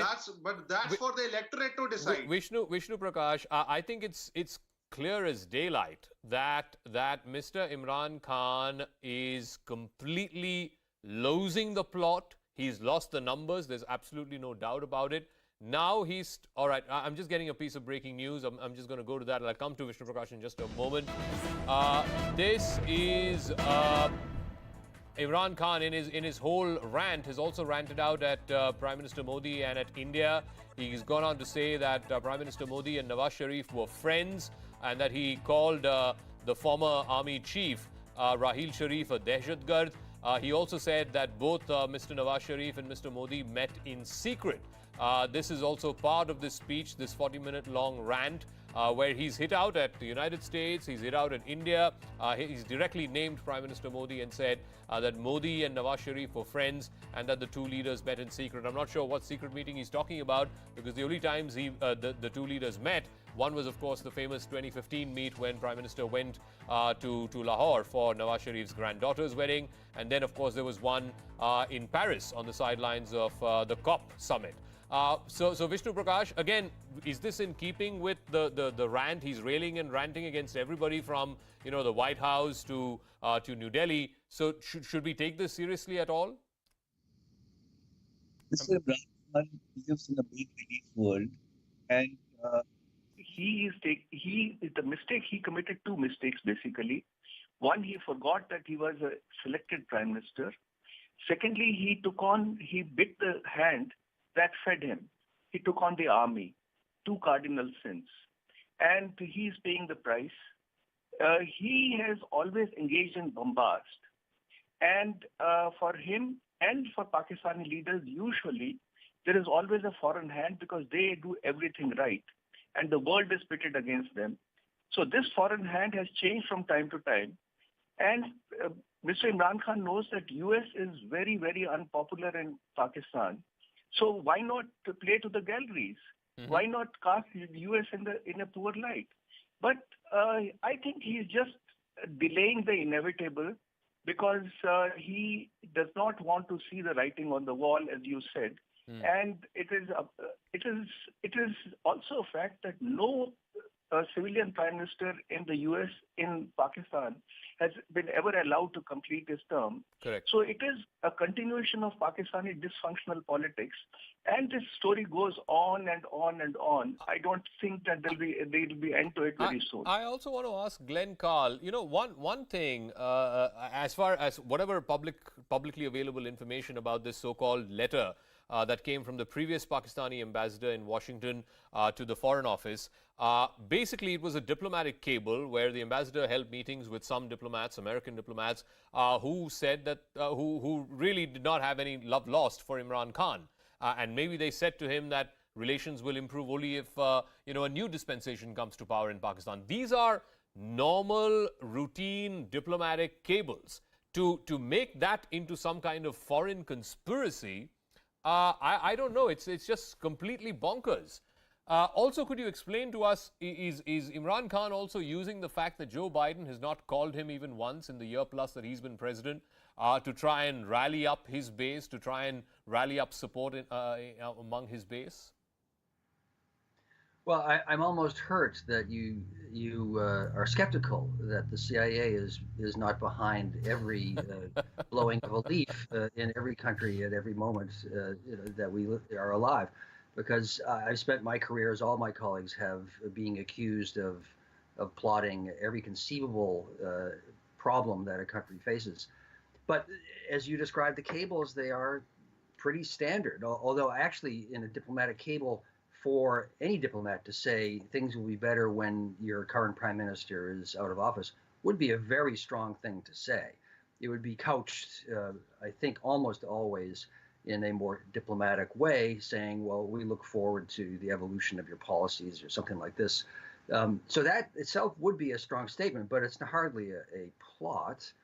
It's a classic, as the gentleman who spoke before me, and all of everyone who's spoken has said, it's a classic device of a politician or a country that is struggling for any number of reasons to blame some foreigner and to find some conspiracy. And of course, the United States, CIA. I'm sorry, Mr. Khan, I'm interrupting because we're getting another piece of breaking news. Imran Khan has just concluded his address, and he's concluded by saying, and this is going to be interesting, he's concluded by saying that Pakistan's fate will be decided on Sunday when the voting on the no confidence motion will take place. I will not resign.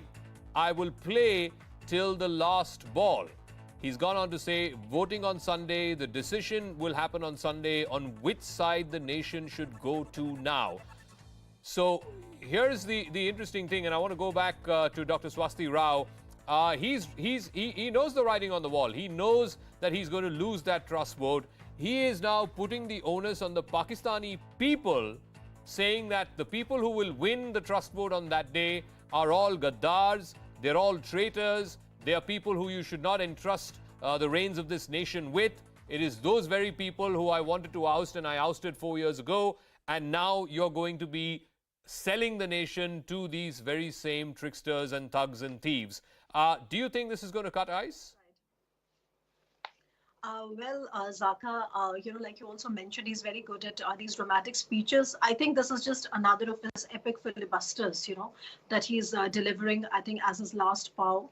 So I don't look at it in any other terms. I think we should just take it as face value and, know that he's just trying his best to probably remain relevant in public memory, so to say.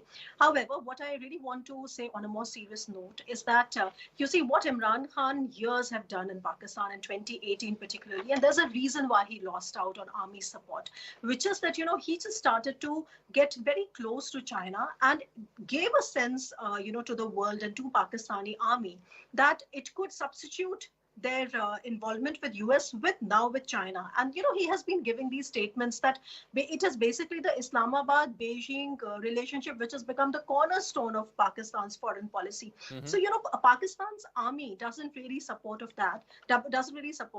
Pakistan's army wants to have a more realistic view. They want to balance out Pakistan's relations with US and with China as well.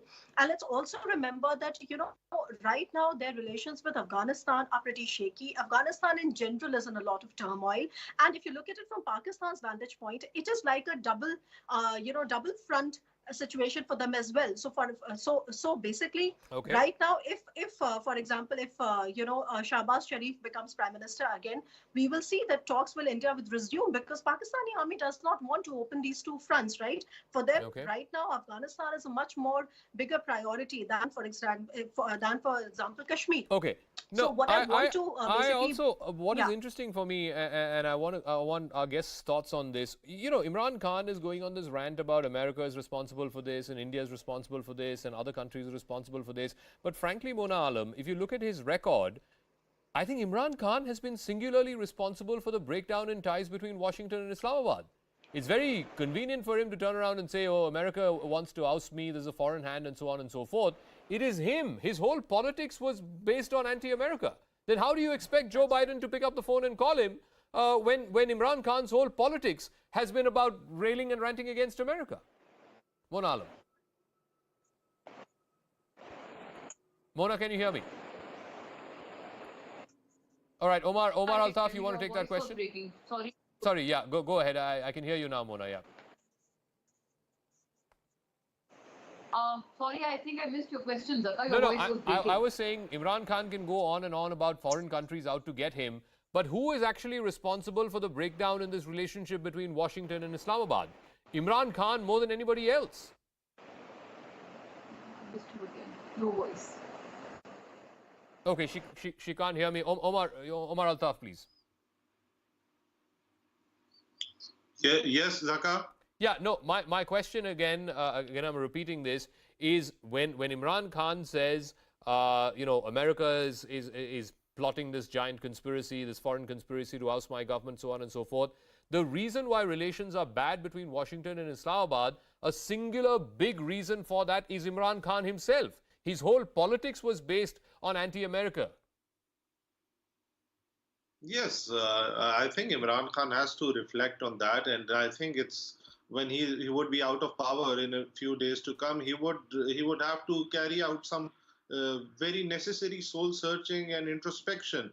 Obviously, ranting and raving against a country like America doesn't get you anywhere. Pakistan is dependent on America in so many ways. And even we have a very strong defense relationship with America, and no one should be allowed to jeopardize that. Mm-hmm. Obviously, ranting against America may be a popular thing, but that goes against the statecraft. You need to be more calculated in the way you govern a country like Pakistan. No, Glenn Carl, it's like you said, the politics of it is one thing. It plays to the galleries to be anti-America. But the fact is that from a strategic point of view, even from Pakistan's own strategic point of view, it simply doesn't make any sense to put all your eggs in the Chinese basket. And today the Chinese apparently are very concerned about the slow progress in some of these CPEC projects, the fact that some of these projects have had to face the hurdle of terrorist attacks and so on and so forth. They're concerned about that. So this whole idea that you can replace one superpower with another, you can sort of hitch your wagons from one superpower to another without it causing a rupture, I mean, that shows Imran Khan's naivete more than anything else. Well, here I'll give Glenn Carl, please, yes. Here I'll give Mr. Khan a half of a pass, at least. I think the issue is, or the problem is larger than him or his specific policies or having demonized the United States, say. It's ironically, the success of the Pakistani policy in Afghanistan that has led to the problems for Pakistan and the chill with the United States. The United States needed Pakistan fundamentally in the strategic clash or contest with China, and more than that, to help the United States in what the U.S. was trying to do or achieve in Afghanistan. But Pakistan always wanted to see us bleed and to create an unstable Afghanistan that they could control. And Frankenstein has now has been for a while coming back to bite them. And the United States doesn't need Pakistan as much anymore as it did. And that Khan can't do anything really about that. Okay. So he's in a bind. So I also want to ask Ambassador Vishnu Prakash, and then I'll go to Mona Alam after that. But, one of the views The army fallout, of course, was over the DGISI appointment. Clearly, Imran Khan, took his own sweet time. He wanted his person as the DGISI. That was not to come through. But also fundamentally, is there a breakdown between General Bajwa and Imran Khan, even when it comes to India policy? For example, General Bajwa, we know, was instrumental behind the whole Kartarpur project. We also know that the ceasefire that's been holding by and large pretty okay over the last year or so, again, came from the army side. And the white paper that the defense paper that the army put out last year clearly suggests that the thinking within the army is the bigger threat for Pakistan is going to come from its eastern flank and not so much from its western flank. Were Imran Khan and the army leadership not on the same page even when it comes to India policy? Vishnu Prakash? Zaka, it would appear so. It would appear that Mr. Imran Khan got a bit too big for his boots and decided to venture into the army territory. And we all know that when it comes to relations with the US, with India, with China, that is the preserve of the army. And we also remember how Mr. Imran Khan scuttled any possibility of starting his sugar imports, etc., from India to begin normalization process. And he has always been a hardliner he has been talking of jihad on Kashmir. He has been talking of Kashmir at every forum. So he has been India baiter throughout. And that is something which has not gone down well with the army for various reasons that you have enumerated. Also, what is quite amazing is the selective narrative. He seems to have developed an amnesia. The narrative that he has come out with is something where he has glossed over facts. What about all the money that they got from Pakistan, from USA? Oh yes. What about the relationship that has been spoiled with the US, Saudi Arabia? What about the near economic decay in Pakistan? So, Prime Minister Imran Khan basically has become a victim of his own propaganda and started to speak as if he's bigger than Pakistan. Dhaka. Oh, absolutely. In fact, I think over the 10-year period of the war on terror, there was about $400 billion that was given in both military and non-military aid to Pakistan. And clearly, if he's going to sort of completely sidestep that and look the other way about all of that, I think that's a selective reading of facts. But I want to once again go back to the speech and bring you up to speed with the 5 big things that Imran Khan said as he gave this speech. He said he will not resign. He will play till the last ball. This was, of course, the former captain of Pakistan, the only Pakistani captain to have won a World Cup. Number 2, he said Pakistan will decide on Sunday which way the country should go. So he's equated this as like the country is deciding what is its future course of action. Number 3, he says there's a foreign conspiracy against Pakistan. He's alluded to the foreign hand, the CIA hand, even though he's not named it. He's also called the opposition leaders 3 Pakistan stooges. I'm assuming he's talking about Nawaz Sharif and Shabaa Sharif and Asif Ali Zardari. Number 5, he's also said that Modi and Nawaz were friends and that they met several times in secret. I want to go back to America, who was our friend, was the one who also sanctioned Pakistan. I want to go back to Mona Alam. You know, when he says there is this foreign conspiracy, there is this foreign hand, he's also, at some level, mocking the army, because any external threat to Pakistan, it is the job of the army to take care of that external threat. Today, by saying there's a foreign conspiracy and our politicians, our opposition politicians are hand in glove with that foreign conspirators, he's also basically saying the army is not doing a good job. Actually, the PTI overall, as well as Prime Minister Imran Khan, is not really trying to, is trying very hard to not give any sort of statements that may upset the army at this crucial juncture.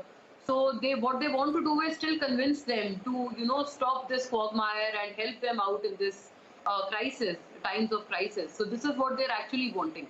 But, the fact is that if you actually talk about the army or the establishment, they were conveyed. We were told, and Prime Minister has said it himself, the Foreign Minister is also on record, that they conveyed it to the military leadership about this letter and this correspondence that had happened. And he said that, this could have been taken up in an NSC meeting earlier if it was considered important by the military leadership because they were knowing of it. No, Mona, And, yesterday even the- General Bajwa met him, the DGISI met him, and they didn't think this was serious enough to be taken in such a big fashion, right? I mean, they just met him yesterday. Again, today, I believe some of the military leadership met with Imran Khan. So they didn't find any great merit in this whole foreign conspiracy business.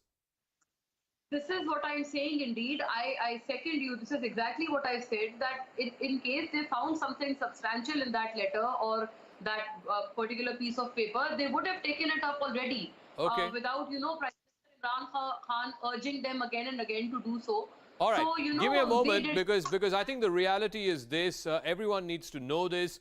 The numbers are stacked up against Imran Khan. He knows it too. This is how things were stacked up before this entire controversy began.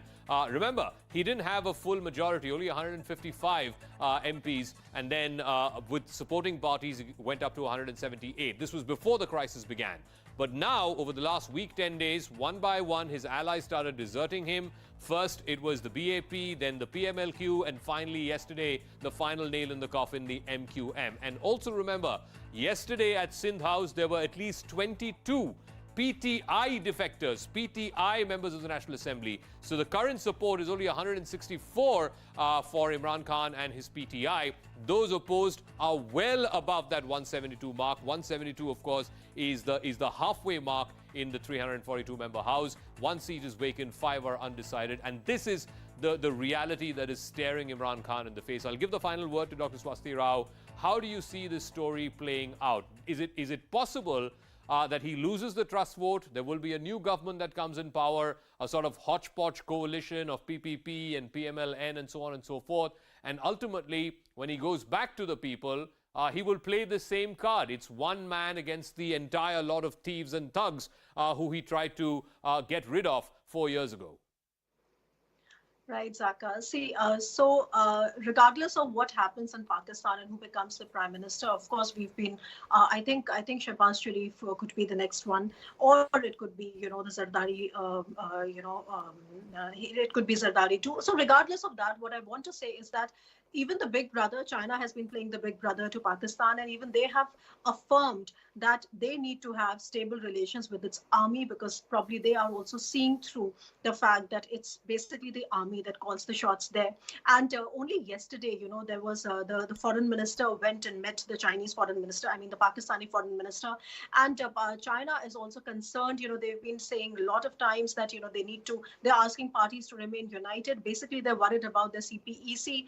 And, they're also trying to kind of stand up to that all-weather ally, that they consider Pakistan as. And they've already decided to roll over the $4.2 billion debt that Pakistan had.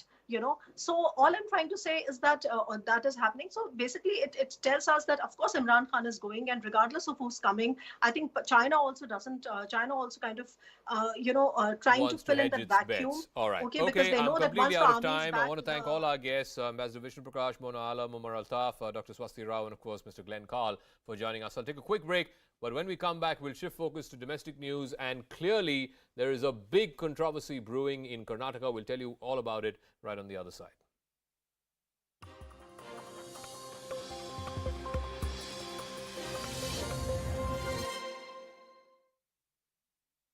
नई रीत कायम करें और रवायत कायम करें.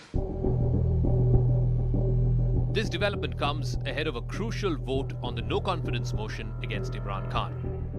इमरान खान अपना अक्सरियत खो चुका है, मगर वज़ीर आज़म साहब के पास कोई ऑप्शन नहीं रहा. इमरान मुकाबला करो.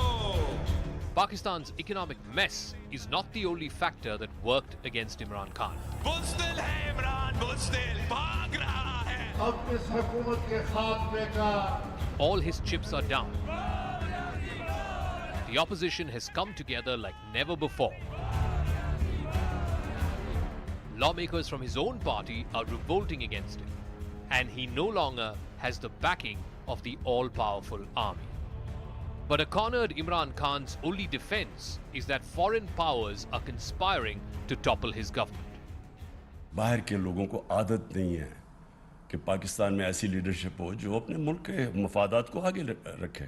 तो ये जो साजिश है, ये इंशाअल्लाह मैंने मेंशन किया।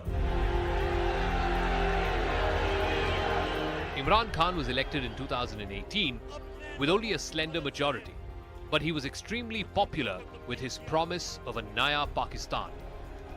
Ultimately, his militant, anti-West rhetoric was not enough to keep him in power.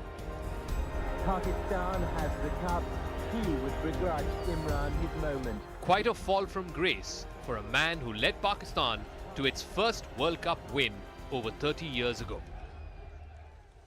All right, so Imran Khan may be hoping against hope, but the numbers are clearly stacked up against him. Remember, it's a 372-member House in which the halfway strength is 172.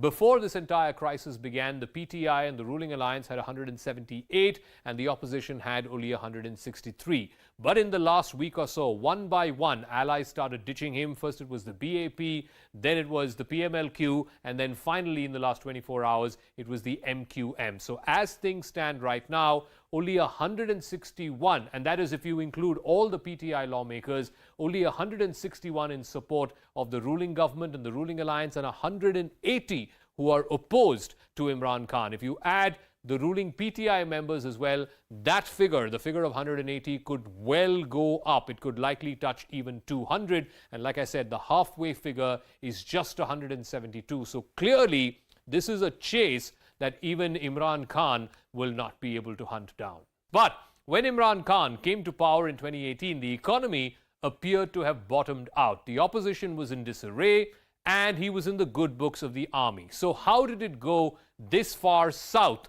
for the man who promised Naya Pakistan? Inflation shot up to record highs. Even today, inflation is at 12% in Pakistan. The Pakistani rupee has nearly halved in its value in these last 5 years. And the pandemic, of course, was the final nail in the coffin as far as the economy is concerned. Imran Khan had proudly declared that he would not go with a begging bowl for external borrowing. And yet, in 2019, he had to strike a deal with the International Monetary Fund. This was a $6 billion bailout. But his biggest mistake was to take on the all-powerful army chief, General Qamar Bajwa. When General Bajwa was transferring several of his top generals, including corps commanders, Imran Khan opposed that move, particularly the move of putting in ISI chief, Lieutenant General Faiz Hamid, who seems to be a favorite of Imran Khan. For weeks, he refused to sign off on the appointment of the new ISI chief, Lieutenant General Nadeem Anjum. The army became suspicious that Imran would also help General Faiz Hamid eventually as someone who could replace General Bajwa when General Bajwa's term gets over by the end of this year. Sensing a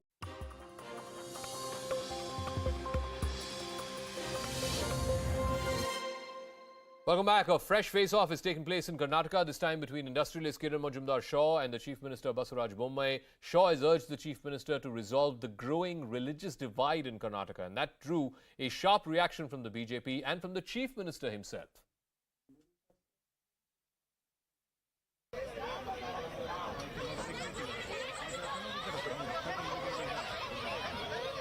From hijab being banned in schools and colleges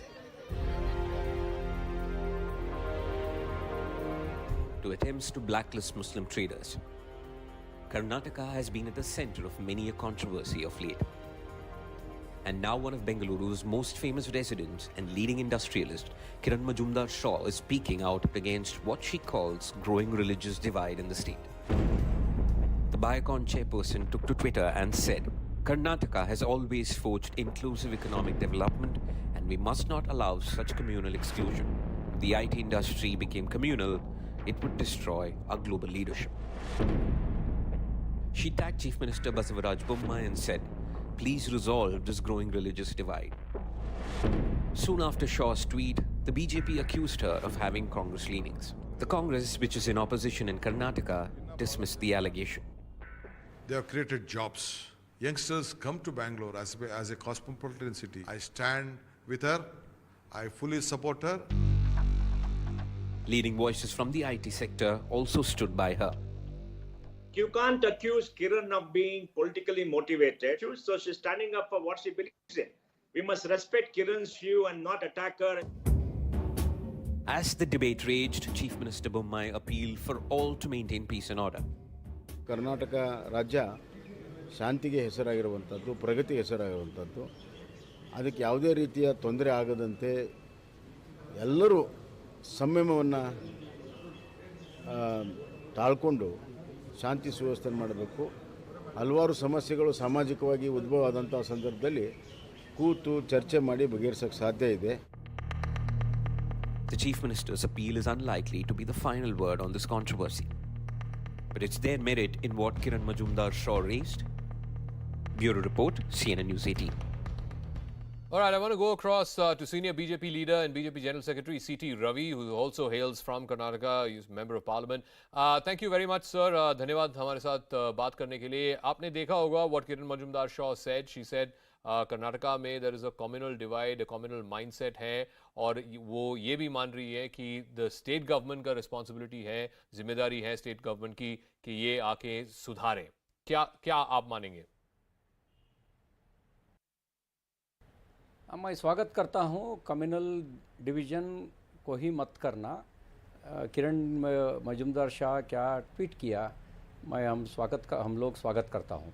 लेकिन रवि जी ये बताइए कि ये हिजाब हो, हलाल हो, temple में ट्रेडर्स का इश्यू हो, ये सब मुद्दे सिर्फ कर्नाटका में ही क्यों हो रहे हैं? क्योंकि ऑपोजिशन वहाँ पे कांग्रेस जो है, डी के शिव कुमार जैसे लोग ये भी कह रहे हैं कि चुनाव आ रहे हैं, इसीलिए ये सब चीज़ें, ये कम्युनल माहौल क्रिएट किया जा रहा है. हिजाब का मुद्दा पहले कौन उठाया? आप बोलिए. हिजाब का एगेंस्ट अभी तक ऑर्डिनेंस हुआ नहीं. केवल स्कूल में क्या पहनकर आना, स्कूल में सभी यूनिफॉर्म पहनकर आते थे. कुछ लोग यूनिफॉर्म के बिना और अलग पहनकर आने का शुरू किया. उसके बाद काउंटर भी शुरू किया, हिजाब पहन कर आने के शुरू किया. कुछ लोग केसरिया शाल पहनकर आने का शुरू किया. स्कूल मैनेजमेंट कमिटी वो लोग डायरेक्शन दिया, यूनिफॉर्म के बिना कोई मत पहनकर आना. वो हम लोग नहीं है, ये स्कूल मैनेजमेंट कमेटी ने निर्देशन दिया. निर्देशन के खिलाफ कोर्ट में आया. कौन लोग कोर्ट में आया? आप सोचिए, स्कूल में क्या पहनकर आना चाहिए? यूनिफॉर्म के बिना अलग अलग पहनकर आएंगे तो क्या मैसेज देगा? यूनिफॉर्मिटी होता है क्या? यूनिफॉर्म का मतलब क्या है? गरीब अमीर मत भेदभाव करना, जाति विजाति का भेदभाव मत करना, इसके लिए यूनिफॉर्म रखा था. यूनिफॉर्म के खिलाफ ये मुद्दा हिजाब का एगेंस्ट नहीं है. यूनिफॉर्म का एगेंस्ट हिजाब पहनकर आने के शुरू किया. लेकिन रवि जी ये बताइए कि ये जो मुद्दा किरण मजूमदार शाह ने उठाया कि अगर ऐसा माहौल चलेगा तो आईटी हो या बीटी हो, उनके जो निवेशक हैं वो बैंगलोर छोड़ के चले जाएंगे. क्या ये वाकई हो सकता है? बैंगलोर छोड़कर चले जाएंगे? इसके ऊपर आप क्या कहना चाहेंगे?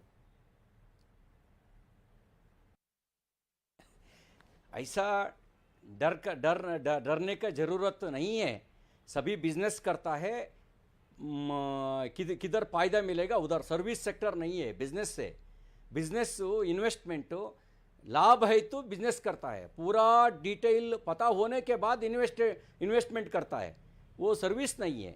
चिंता करने का ज़रूरत नहीं है. हमारे जैसे भारतीयों के जैसे आईटी में स्किल्ड लोग ज़्यादा लोग नहीं हैं. इसके लिए बिजनेस बेंगलुरु में मिल रहा है, कर्नाटक में मिल रहा है, देश भर मिल रहा है. कुछ लोग मदद करने के लिए इधर इन्वेस्टमेंट नहीं किए. भारत को मदद करने के लिए इन्वेस्टमेंट नहीं किए. विन टू विन सिचुएशन है, लाभ मिलेगा इसके लिए इन्वेस्टमेंट किया है. डरने का जरूरत नहीं है. Number one. नंबर टू, आप लागू कर सकता है क्या? यूनिफॉर्म छोड़ सकता है क्या? मजहब के वजह से हर जगह में हो सकता है क्या? नहीं रवि जी, ब्लैकमेल करेंगे तो ब्लैकमेल के यील्ड करेंगे तो सब ठीक हो जाएगा. ऐसा सोच करके ब्लैकमेल में यील्ड ब्लैकमेल के हिसाब से ठीक है, मैंने आपके बात मान लिया. लेकिन ये बताइए कि आप ये मानते हैं, जैसे किरण मजूमदार शाह ने बोला, कि ये जो रिस्पॉन्सिबिलिटी होती है वो सरकार की होती है. ये कम्युनल माहौल को हटाना, ये माइंडसेट जो बन गया है कर्नाटका में, इसको हटाने का जिम्मेदारी स्टेट गवर्नमेंट की है, ये आप मानेंगे? गवर्नमेंट का रिस्पॉन्सिबिलिटी भी है, समाज का रिस्पॉन्सिबिलिटी है. दोनों को रिस्पॉन्सिबिलिटी भी है, मीडिया का रिस्पॉन्सिबिलिटी भी है, सभी का रिस्पॉन्सिबिलिटी है. Okay, C.T. Ravi, General Secretary of the BJP, thank you very much for speaking with us. We'll see how this story plays out. I suspect there will be more such rhetoric coming in from Karnataka in the run-up to next year's elections. Let's talk about Ukraine now, where Russian President Vladimir Putin, he's issued some fresh threats, this time to neighboring Sweden. Remember, both Sweden and Finland have been threatening to join NATO, at least contemplating it. Putin is now dead against NATO reaching Russia's doorstep, and as a result, Russia and Finland, which share a 1,300-kilometer-long border, which has so far been peaceful, but after Russia's invasion of Ukraine on the 24th of February, the country has been mulling applying for a NATO membership. Of course, that is something that Putin does not want. Putin has already threatened the country with dire consequences. In fact, over the last few days, it has sent nuclear-enabled fighter jets into Swedish airspace. Russia and Sweden do not share a land border, but Sweden is easily accessible. If you look at the map, Sweden is easily accessible by the sea route. The Russians sent nuclear-armed jets to the Swedish island of Gotland, violating Swedish airspace, which is a clear threat because, just like Finland, even Sweden is considering formally applying for NATO membership. Now, then there is Norway, the third of the Scandinavian countries, which shares a land boundary with Russia, but is a NATO member. An attack on Norway will automatically invoke Chapter 5 of the NATO Charter. An attack on one is an attack on all, and therefore it will force Russia to respond militarily as well. Let me now go across to one of the most renowned foreign policy experts in the world. He's the Financial Times chief foreign correspondent as well. Gideon Rockman is now joining us. Thank you very much, Mr. Rockman, for speaking with us. First things first, we've had this supposed truce a couple of days ago in Istanbul, and yet, despite that, we are seeing increased military activity around Kiev and Chernihiv, those very same places where the Russians said they would scale back military activity from. What do you attribute this to? Do we not take the Russian words seriously, or are they just using the pretext of the ceasefire for some kind of regrouping? That's always been one of the fears, yeah. I mean, it's obviously very hard to be certain about what's in the Russian mind, but yes, I mean, I think that, you know, if you look at, say, the parallel of the Syrian war, there were often sort of peace talks going on and fighting going on at the same time. Sometimes there were even ceasefires, and then they would break down and the fighting would restart. So, yeah, I think you have to be very skeptical until something's agreed and there's a ceasefire and it's in place really for quite a long time. I think what we don't know is what's really in the Russian mind. You know, how bad is their military situation?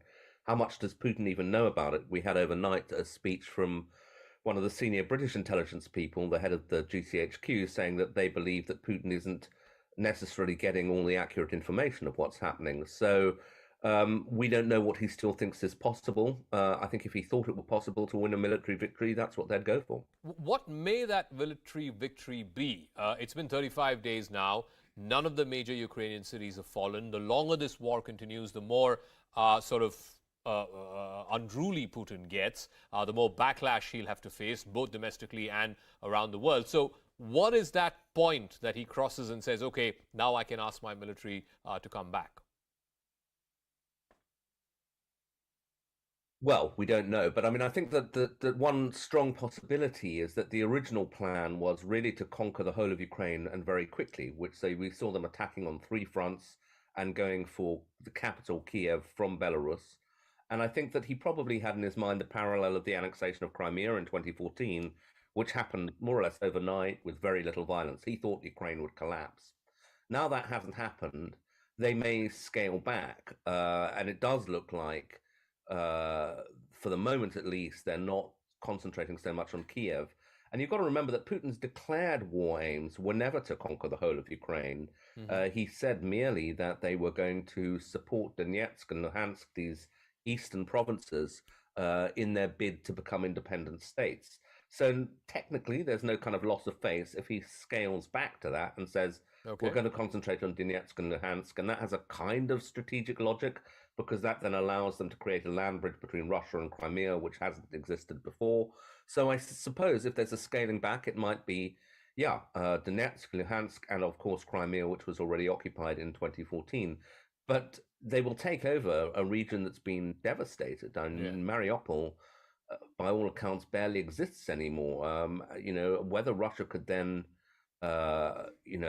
create an effective administration which people in the area sort of accepted, I think is very questionable. What do you make, though, Mr. Rockman, of all this nuclear talk? We had Peskov a few days back suggesting that Russia could use tactical nuclear weapons. Today we are seeing reports of 2 Russian fighter jets possibly breaching Swedish airspace with nuclear weapons on board. How much of this is a real threat and how much of this is saber-rattling? Well, we don't know, and we're not meant to know. This is their ultimate deterrent, obviously.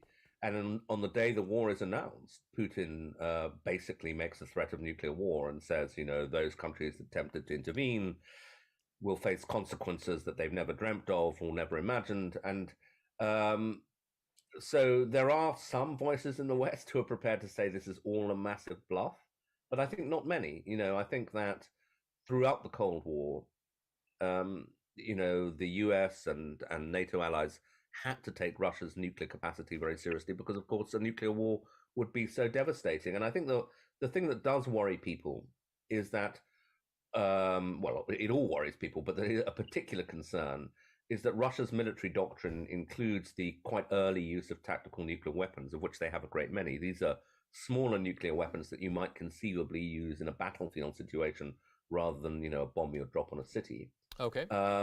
And I think, there is a genuine concern, among the kind of Western military strategists that if it ever came to direct clashes between NATO and Russia, Russia would probably lose a conventional war quite quickly. So they would then be in a situation of, do we accept defeat or do we escalate? Yeah. And Russian military doctrine apparently includes this idea of escalate to de-escalate, that they would use a tactical nuclear weapon as a way of kind of forcing a war to stop on their terms, but one would never know if perhaps the West would retaliate. So, yeah, it's a very dangerous situation, but I think it only gets really dangerous if there's a NATO intervention, either deliberately or there's some kind of accidental clash. And then I think that would be the first shooting war between 2 nuclear powers, other actually, incidentally, than India and Pakistan. I also want to talk to you about this Russia-China partnership, a partnership which the 2 countries describe as without limits. What may the limits on this partnership be? At what point does Xi Jinping say, I can't be seen as backing this war ad nauseum? Yeah, well, I was talking to Chinese diplomats about this yesterday, and it's interesting even that they were talking to the likes of me. I think they're very conscious of their, trying to manage their image on this issue. And they say, for example, look, this idea that we're going to be supplying Russia with weapons is crazy. Russia has plenty of weapons of its own. We import weapons from Russia. We don't sell them. So they're trying to calm Western opinion, because they can see there are risks for them. Before this conflict broke out, basically the focus of US foreign policy was China, not Russia. The Americans have said that if Russia allows China to circumvent sanctions, for example, then there might be secondary sanctions against, say, for example, Chinese tech firms that were to give, say, semiconductors to Russians. So there is a danger for the Chinese in that. That said, I think that they also feel that it's hypocritical of the West to ask them to round on their one friend, as one of the Chinese put it to me. Basically, you're saying, help us take down Russia so that you can then turn on us afterwards, and we're not going to do that. Okay. And that's sort of their view, that Russia's their closest friend, and they need to support it. I think they may even see some advantages in the long run, because a lot of this Russian energy that will not be exported to Europe now may be exported to China. China has energy shortages. Yes. And also a lot of the Chinese markets, a lot of the Russian markets may now be markets for Chinese investors. The Europeans, I know, are very concerned about this before the war, that most of the foreign direct investment in Russia is actually from the EU. If all that goes, maybe there's a market opportunity for the Chinese. So I think I'd be surprised if they cut ties with Putin. I think they'll be careful about it because they don't want to play into this sort of Western idea that there is this sort of access of autocracies aimed at the West. I think they're going to try and appear neutral in public, neutral to tilting towards Russia, but not in a very provocative way. But I certainly don't think they're going to give up on Moscow. One final word. I'm curious to know what you think of the whole India position on this. India has abstained, at least on 5 occasions, from voting against Russia, both at the UNSC and at the UNGA. And yet at the same time, Sergei Lavrov is in India right now. And I'm sure behind closed doors, India will also be conveying its deep displeasure about this war. So I'm wondering your thoughts on this sort of balancing act, if you will, that India has also tried to do.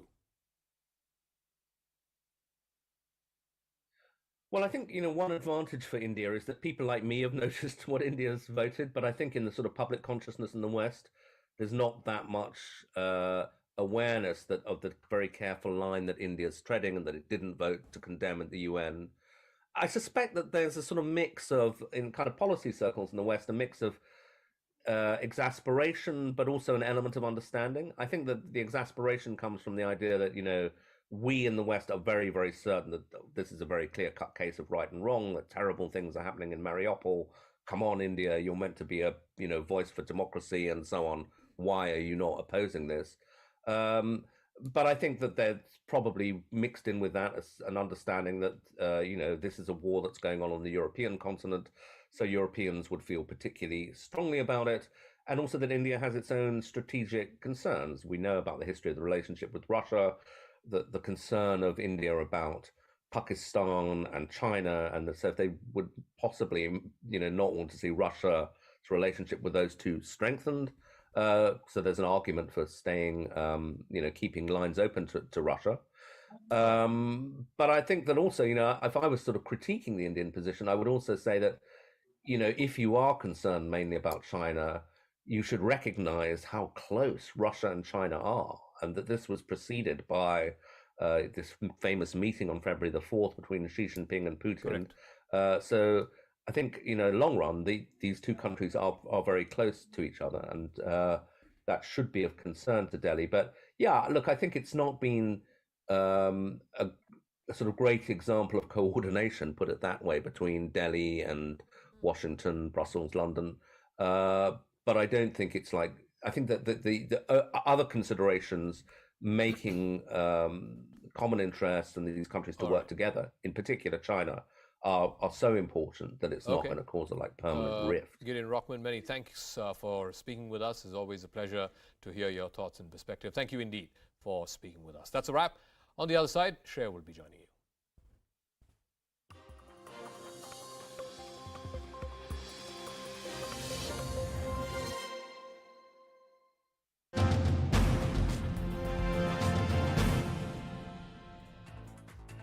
Hello everyone, good evening. I'm Shreya Dhondial. Our top story coming from Pakistan, where Prime Minister Imran Khan has made it very clear he's not quitting and that he will face the no confidence motion on Sunday. In his address to Pakistan earlier today, Mr. Khan once again racked up a foreign conspiracy to topple his government, dragging in India and the United States of America as well. Listen in. मुझे लोगों ने किसी ने कहा जी वो इमरान खान आप resign कर दें, मैं रिज़ाइन कर दूं। मैं जो मेरे साथ क्रिकेट खेलते थे वो सारी दुनिया 20 साल जो मैं खेली है, आखिरी गेंद तक मैं मुकाबला करता हूं। मैं कभी हार ज़िंदगी में नहीं मानी। मैं तो वोट का जो भी रिज़ल्ट हो जाए आप देखेंगे कि मैं तो उसके बाद और ज़्यादा तकड़ा होकर सामने आऊँगा, जो भी रिज़ल्ट हो। लेकिन मैं ये देखना चाहता हूँ, उस दिन ये मैं चाहता हूँ मेरी सारी कौम देखे कि कौन जाके अपने ज़मीर का सौदा करेगा वहाँ। और ये जो होने जा रही है संडे को, मैं ये चाहता हूँ कि एक एक लोगों का, एक एक गद्दार की आप शक्ल याद रखना। ये जितना भी है कि अपने लोगों को बताने की कोशिश करें कि जी वो हो एकदम हमें पता चला है कि ये क्या हुआ है, ये कितना बुरा वक्त गुजरा था। लोग आपकी कोई बात मानने नहीं लगे। ये कौम ना ये भूलेगी, ना आपको माफ़ करेगी, ना जो लोग आपके पीछे हैं उनको माफ़ करेगी। मैं अमेरिका को बड़ी अच्छी तरह जानता हूं, उनके पॉलिटिशियंस, उनके लोगों को जानता हूं, इंग्लैंड को तो आप इस तरह के मेरा दूसरा घर था एक वक्त, तो मैं तो जानता हूँ हमने गलती क्या की। सबसे बड़ी जो जनरल मुशर्रफ ने गलती की 80 की दिहाई में, हमने पाकिस्तान फ्रंट लाइन स्टेट बन गया जी कि हम अमेरिका के हमायती हैं, हम उसके एलाए हैं, हम सोवियत यूनियन के खिलाफ जहाद लड़ रहे हैं, और सारी जहाद पाकिस्तान के कबायली इलाके से लड़ी गई, और बाहर से लोग हमने बुलाए और हमने उनको ट्रेन किया और यहाँ से मुजाहिदीन ग्रुप्स गए। जैसे ही वो जहाद ख़त्म होती है, सोवियत यूनियन हारता है, अमेरिका यहाँ से चला जाता है, सोवियत यूनियन उधर चला जाता है, और 2 साल के बाद वही अमेरिका जो हमारा दोस्त था, जिसके लिए जो हम इकट्ठे जंग लड़ रहे थे, वो हमारे ऊपर सैंक्शन लगा देता है, प्रेस्लर सैंक्शंस। जनरल राहिल शरीफ को नरेंद्र मोदी दहशतगर्द कह रहा था, दहशतगर्द का चीफ, और नवाज शरीफ से दोस्ती थी और शादियों पर इन्विटेशन थी। ये इन लोगों को ये चाहते हैं। आज से जरदारी का बॉब वुडवर्ड की किताब के अंदर है कि उनके CIA चीफ जब उनसे कहता है, वो कोलैटरल डैमेज की बात की, कोलैटरल डैमेज का मतलब कि जब बॉम्ब गिरता है तो बेकसूर लोग मारे जाते हैं, तो उसको कहता है कि फिक्र ना करें अगर ड्रोन अटैक में बेकसूर लोग मारे जाते हैं, मुझे नहीं फर्क पड़ता। ये पाकिस्तान का प्रेसिडेंट कह रहा है दूसरों को, जिसको थोड़ा सा, और किताब में वो लिखता है कि वो हैरत आती है कि ये कैसे मुल्क का सदर बात कर रहा है। इस तरह के लोग उनको पसंद है।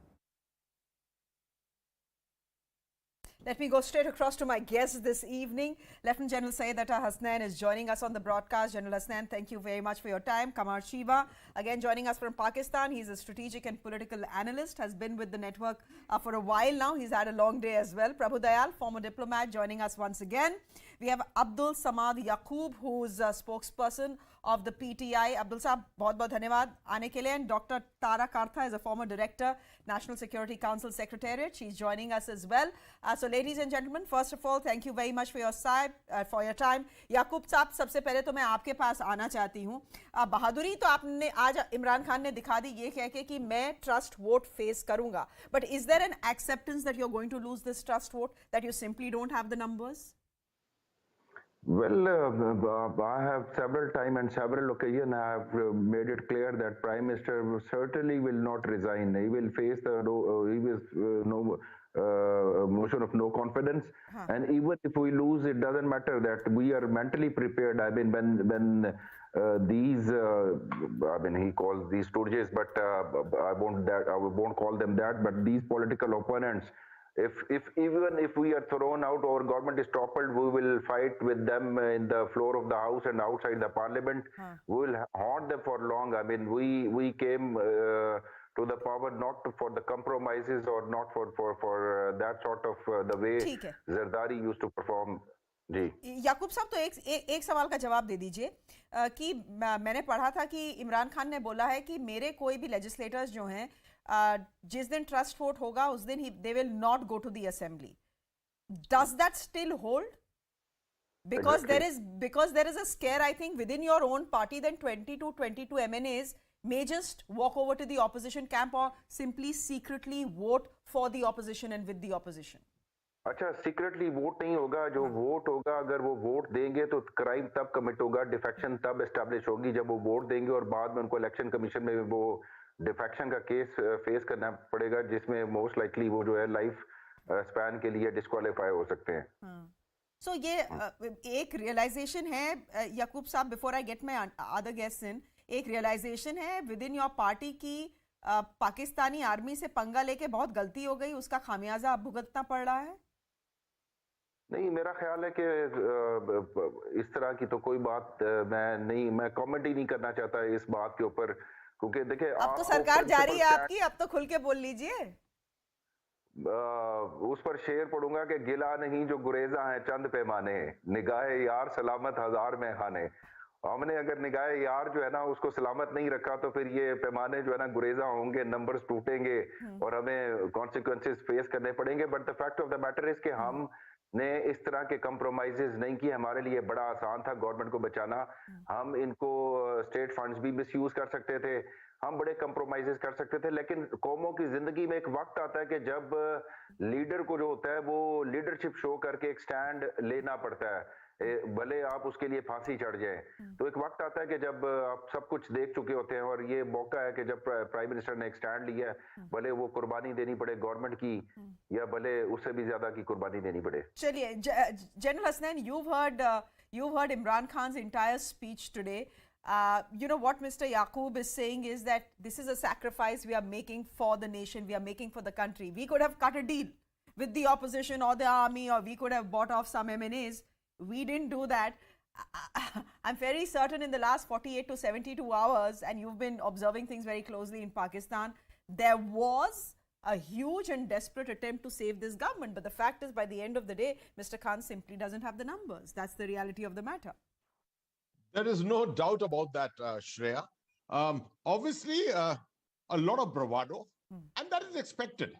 No government, I would have been surprised actually if Imran Khan had resigned today, because there is a future to be played too also. And you shouldn't be seen to be someone who's just simply caving in and running away. That's the kind of thing perhaps they're trying to project. Resigning and not accepting the thing. I think the last 3, 4, 5 days, as you very correctly assess, lots and lots of efforts to save the numbers, keep their 155 together, build in the additional strength which is required to bring it to 172 would have gone on. But the indicators are clear now. It seems very, very clear. And the fact that he has spoken to the nation and the fact that he's appealed to those people to come back at this stage obviously shows that those efforts have not succeeded at all. And he's waiting for the final result on Sunday, which seems to me almost inevitable at this time. But as I said, Imran wants to be seen as a man who's gone down fighting, right? He wants to maintain that image with which he came, a fighter, the winner of the World Cup 1992, and that kind of an image. Because this is not the last time this party, PTI, is going to be in reckoning for power, perhaps. Who knows? In the next 6 months, 10 months, 8 months, whatever it is, if a fresh election comes up, Imran may very well still be a contender. But with General Hasnain, problem with Pakistan is that when it comes to their prime ministers, there is never a happily forever. Because either they will end up in jail, this is what we've seen in the past, either Pakistan's prime ministers end up in jail, or ya unko de diya jata hai desh ka nikala. So is that something that is going to happen to Imran Khan? We do not know, but there is a graft case against him which is now being investigated as far as COVID funds are concerned. There is some news coming in, and this is coming in from Pakistan, ladies and gentlemen. This is sources close to Imran Khan analyzing his speech, and what they are saying is, again, as I said, these are sources close to Imran Khan. Their analysis of the speech is this. They are saying the speech was historic and landmark. The speech has galvanized Imran Khan's core supporters and beyond. Let me get in Kamar Chima here. All right, I believe we have lost Kamar Chima here. But Dr. Tara, would you see it as that? As historic, as revolutionary, as landmark? To me, it sounded like a farewell speech. Yes, a farewell speech where he said, I'll fight to the last ball, but someone who's mentally prepared that he's losing. I think it smacked of desperation. It was not historic in the sense I've never seen somebody quite so desperate as this. But the fact is, he seems to be treading a very dangerous path, because he spoke to the nations, he's spoken to his supporters, and apparently they're going to expect trouble soon.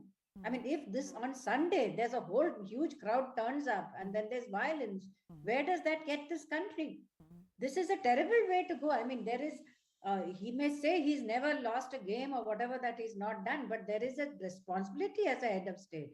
And if you don't have the numbers, you don't have the numbers. And that's it.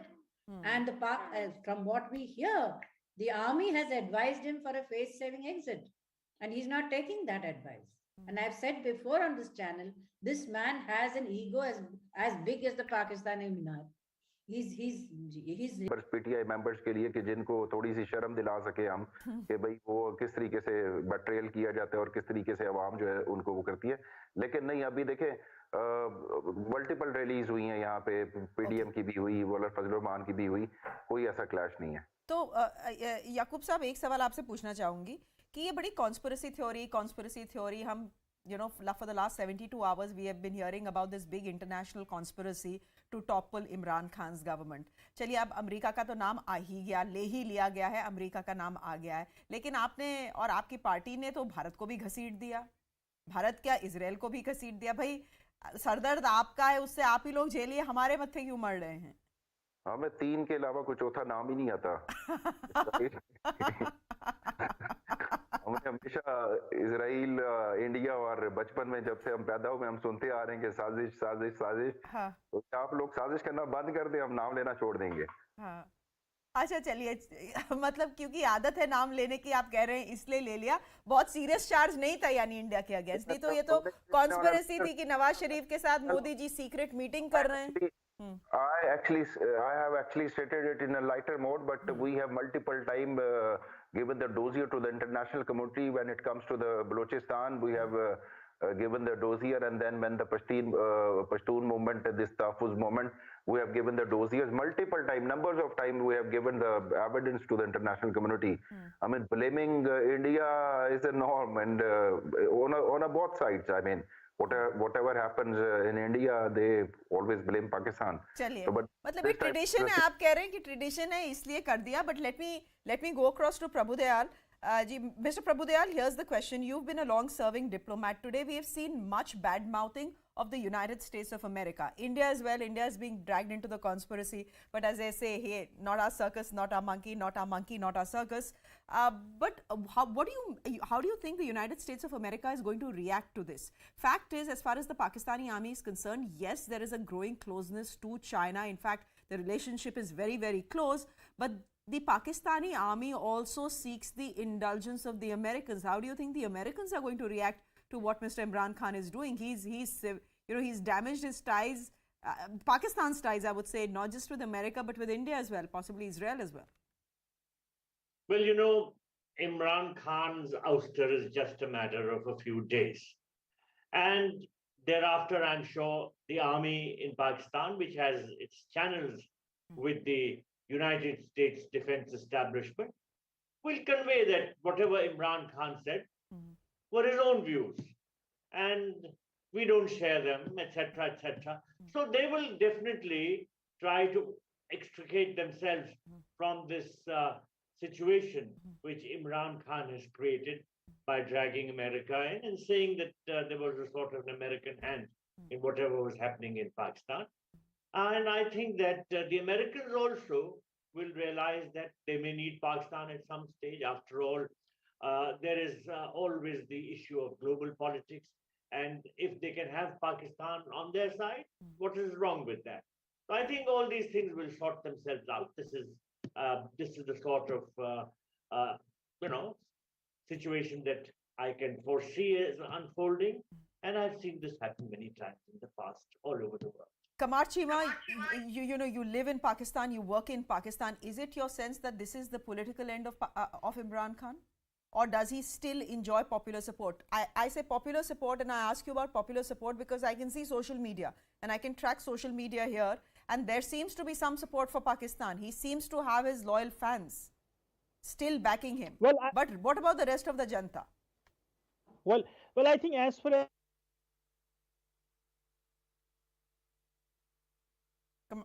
all right, we seem to be having a technical. That he will fail in the parliament because he doesn't have the exact numbers to contest or to find this to fight this no confidence motion. So what he did, he went to the public. He won the hearts and the minds of the people. He came back on the podium. He said that, look, I am losing because there is a conspiracy against me. Our own people are conspirating along with the Americans against me because I am innocent. He is a master of mind game. He's a conspiratorial figure. We were so much appreciable of him when he came in power that he's a third force. He will break the status quo. But he turned out to be a different person. He turned out to be an Islamist. He turned out to be a status quo person. He believes what he is saying. That is the only thing which is right. So what nation needs is something different, and what Imran Khan wants is something different. So at the moment, for example, this letter that came from the US came on 7th March. Then why Pakistan invited the Americans at the OIC conference? Why the US charged the affair in Islamabad was not summoned by the Pakistani Foreign Office. So these are the questions. So as if he's leaving office, he's just talking and he's just saying that, look, this is a conspiracy against me. So in power politics, he need to have the numbers. He failed to have the numbers. Why? He does not believe in democratic culture. He does not believe in dialogue. He does not want to engage with the opposition. He believes that the job which the establishment was doing on behalf of him, they should keep doing it. But the establishment believes that we will support any government who will come with the power, with the votes of the people. So Imran Khan lost that vote, and now the votes are going to the opposition. The establishment will support that democratic government. But establishment will not be part of the conspiracy theories hatched by the politicians for their own democratic survival. And I think there is a clear message to Imran Khan on that. There is a clear message to Imran Khan on that. You know, and the message also is that this is messy democracy at play in Pakistan. But is it really, General Hasnain? Fact is that the Pakistani army has decided to stay neutral in all of this, in this ladai between the opposition and Imran Khan. But their being neutral means a tacit support to the opposition.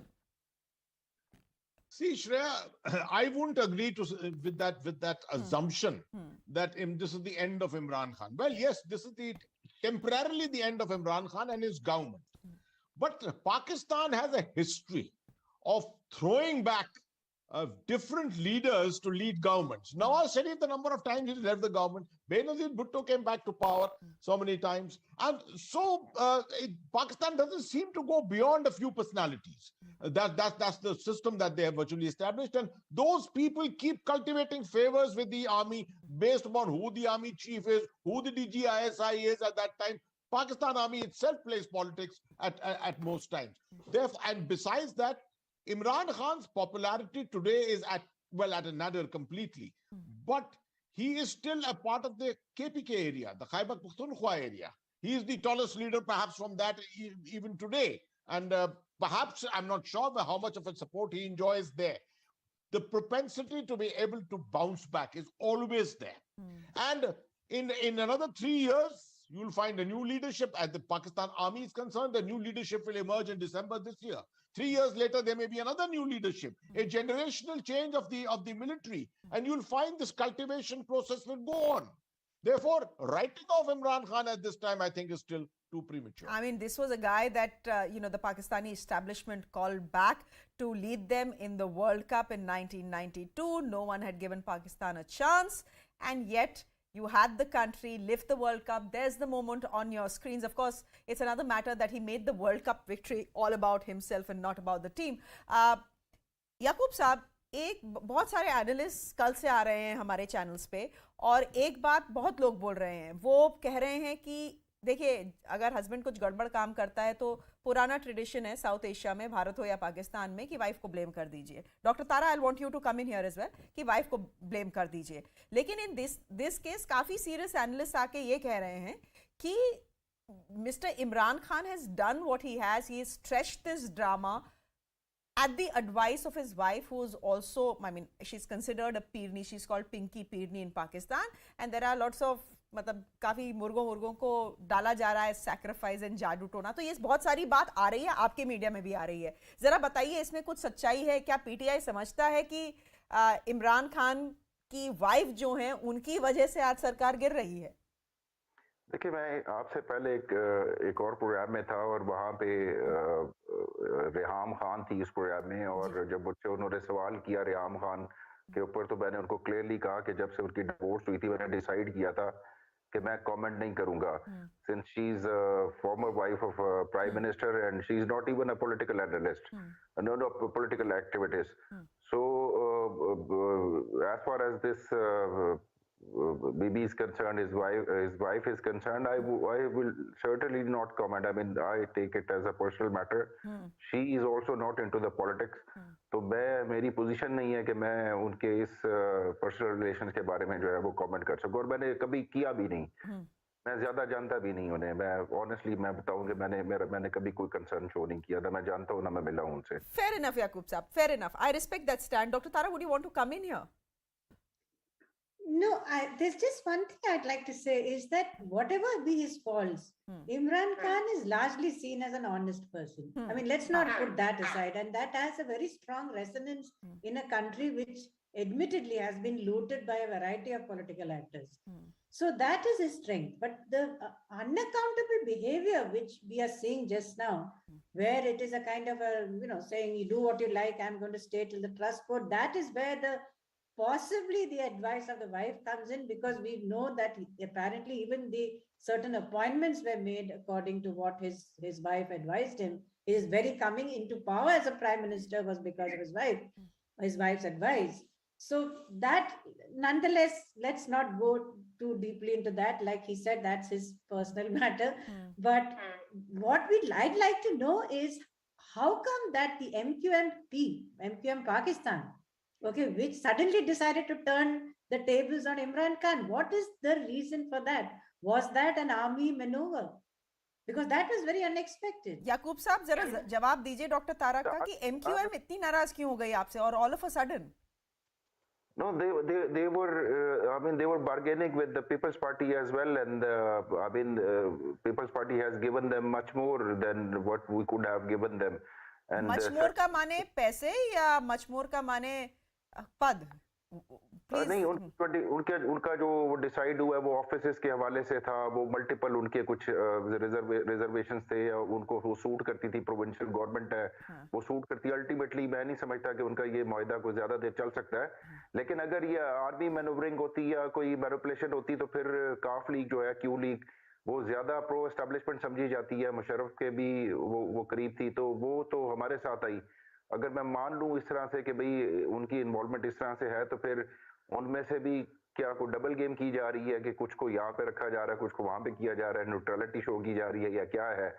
तो इस तरह से अभी कुछ भी वाजे नहीं है। आई मीन कि रात को कुछ होता है, सुबह कुछ होता है, दोपहर को कुछ होता है, जब तक लास्ट वोट काउंट नहीं हो जाता तो उस वक्त तक हम कुछ कह नहीं सकते। लेकिन याकूब साहब, जिस तरह आप बात कर रहे हैं और जिस तरह आज हमने इमरान खान को टीवी पे बात करते हुए देखा, आई थिंक एक क्लियर रियलाइजेशन है आप लोगों में कि आप लोगों के पास नंबर्स नहीं है। आप चाहे आर्मी का नाम ना लेना चाहें ओपनली कि वो लोग आपको सपोर्ट नहीं कर रहे हैं, फैक्ट इज अगर आर्मी आपको बैक कर रही होती तो आपकी सरकार बच जाती। आर्मी आपको बैक नहीं कर रही इस केस में, ये तो रियलाइजेशन होना चाहिए ना।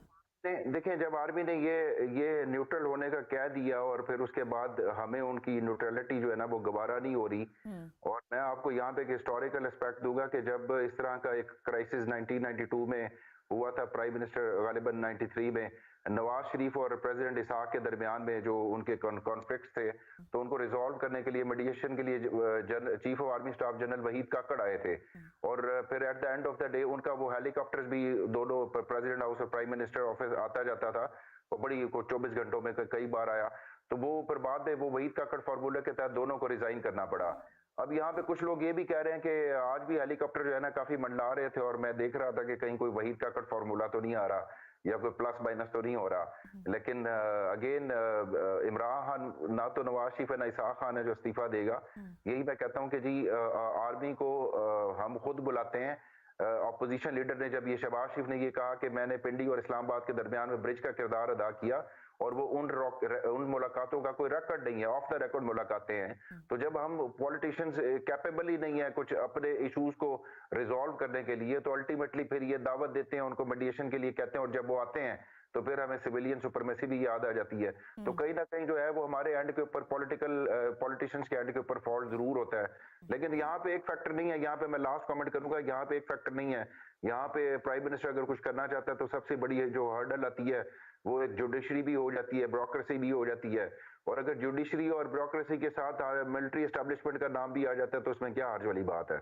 हमें ओपनली एडमिट करना चाहिए। I think Mr. Yaqub is being as honest as he can, but Kamar Chima, can I ask you this? Is this the end of the hybrid model? With Imran Khan, what is called the hybrid model of governance was devised in Pakistan. Is it now the end of it? I think no, that won't go away until and unless the parliament gets back that lost space with the delivery, with good governance, with the proper institutional performance. Things are not going to go away. So these hybrid systems keep on coming as the parliamentary democracy needs to be more mature. the politicians need to be more proactive, and they need to make the institutions stronger. And at the same time, they need to stop looking at the unelected institutions for getting any kind of a support. That's a real challenge for us. So the onus lies on the politicians that for every return they want to have into the parliament, or the government they want to make into the parliament, will they rely on the unelected offices, or will they come with the vote of the people and they will deliver? And at the same time, while being in the parliament doesn't mean to engage or to fight or to handle the institutions in a wrong way. A good civil-military combination is needed in Pakistan. And politicians in Pakistan must understand they cannot win over civilian supremacy in just 5 years or 10 years' time. It needs to go down with the full merit. It needs to go down with the full maturity. And it will take a lot of time, even before the time our political leaders think. Okay, so General Hasnan, you know, I have 4 minutes left, and this is something that I did want to talk about. The political instability. There is economic instability, we understand that, but this political instability, what does it mean for India? What does it mean for Kashmir? And it may or may not be good riddance for Pakistan. But is Imran Khan going away or being booted out good for India, given that our relationship with Pakistan was not terribly good under him?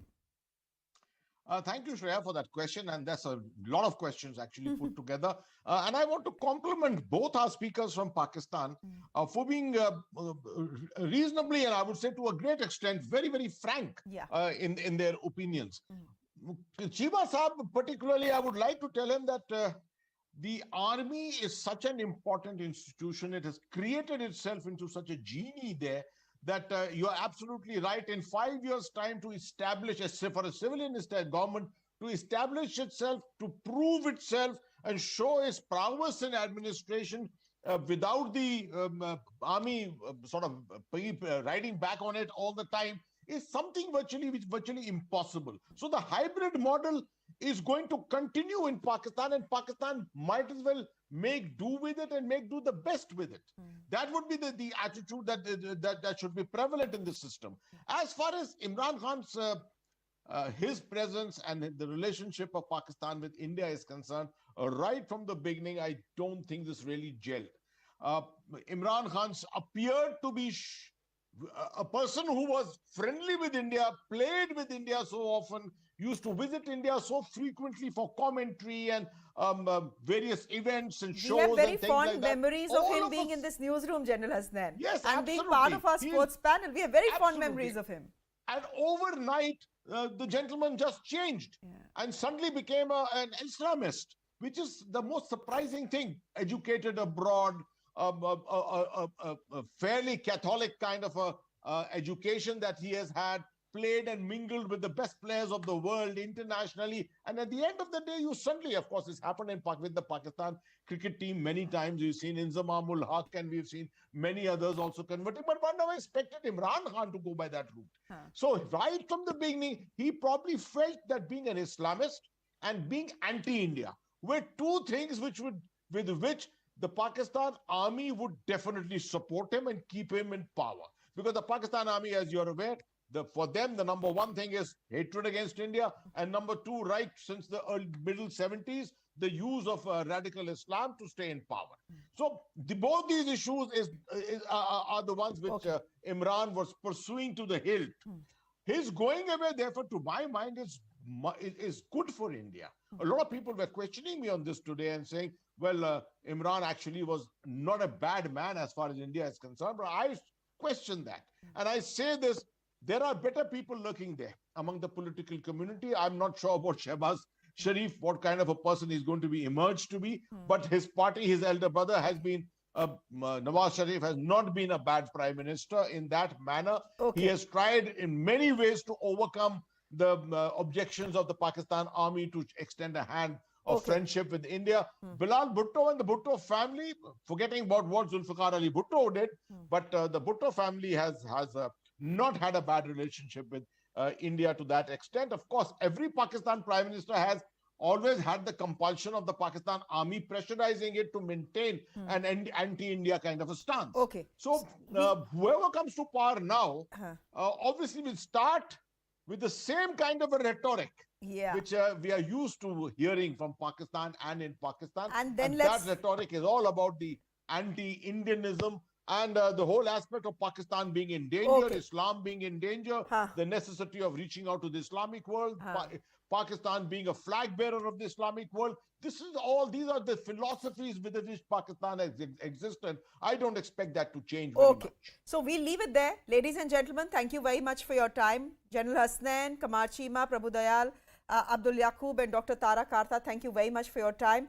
And to all our viewers, this continues to be the big story we are tracking right here on CNN News 18. Sunday is when the trust vote happens. Mr. Imran Khan, as of this evening, does not have the numbers. Will anything change between now and then? We'll just have to wait and see, as the cliche goes. Thanks for watching. Good night.